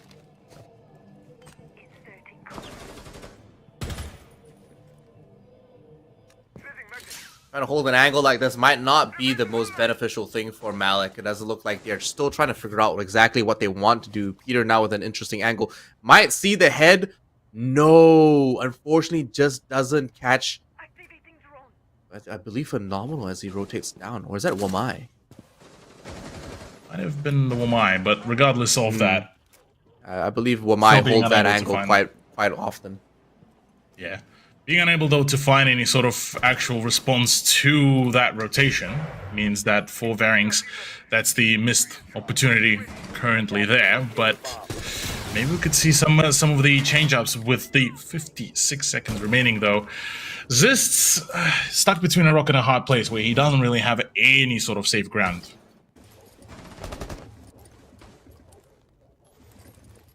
And not at all right now. Peter holding these positions. Trying to find something, and putting that DMR to good use. EBR coming in big. Strike taking a little bit of damage. Getting very, very aggressive here, taking these angles. Sees the head right over the railings, and instead falls back and jumps straight on that plant. He gets punished for it. Keep with the C4. Picks up that kill, stops that plant, and now they've got to start all over again. Peter, Killers, fighting 1-for-1. Takes another for himself. A triple kill going to Pillars right now. What a tongue twister, leaving Keith all alone. He's gonna push right through. 44 seconds left on the clock. Finds one. Has to deal with Peter. He has an EBR to deal with. He doesn't know exactly where he is.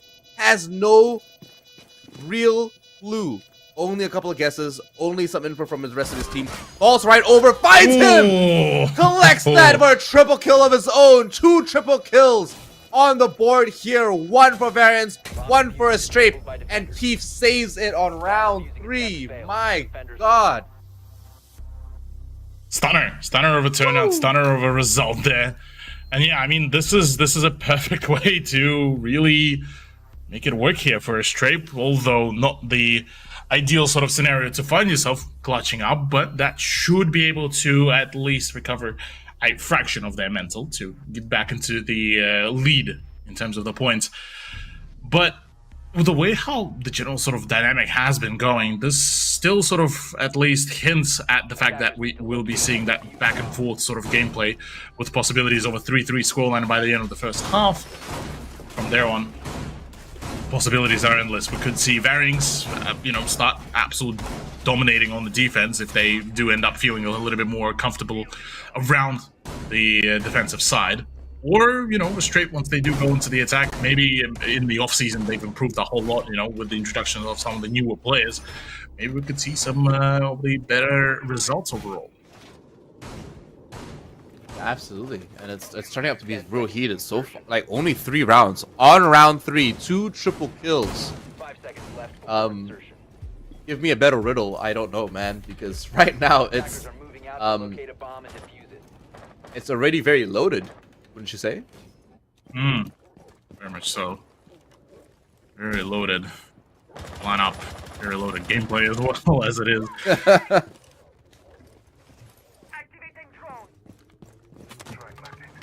I do have to say, Strape certainly have seen a much needed improvement in terms of just how they've been performing those Zists. How is he alive amidst all of that is beyond me. I don't either, But suppose if it works, it works. Definitely another team wouldn't have even allowed that sort of play to happen, but regardless of the fact, the early opener onto God is Shiny would certainly be opening up the window of opportunity for Varings here to establish the early foothold around the site and its positions. Ooh, Killer is actually juggling that very well as the Osa, not committing just yet, waiting and baiting out more utility. So far, no one really able to catch them out.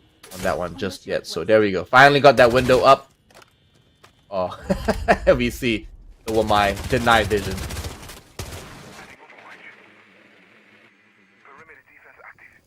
The one thing that's a bit of a double-edged sword, the Osa shield. You could establish a really good foothold to just kind of hold the angle, but without the moment anyone decides to approach and, well, try to get aggressive, either explode it or punch it, well, there goes all of your all of your knowledge, all of your vision, pretty much everything. So it definitely is a bit of a so-so, a bit of a 50-50 sort of piece of utility to work around, but certainly does provide at least some good mobility once you do get to wield it. Killers, unfortunately, without the vision, unable to do anything. Malik does fall amidst all of that. Certainly would have wanted to have a little bit more crossfire, even to play around the small slit that has been generated between the actual shield and the window frame. But for Varyings, a lot of now missed opportunities, and in that sense, 42 seconds remaining. What? I don't know what that flashbang was meant to do. Cool. Two members of a strape left. Unfortunate. I think he maybe thought he had a different piece of utility in his on his operator. Flashbang. There we go. That one works. Castle not able to do anything. Bolivian finds one. They stare at each other and he collects two. He's all alone now. He has the super shotty out, pushes back to the UMP, but strikes now with that diffuser, planting it. So many pings. They don't even know where that is. He's not able to connect the shots. Killers secures the last kill with the PDW. Ensures the diffuser for his teammate. He picked up another round for the attacking side. Very curious with this overall setup that for basically the whole round, we get to see Varyings poking around, trying to find the opportunities, missing quite a fair bit of number of them, and trading out the players from rather just unconventional sort of unconventional positions, but then somehow still being able to, you know, continue that sort of run, continue fragging out, somehow finding those positionings. Certainly seems to be working out, but again, not the sort of play that would really work out against teams like Fury, like Elevate, like Direwolves as well. So sort of something that needs to be very much kept in check for both of these rosters, that not to get into the unfortunate sort of habit of getting sort of the bad, not the habit of bad habits, but getting into the sort of the position to find those bad habits for themselves. Attackers objective. Locate a bomb and defuse it.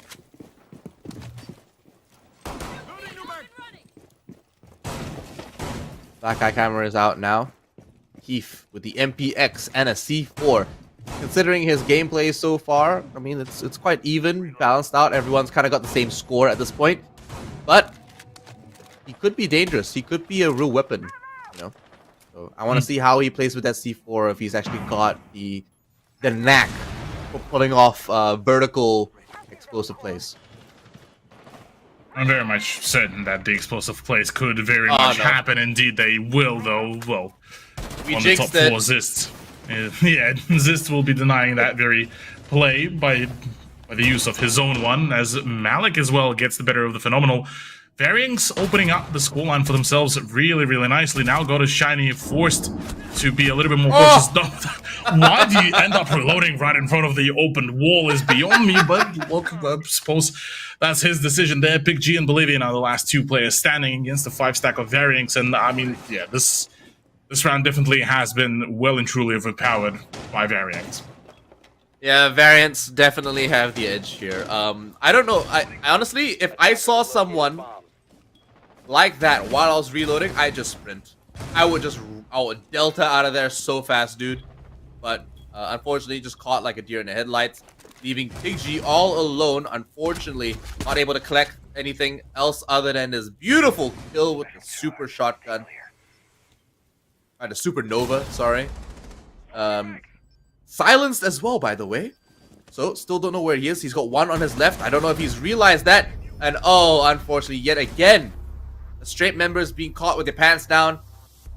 leaves him with false security as he checks his drones and checks his cameras. Rather an unfortunate result here for Strape, as much as they would have wanted to keep up their own sort of run as close as one wanted, but alas, not the case just yet. Third point though for Varings, after a nice sort of 2-round streak so far. They've been able to find some really good cutoffs as well. I gotta commend them on that one, punishing Strape for getting too complacent on certain plays, on certain positions, and well, from there on the rest is somewhat can be really called as history, really. Because how is just some of these plays been attempted? Felt definitely mildly questionable. From reloading by the open wall where you could be pushed by the attackers to be swinging certain positions. Definitely didn't look as promising as one would have wanted. Still plenty of learning to be done here by Strape, but both, actually, as a matter of fact, both the Strape and Varings, but it certainly looks like Varings, being the fresher introductions to the Op League, certainly looking to improve their gameplay here and, take on some of the higher-tiered teams. There's a lot of potential here. The fact that they're, able to compete like this, yeah, sure, they're making a lot of mistakes. There's no way we can deny that, but it's all about growth. And they're still making good moves, and still some good gunplay is at hand. We just need to really see the mastery of utility and timing with a lot of these guys. But what better place to do it than in Operation League? Oh yeah, absolutely. Operation League still does provide a really nice sort of ground to sort of mix and match some of the more experienced teams and less experienced teams to just get themselves all, running all together. And seeing how, how some of the executions could be done, how some of the executions could be organized. And saying that, look, already quite a few shots swinging past. Varings are starting to get tagged up, with Killers no longer being in the play. Strike as well being heavily tagged up. Varings might just end up losing a grip on this round, whereas for Strape, they just very patiently waiting for those pushes to happen after being punished 2 rounds in a row.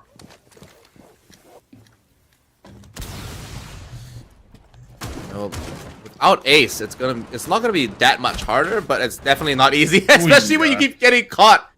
People in this game just getting caught with their pants down over and over and over again. This time, obviously, is this turn. Where is it? Hey guys. Oh, right above you. Strike. Getting called out here. No one coming in for the punishment though.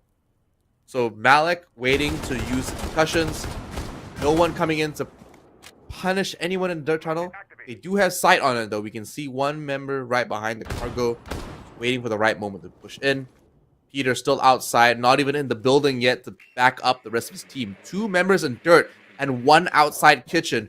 What is their plan, and how do they expect to actually make this one work? Because there's all 5 members from a Strape still live and ready to go. Oh, that was close. Very much so. Well, Bolivian wasn't ready to go. So at least for Peter, this is going to be some extra utility gain in terms of the hacked phone. Malik, as well as Strike, are looking to make an entry that does take up Strike even further, but somehow still able to dish out some damage before Phenomenal does end up finding the better of him. Keith as well wraps it all up, and Big G at the end does find the finisher. So we actually do wrap up the first half with a 3-3 scoreline, which sort of slowly but surely leans towards the possibility of a 7-5 or maybe even overtime to be right up upon us here. Ian, do we reckon that Varings will feel a whole lot more comfortable on the defense, or is it going to be a Strape sort of show from here on out? Honestly, a Strape. They're both struggling, dude. Like, they're showing great. They're showing there's the great potential there, and I feel like a Strape are still trying to set in with this new roster, because at the end of summer season they had some better moments. Yeah, I think we can all admit that. But Variants are still a very big wild card to me. Like, they're both making their fair share of mistakes. They're both making their fair share of big plays. But I'm not completely convinced there's a dominant side here. I'm betting we're going to go into overtime. Very much could be the case here. Just more so curious about how will the general sort of pacing really develop from here on out, because a lot of things could really go right and wrong here for Variants. I mean, looking at the lineup, they're certainly looking to get a little bit more sort of hands-on with their opponents, so the utility is sort of more so just assisting them in moving the opponents towards the sort of the preferred positions. Whereas when we watched the Strape defend, it did sort of play, whilst you can technically say similar sort of application, but with the way how the utility was used, it was more so just sort of as a passive sort of time waster. Yeah.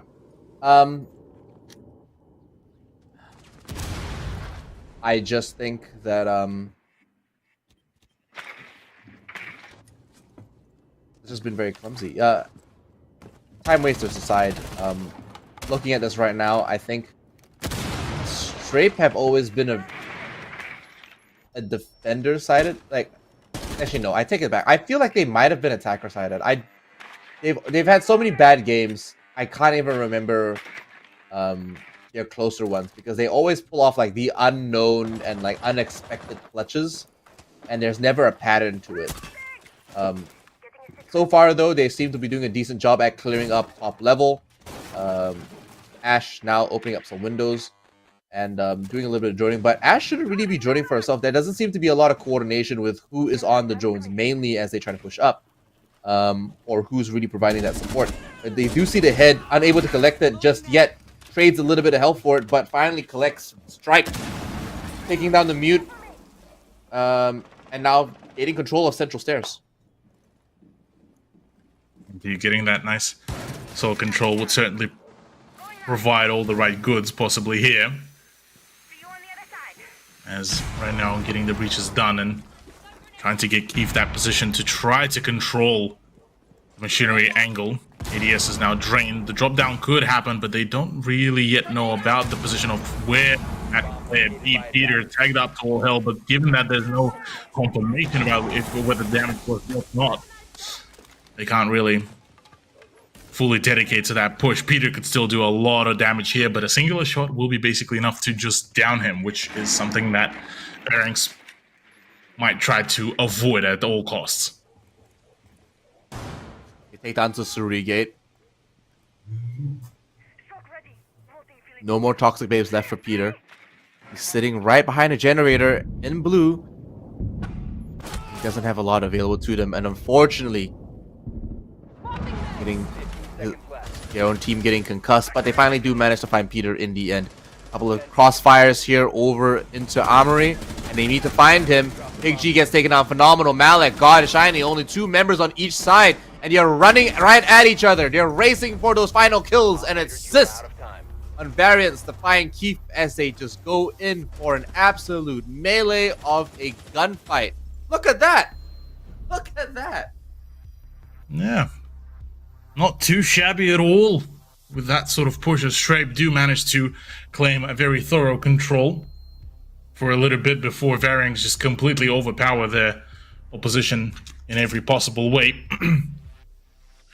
With us looking at the general setup with almost like a mirrored set of picks here from Variants on the top floor. It is interesting to find that we get to see almost sort of a similar approach where CCTV and Cache almost becomes like a tertiary site rather than the main one. Therefore, allowing Variants to kind of play for that almost a slow game, sort of where they try to move away as far as possible from from, I guess, a mixture of the comfort zone and the sort of less comfortable position that is the gym bedroom. Whereas the Cache and CCTV should be able to provide a little bit more general sort of context to play, plus given that their attack towards the side didn't particularly work out too well, assuming they now want to just sort of almost delay the inevitable to a certain degree, or maybe it's just them just waiting for to see if any sort of unlucky turnouts would happen, that they would be able to redeem themselves now going into what would end up being maybe a third round on their defense.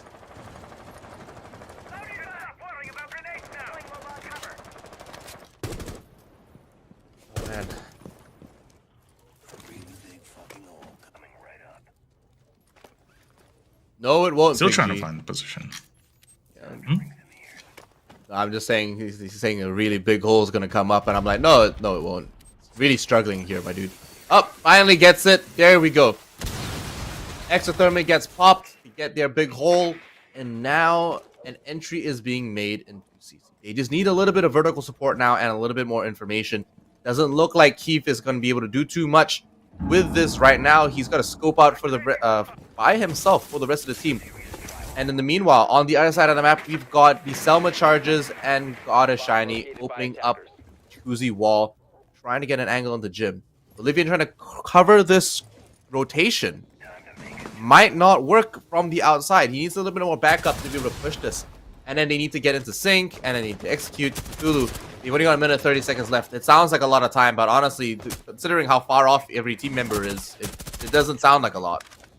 Doesn't seem like they don't seem to be able to find a lot of big ground to really work around after getting the breach done. Not able to establish any foothold, just opens up this perfect ground for Malik to really claim his own sort of frag. Still able to keep on jiggling around despite being tagged up to all hell, and Zist is even able to double down and get the better of God and Shiny. Keith at least gets the better of Malik with the frag grenade and confirms it all. Bolivian as well doubles it down. It's all just an absolute bloodbath back and forth, but Bolivian now being tagged up to all hell doesn't allow a lot of confidence really for those pushes, but it seems like with now 50 seconds remaining, the confidence needs to be thrown out into the window. It's time for some bit more dire moves. Dire moves, did you say? Dire moves, yes, in fact. The dire cows. Sorry, bad jokes aside. I'm just surprised Bolivian let that happen. He had that angle the entire time, and then somehow Malik just like walks right in front of him and takes a kill from his teammate. And then puts up a fight for like that long. They've only got like 19 seconds left. They finally made it onto site. Pig G is very exposed and needs so much more backup. They find one kill, but Peter takes him down, leaving Bolivian all alone on the other side of the map. The C4s are pinging. He's not anywhere near this diffuser, and he will be taken down with that SMG-11. Variant secure another round on this defense, and unfortunately, Strape are just so far apart from each other and not coordinating, not covering their angles. And it's, yes, it's about time they called in a timeout. It looks like Strape are very much struggling here to keep a good pacing overall. Can't seem to be able to control the right sort of pacing. Can't seem to be able to find the right coordination between the two of, well, even just the two players of the roster. So absolutely, the timeout very much is necessary here, it seems, but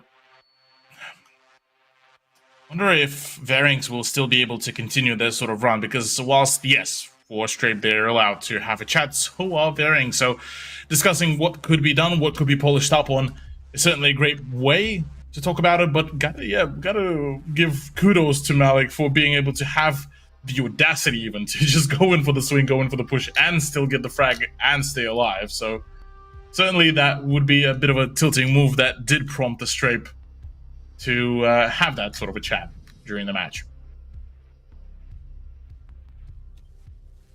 Attackers need to locate and defuse. It's a bit strange.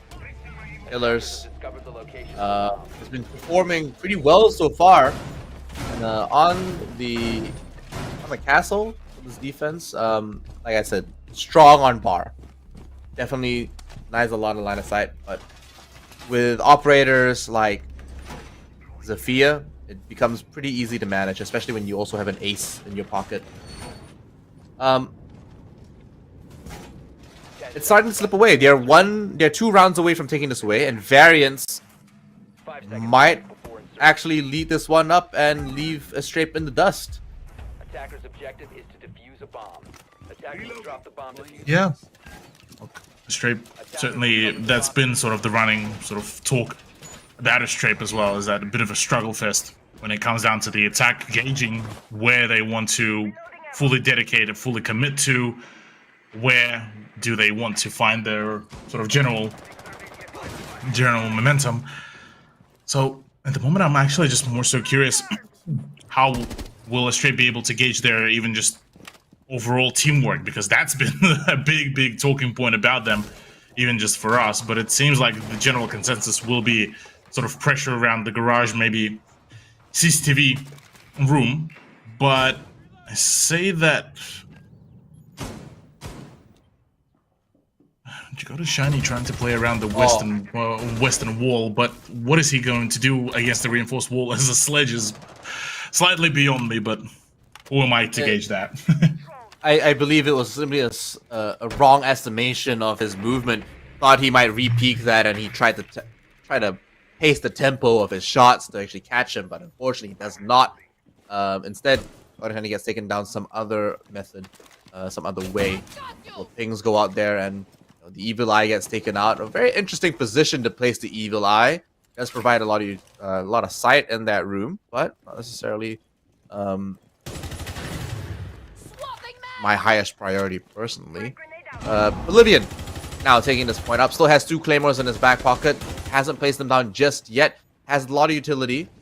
And still has quite a few shots in the lifeline available. Keith now also has a Gemini hologram. They need to use their utility just a little bit more, because Phenomenal cannot afford to go down to hard pushes like this without assistance. Indeed. Trying to keep a hold of all of this momentum. Malik does get the better of Bolivian amidst all this chaos. Once again, yet another player that does fall Phenomenal as well. Just can't seem to keep track of so many positions that he has to contest. At least keep a perfect lineup. A double for him out of a blue. Varings give away such a big advantage as Keith just manages to cancel his replicator in just the nick of time. He sees that and he's just like, oh wait, hold on, nope, gonna redo this one, try again. Manages to get the hologram in there again. Finally, PigG now taking down the castle barricade with the exothermic. A bit of a move, but now that Zist has vertical control, there is not much PigG can do, especially over a lot of these hatches. He's got to make it down. A lot of pings are being called. They don't know exactly where he is, but they need to find him because he needs to be able to eliminate someone in order to get this plant down, and he won't be able to secure that. Darians now have match point, and might I just say, the problem is one of Strape's problems that they're not really addressing Cthulhu is that they're all using silencers, but they're taking these fights face first. Yeah, being able to take those fights face first is definitely a great sort of boon to really work around with.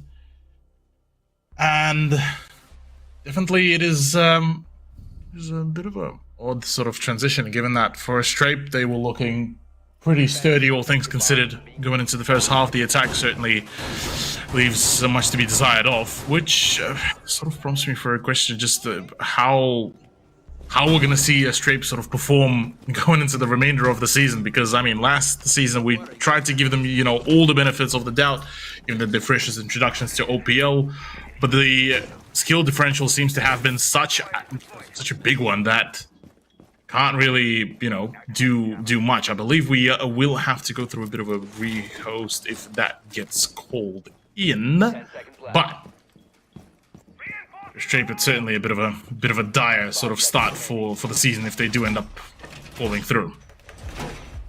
Attackers are moving out to locate the bomb and defuse it. Yeah, absolutely. There's just not a lot of utility use on a Strape side. Like, they just have so much available to them, but you're not placing them down. They're taking these fights all wrong, and they're not working with each other. They're kind of just, you know, like, hey, there's a guy here, let's push him. And in most cases, that doesn't really work out well, as we can see. There's just a lot of blunders on the Strape side, unfortunately, and variants are just... I'm not even sure if they're, like, mindfully capitalizing on their mistakes. What I do know is that they are capitalizing on their mistakes, or they're even taking advantage of them. I just don't know if they're completely aware of what they're doing. Yeah. It's rough. Yeah, it's a bit rough, yeah. Bit of a difficult sort of just general lining. The Strape just... oh my god, look at the shiny just... Come on, bro. Come so on, much bro. struggle, man. It's so not much moving, struggle. Man. It's still there, my dude. You can do it. The nerves, maybe, or just the general tilt, maybe starting to mount. As, certainly for Stray, but this is not the best sort of situation. They are being faced with the fact that, well, if they lose one more round, that's basically GG. For Variants, this would be a great opportunity because they will get to recover from the unfortunate result that was sort of the start of week 1, and actually they will be able to get into what more funny to me is the 3-way tiebreaker between Champion and Gaming Gladiators out of all the teams.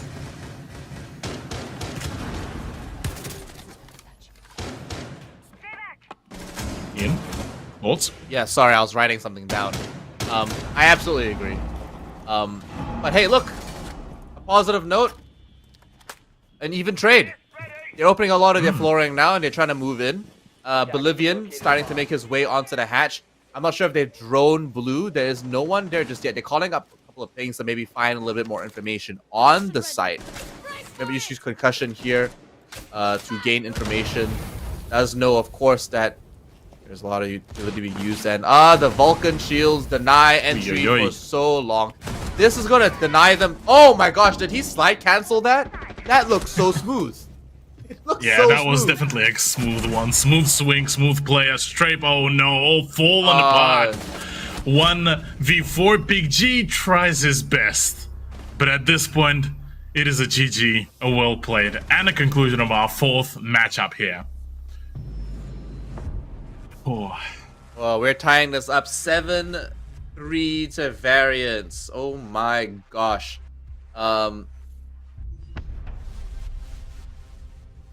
What a game!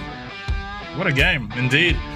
What a turnout, what a result, and certainly something that, look, I mean, it's a good turnout for Variants, given that they've managed to show us a really convincing attack, a really convincing defense as well, more so convincing defense. So definitely we get to see a much more comfortable side where they're able on those, well, let's call it baseline sort of maps, where they're able to nail those sort of basics, where they're able to play it by the book, but while still introducing their own spice. So now comes the sort of the general question as to how well will they be able to, keep themselves running. How will they fare against, say, some of those sort of middle of the pack teams, including even at this point Obsession, and sort of from there on, sort of how will they be able to progress and evolve throughout the season? Because mind you, for each and everyone that is watching as well, we do go through basically 2 stages, so 2 halves of the season, where each one of the teams will get to face each other twice throughout the regular season. And in saying that, Astrape have another chance to redeem themselves here against Variants. I would hate to see them go without a single win this split. So it's only going to get harder here for them because Variants were technically their easiest option, and this is kind of painful. They've had better games. I think it's this new roster they're trying to set with. They look very uncoordinated. They looked very confused in a lot of points, and they need to just lock it down and really dig in for next week's matches. Variants are finally have a very confident showing. There were a couple of rounds where they were just doing generally well, and I'm actually quite pleased to see how they're panning out this time around. Pretty happy so far with how they're playing out, and yeah, you're right. Variants, they've got more battles coming up and more ways that they can improve. So hopefully we see them roll by with a couple more good games against teams like oh heck, maybe if they can take on teams like Obsession, Elevate. Yeah, teams like Obsession, teams like even I would even dare to say Champion and Gaming Gladiators. I would be very much keen to see how the Variants roster will be able to perform. Obviously, the expectations are relatively low, given that they're just the freshest introductions to the play. But with that as well comes the fact that they could obviously bring their own sort of pitch to all of the each and every situation. With that also comes the fact that they could, sort of bring a little bit more creativity, given that they're already obviously versing the veterans of the scene. For them, it's less about, playing for the mechanical skill. It's more so for them trying to innovate and try to catch the opponents off guard, given their, dark horse status. But as it stands, look, I mean, that's basically it for the whole Playdate number 2. Is it something that we've expected this sort of to turn out? I expected it to be a little bit closer. Personally, I'm not surprised, but I also expect you guys to be chucking in a nice little hashtag in the chat. Call your shots with an S at the end of it. Plural. Make sure you get your Operation League Southeast Asia pin now, or it's too late. If not, you have to wait another whole week before you get your next chance to get yours. But along with that, you'll also get some R6 credits. You can probably use them to buy a battle pass. You might even get some cosmetics for your attachments. You never know what you might be able to compound it to with whatever leftover credits you might have for Cthulhu. Would you not like to have more R6 credits? I would. Absolutely. I would love to have some more R6 credits. So yeah, very much so. Do make sure to chuck in the hashtag call your shots. But yeah, look, this was still quite an action-packed play day, given that we've got to see quite a fair few teams pull off quite some big, very dominant scorelines. This does sort of serve as a really nice establisher for the remainder of the season, where we possibly start, talking about Fury, whilst yes, Playday 1 bit rough despite the 7-1 sort of performance, where quite a fair few rounds still looked very, very dominant for them. Fury are leading the charge, at least by the end of the first week. Direwolves, Elevate, and then Gaming Gladiators will be joining them in the top 4, whereas on the bottom 4, it's Champion, Varianx, Obsession, and Astrape. Unfortunately for Obsession and Astrape, this has been a very unfortunate sort of week. For day 1 against Champion, day 2 against Fury, but suppose they're getting all the difficult sort of teams out of the way, at least in the early stages. Yeah, it's better now than later, but you'll come back full cycle and full circle soon. It's good to see, of course, that the original 4 up top are still technically there. So can these teams retain their positions and cycle through to make it back in and swap these around? So Fury, 2 weeks in a row now with that first seed. So looking pretty strong. Overall, pretty happy with how they are going so far. Gaming Gladiators on that 4th place. But Cthulhu, I'm sure you want it, but do you think Astrape will win a single match in this season? 2 splits included, both splits. Both splits. Look, if they won't, I definitely will be questioning sort of their general sort of standing within OPL. I'll be genuinely honest with you here, because after quite a bit of a shocker of the previous season, something needs to really change here for Astrape. They did manage to show us some good few attempts here and there, but their unfortunate sort of general pacing has been a little bit lackluster, at least tonight. Now, for our next week, though, we get a few rather juicy matches, and for neither Astrape nor Varianx, these are going to be easy matches. Yeah, absolutely. It's going to be very challenging for them. It's going to put them to the test. How many rounds can you survive? How many rounds can you take? How close can you come to these games? Astrape had a pretty close run with Fury, but this time Fury will be facing up against Gaming Gladiators and Direwolves against Obsession. So both these matchups in the middle, that's going to be a good meaty dish for us to really savor next week on our 3rd Playday on the 24th of September. Exactly that. Yeah, look, with that said, I'm very much excited for all of this. I'm very keen to get to witness some of those games. I believe it might be me and Blue Panda for the next week. I believe so, if my memory serves me right. So I'm very much looking forward to the Playday number 3 and 4, and well, the rest of the season. Certainly quite curious to see how far will Varianx be able to push themselves as well, because this is something of a sort of a dark horse team that just got introduced to the Operation League for the autumn season. So look, very much keen to see how that will really develop in its own sort of storyline. But I suppose that's it from me. Any sort of final thoughts, Ian? honestly, I think it's been a pretty interesting first weekend. Casted both days, fortunately. Thank you for having me, everybody. Of course, Proto was unfortunately not here today. Sick, of course, but lovely to have you at any time, Cthulhu. And you will be, we'll be having the whole weekend next week. So excited to watch and keep up to date with the whole league. Can't wait to see you and Panda get really in there. But it's been an explosive weekend. We've had some really good games, really close matches. We can only hope for more next week. Thank you, everybody, for joining us here today. We're on day 1 and day 2 in our first week of the autumn season here for Operation. My name is Lan, and I've been joined by Cthulhu. We'll see you guys next week.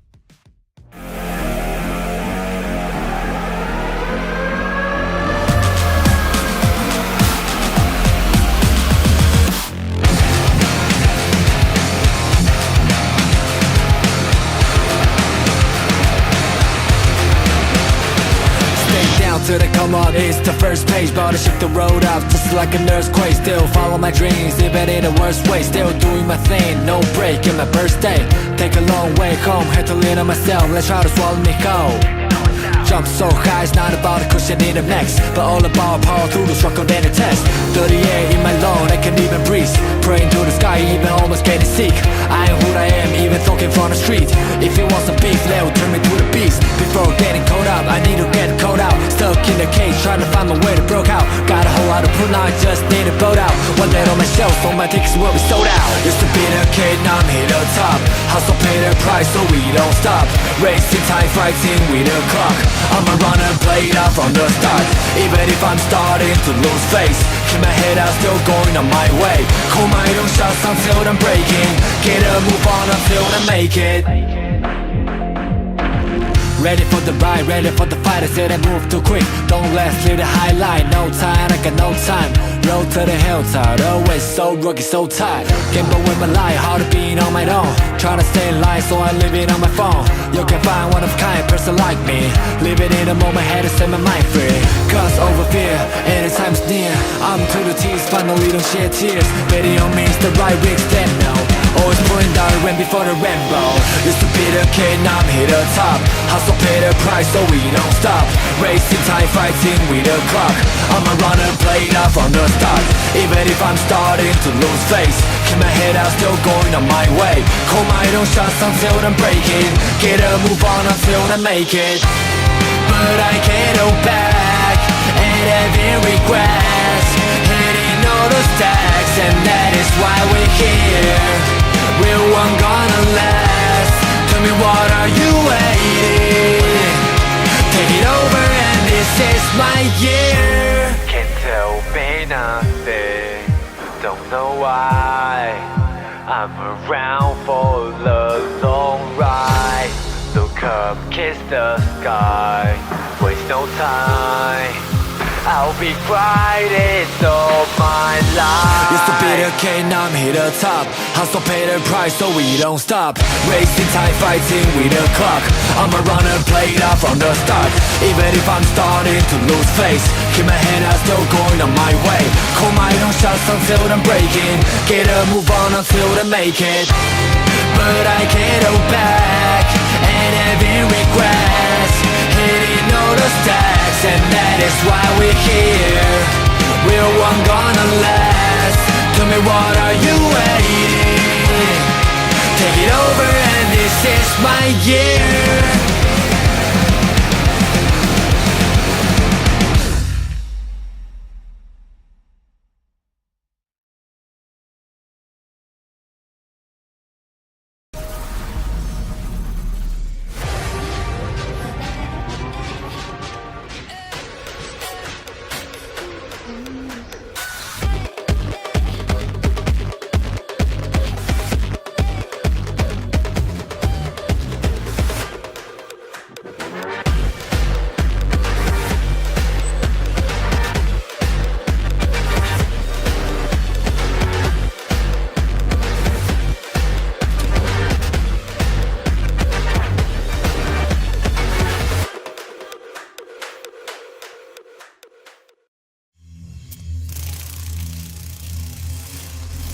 The faint buzz is a warning. It may be the last thing you hear. But I'm the last thing you'll see.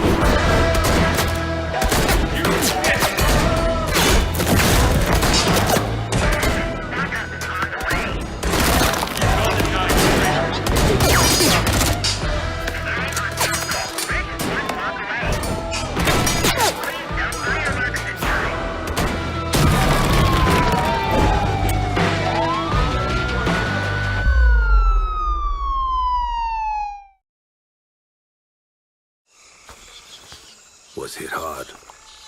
He'll live. Server room, identify perimeter breach. Over. Where you go? Where you go? Withdraw your men. Say again, Grim. I'm going in.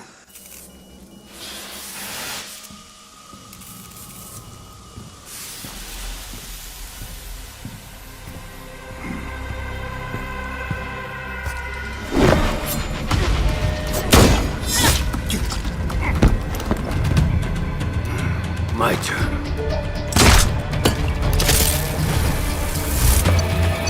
What's going on?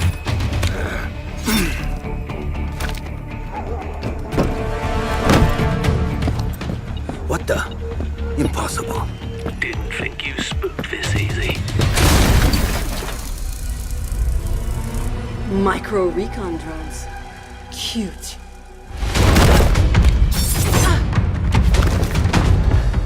You forgot this.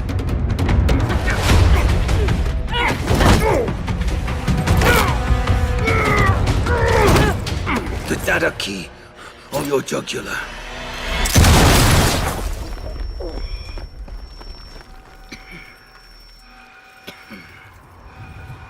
You were saying?